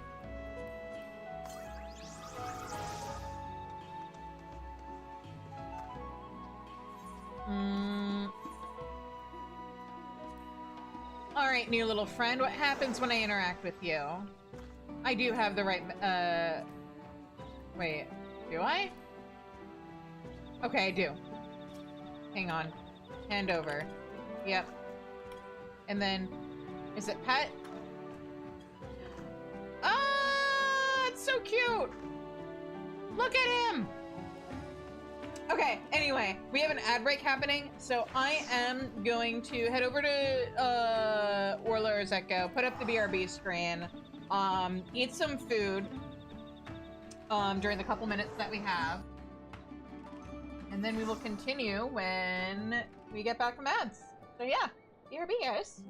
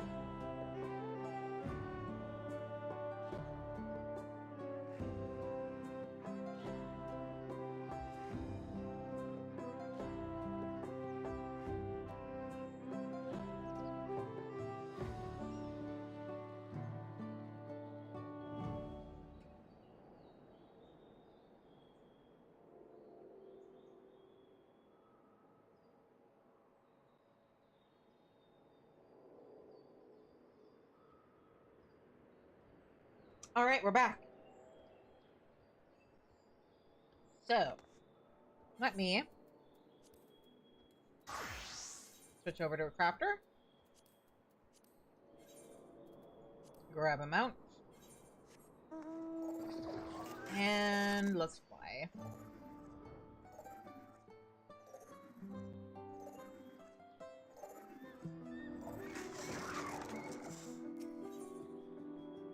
Farfar is eager to share news of recent progress. It is always good to see you at shelter, Shizune. You will be pleased to hear I have finished reading Dartragor's Living Sepulchre, and it was just as illuminating as we had hoped. There are more good tidings as well. Kerboler spread word of our work throughout Warlord's Echo, and another Yokoi has joined us, ready and eager to contribute. He brought with him a stone golem, which our people used in ancient times to build the very settlement that stretches below us. I am unfamiliar with their workings myself, but I know that long ago, some among us could bend stone to their will. I hear the golems can work without tiring, making them perfect beasts of burden. For despite our strength, even Yokoi require rest. But with a golem at our disposal, we could make progress toward our goal day and night. You want to see it in action, yes? I would be happy to show you, but it is ancient and must be tested thoroughly before we set it to work. For now, allow me to show you the sepulchre and share with you what I learned about the pact. Come with me, will you?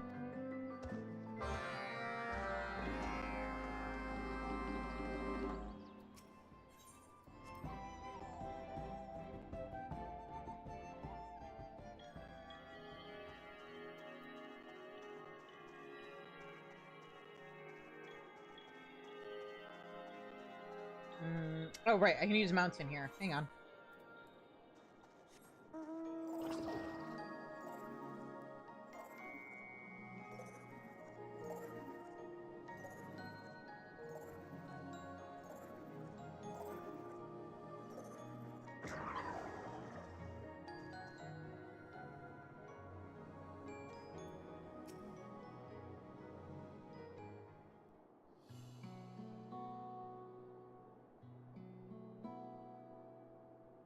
Once, I found the threads connecting the glyphs on the sepulchre to, once I found the threads connecting the glyphs on the sepulchre to those on the nearby pillars, I was able to piece their stories together.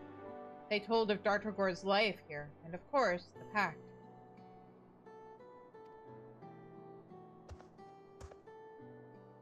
Apparently, the close bond Dartragor's forebears came to share with the spirits was formed almost entirely by chance.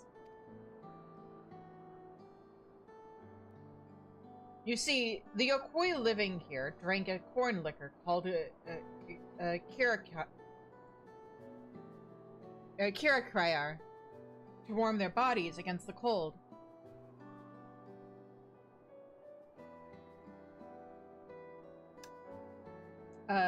One particularly frigid day, they noticed the spirits lingering about near where the liquor was stored, as if drawn by the scent of the drink. Thus, the Yokoi made their first offering, curious as to what would happen. The once temperamental spirits became placid almost at once, friendly even.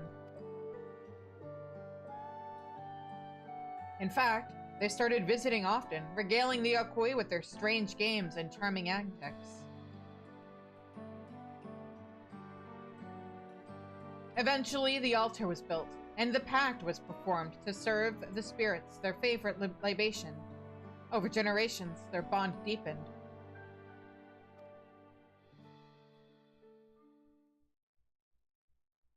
But each generation of Yokoi numbered fewer than the last.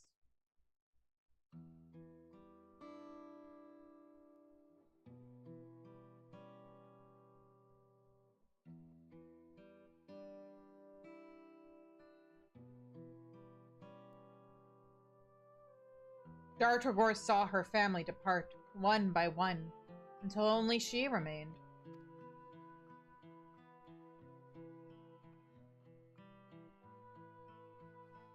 Even so, she was not lonely.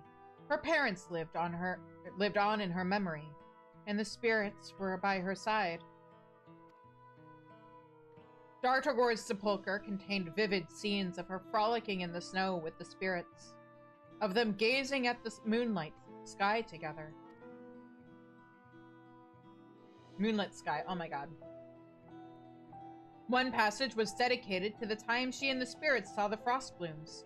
The flowers blossom only rarely, and Dartogor plainly cherished the moment.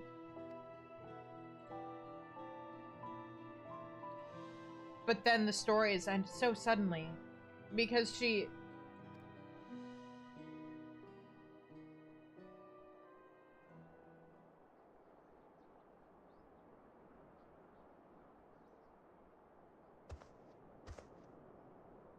My apologies, Chizune. Her absence pains me, but this feeling means she is yet with me, and that is enough. Dartogor's sepulchre has shown us the way. An offering of Kirakirayar is sure to calm the spirits once again.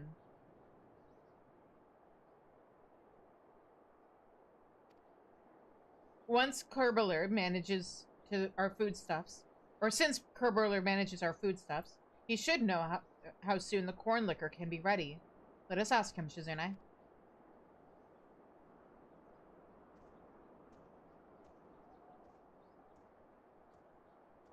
It's so jarring. Like, this won't be as much of an issue starting next week, but like, it's so jarring doing this quest that got added, or like this quest series that got added in 7.3 when they started doing that cinematic thing with messing with the depth of field in the game for cutscenes. Right after having done 7.2 MSQ, which was right before they started doing that. Kerbeler already knows what I discovered, and I think he should have useful advice about the Kirkariar. Kirkariar? Is that how it's pronounced? I'm struggling.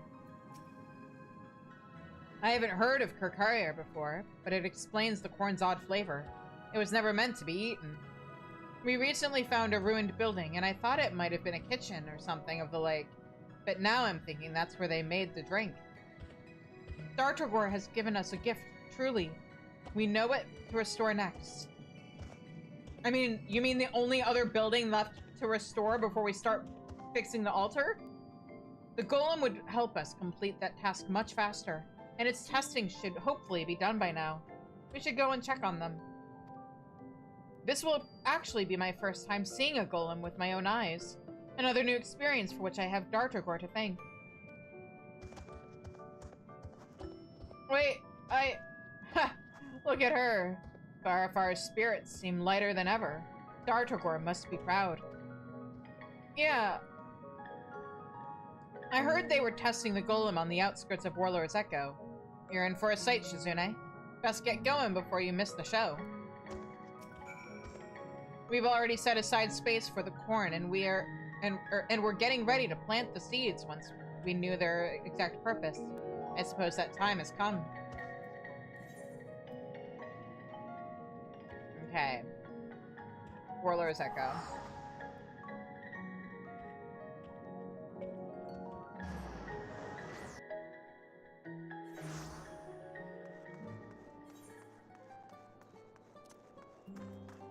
Oh, whoops, what am I doing? There we go.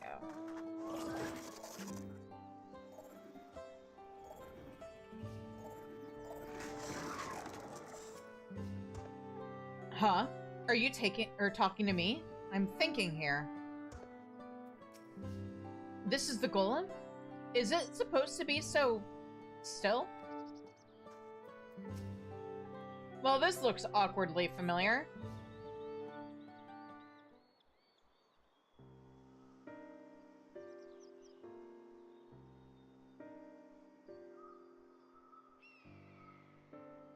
You seem to recognize our new stony friend. Have you encountered one of these before? You fought them in Yaktel.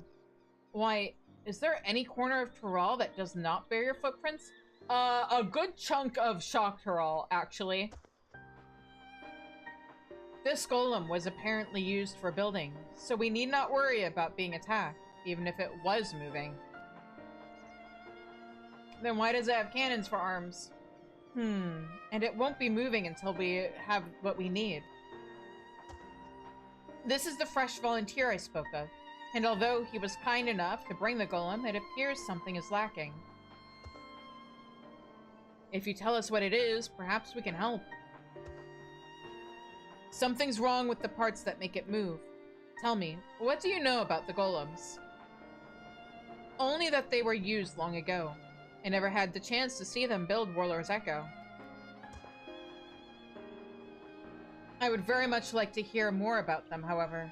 Perhaps even Shizune here would learn something new. Yeah. Very well. I take it even a youngling like you knows that some Yokui were masters of the stone around us.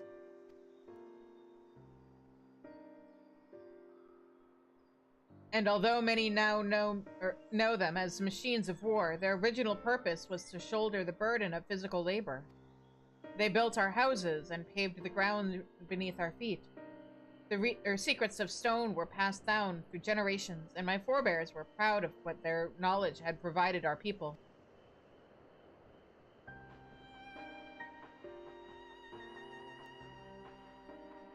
But then we foolishly went to war. The servants we had used for creation were instead outfitted to destroy. The golems were turned into weapons. When peace came again, we took to less cumbersome and dangerous tools. The golems fell into disuse and gathered dust in storehouses. When I heard of your work here, I knew it was a chance to prove their worth once again. I brought this golem all the way here on my own, but the long years haven't been kind to its delicate parts. I think I understand. You require replacements, yes? That's right. And spare parts aren't exactly easy to come by, so we'll have to make them ourselves. If you tell me what you need, I can ask one of our artisans to make them. She says as she slowly turns her head towards me. She means me.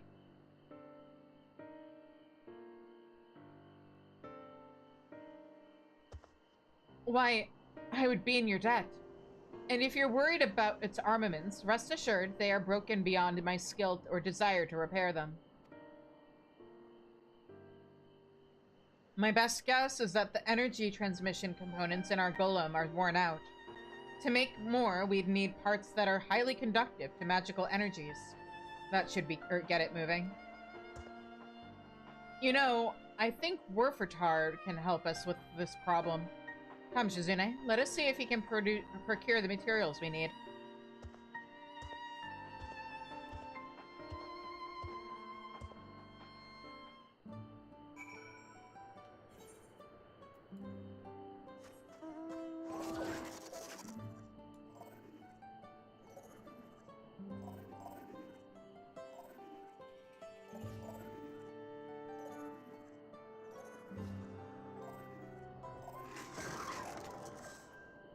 Ooh, that's not who I wanted to talk to. Over here. Good news, Shizune. Werfartar was able to use his connections to provide us with highly conductive materials. These should be enough to make metal circuits that will enhance the flow of energy through the golem's body. Can I count on you to craft them?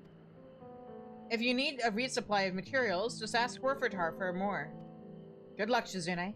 If we can get that golem walking again, we'll have both the brewery and the altar fully restored in no time.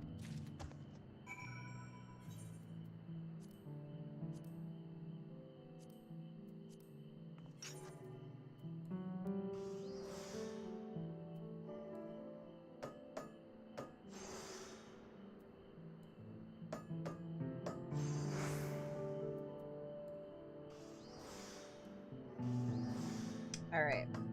Now we just have to high quality it.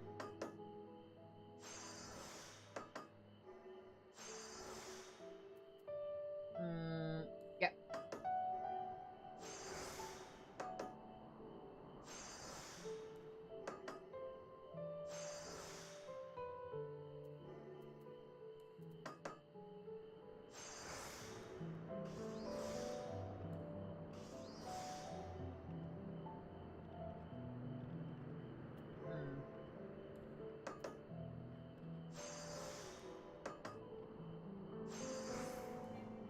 There we go. I'm so good at this game.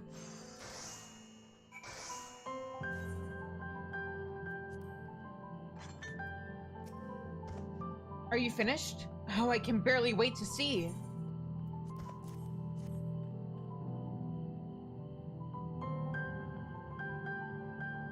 Ah, fantastic work, although I expected no less.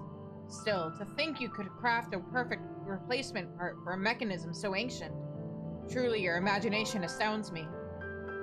While you were doing the creative part, we managed to find some stone which should help patch up some of the ether, or some of the other wear and tear.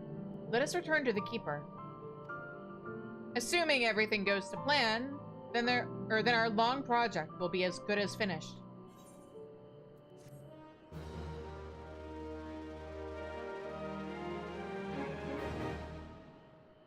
Hooray!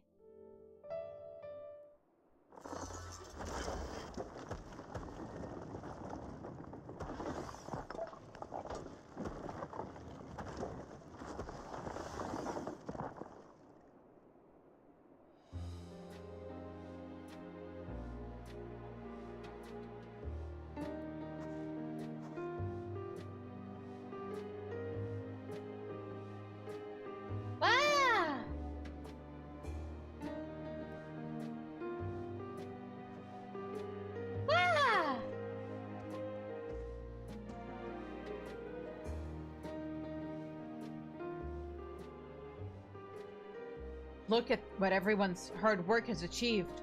The Golem, too, was every bit as helpful as we had hoped.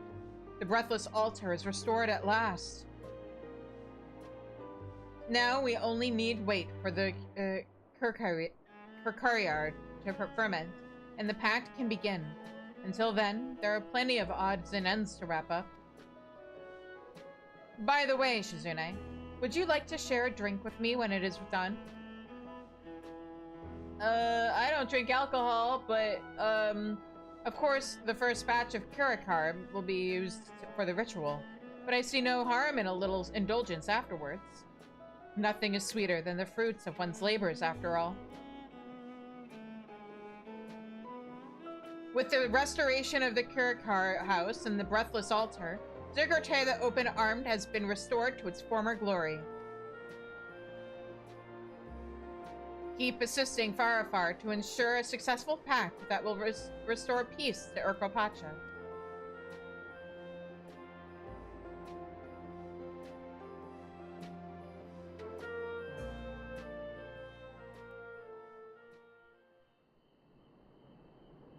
Yay!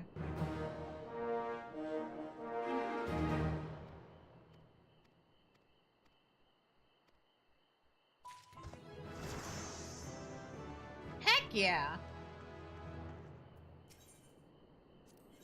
Now, what do I get? Oh, is it just a housing item this time? Okay.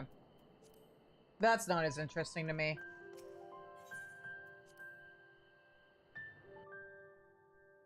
But let's go explore!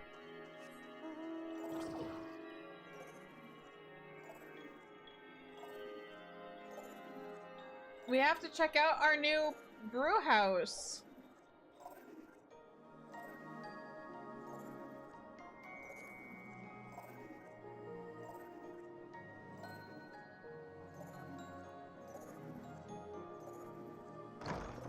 Yeah, look at it! The cutscene does not do it justice because it's not what the focus of it is. But look at it!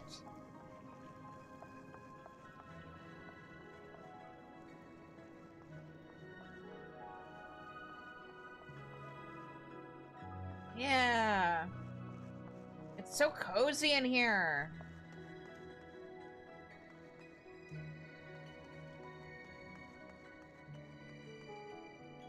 They're sorting the corn so that they can take the kernels off the cob, and then they grind it up. Neat! Okay. Anyway, we have some time left to the stream. So let's get a certain side quest that came out in 7.2 out of the way.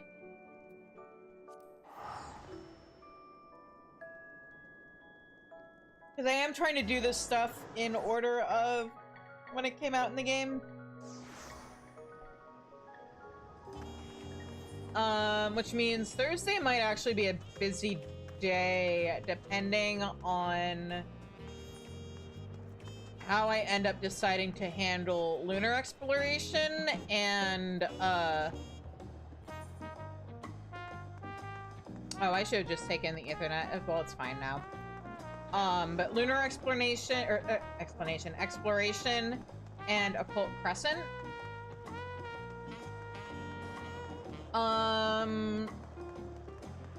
Occult Crescent wouldn't be such a big deal if it weren't for the fact that I don't know how often the one fate that you, like, need for the story pops. But I guess, like, we can always YOLO it after Hildebrand. This unusually chipper cob of corn looks oddly consternated. Well, if it isn't my dear friend, Shizune. I trust you've been, or seen your fair share of adventure and delectable delights since last we met. Yeah, sure. That is all, or that is well. Would that I had similar tidings to share, but in truth, these old colonels find themselves in need of assistance.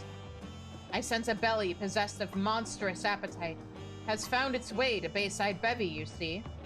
'Tis a hunger so ravenous, it shook me to my very cob. I dare not confront it alone. But now I have you. That is, of course, assuming you would accompany me. So you'll join me then? Ah, what joy it is to bask again in the warmth of your generous heart. Once we arrive, I but need you to keep watch while I seek out the belligerent belly that cries for satiation.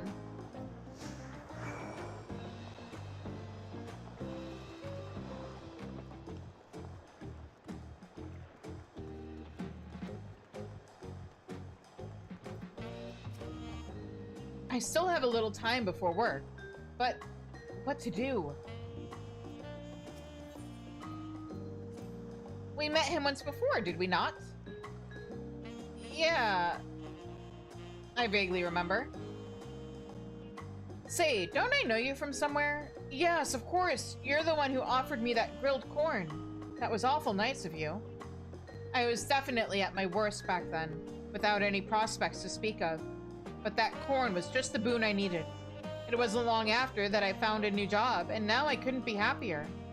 Speaking of which, I had better get back to it. Hopefully, I'll see you around sometime. Thanks again. His belly was full with food, and his spirit with purpose. A most gladdening sight. However, he is not the one we seek. Let us look elsewhere.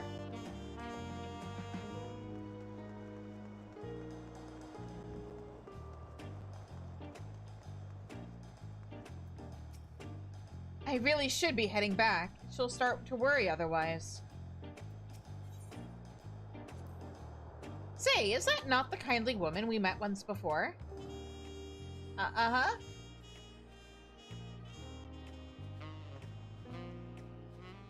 Ah, it's you. My, what a time for reunions this has been.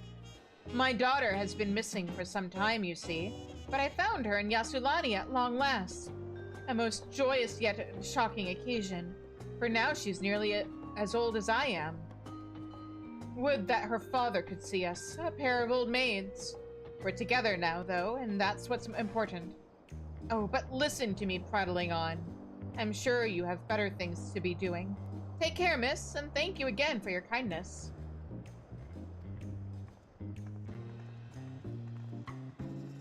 A heart and belly once pained, but now at peace. No doubt she and her daughter have enjoyed many a delicious corn-filled dish together.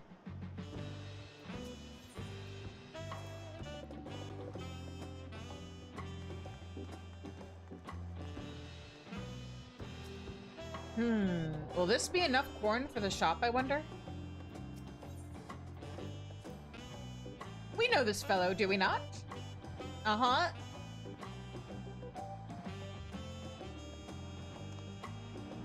You're that corn-peddling stranger from before.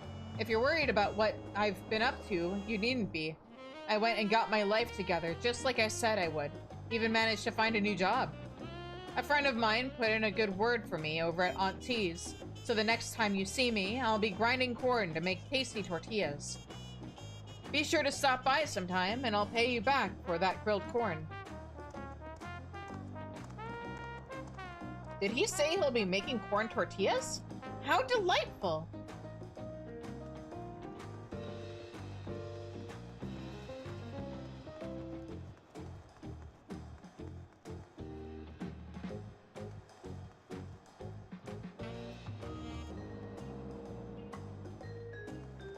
Is it this guy? I think it's this guy. There it is, the malign rumblings of a hunger most foul. Pray wait here while I seek out the offended stomach. Pretty sure it's that Pelu Pelu.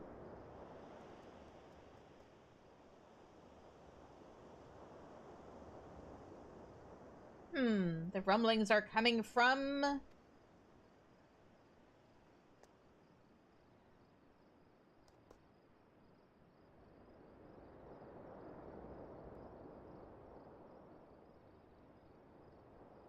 Russell, the Pelu Pelu fellow over there. Might you go over and ask if aught troubles his mind or stomach? Sure.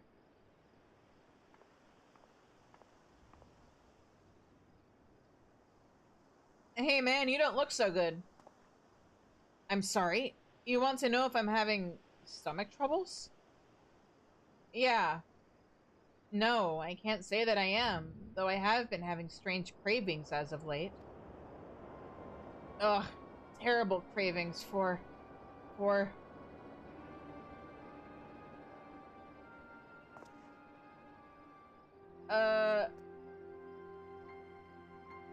blood.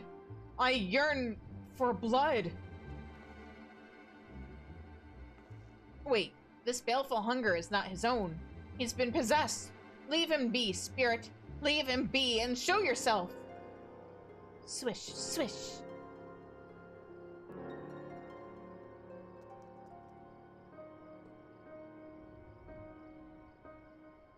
Well, what have we here? A blade made sentient by an Assyrian spirit, and a rather ancient one at that. What? Long, long ago, when the lands were barren and the people desperate, they would offer up ritual sacrifices in hopes of a bountiful harvest. The rites required the tithe of a beating heart, cut by stone blades that supped on life force and made nascent spirits like the one that sways before us. But once the people received of my corny blessings, they no longer had need of such practices. The rites and rituals were buried, along with their tools.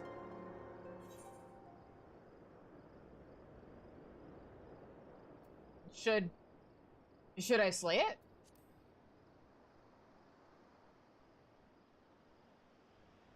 Heavens, no! Strike it down and you would suffer a curse more powerful than you could possibly imagine.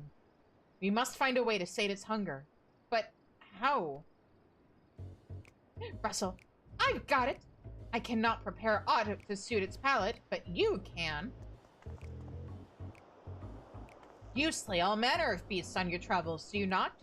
Were you to take the stagger into your possession, it could then feast on the life force of your fallen foes, thereby sating its hunger. Assuming, of course, this gentleman would be willing to part with it.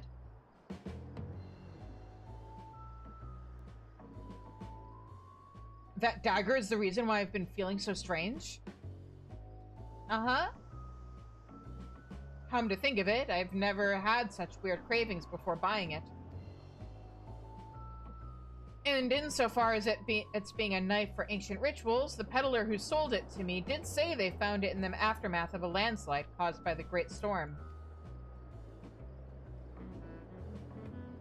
If you're willing to risk keeping that thing, far be it from me to stop you. I won't charge you either. Having a clear head will be payment enough. Good luck. I like how this quest resolves with just like, hey, Warrior of Light, you kill a lot of people and things. Do you want to carry this cursed knife around with you? Given what you've learned of this spirit, you have elected to refer to it as the Death Servant. You cannot help but wonder if the blood of your enemies alone will suffice to stay its hunger. Swish! Swish! With that settled, perhaps the two of you should take a moment to get acquainted. Sure! Yeah, what does that look like? Huh? Making me hydrate? Okay, everybody. Here's the deal. When I hydrate, you guys have to hydrate. Go grab your hydration juice.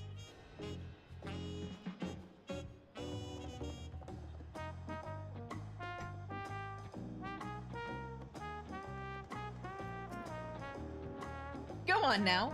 Don't be shy. Say hello to your new companion. Hello. Oh.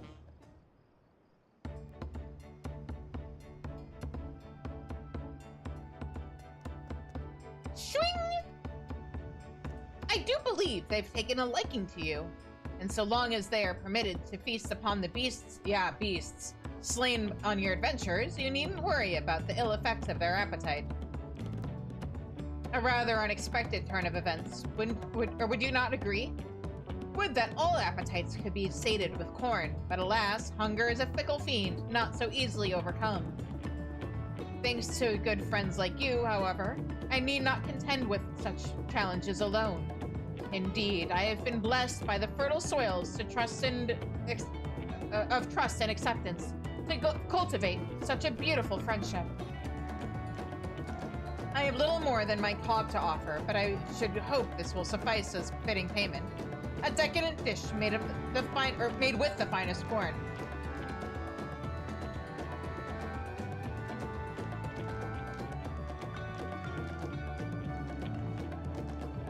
And with that, I must take my leave. Until we meet again, my friend.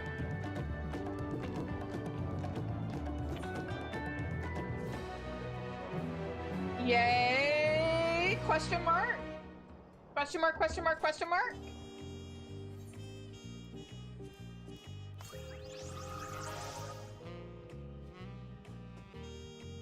I got a new minion. It's kind of terrifying. But yay, I guess? Anyway. I think that's it for things that I can get done tonight. Because anything else I would want to do... Let's see, what got added in 7.2? I've got the wiki open. MSQ 8 quests. Arcadian, we're doing that Tuesday. Cosmic exploration, I don't think we have time for that tonight.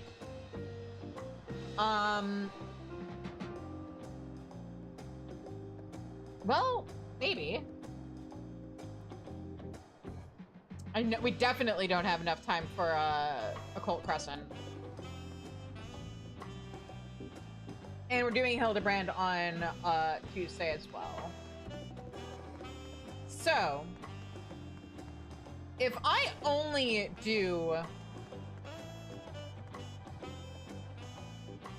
Sinus Ardorum, which is technically the plan. You know what? Fuck it.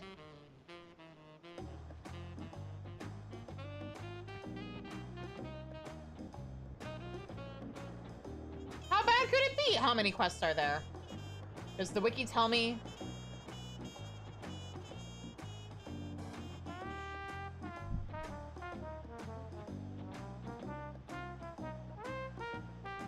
Because I don't want to be streaming until midnight.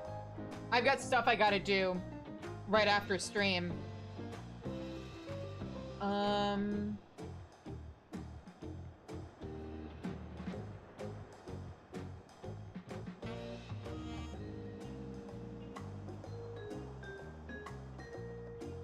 So I might, yeah, I think I might save these quests for Wednesday, or yeah, Wednesday.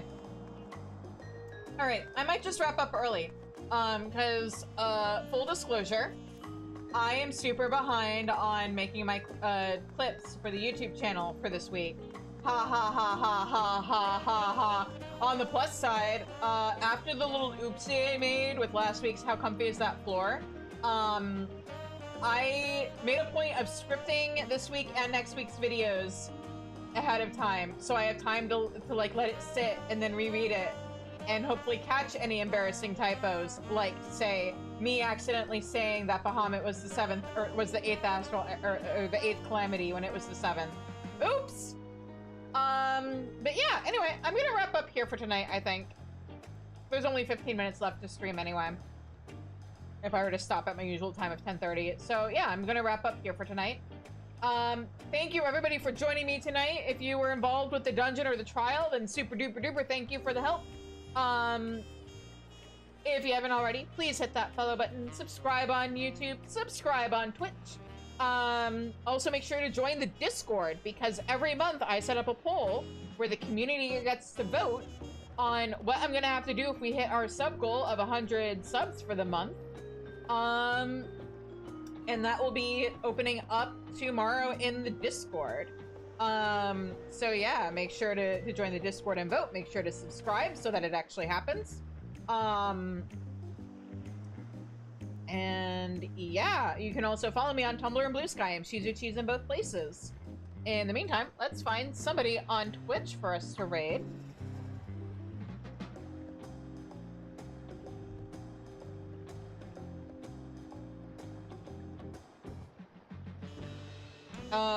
Who is streaming right now? Oh, wait, hang on. Where is this person? Someone's stream title mentions them crying. I know someone else is in Shadowbringers. Oh, you're also in Shadowbringers. Where though?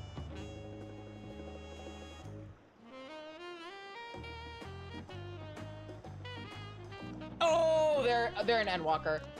You know what? I'm gonna raid Floof. Floof is in Shadowbringers right now. I'm biased. Floof is a good bean. And yeah, so we're gonna, our community is called the Pantry for those who don't know. So we're gonna, instead of somebody raiding the Pantry, the Pantry is gonna raid Floof. And until I see you all again, I hope you have a good night, stay safe, stay healthy, and take care. Bye-bye, everybody! Oh, right, also Tuesday, 7:30, Arcadian, be there, be square! Anyway, bye-bye!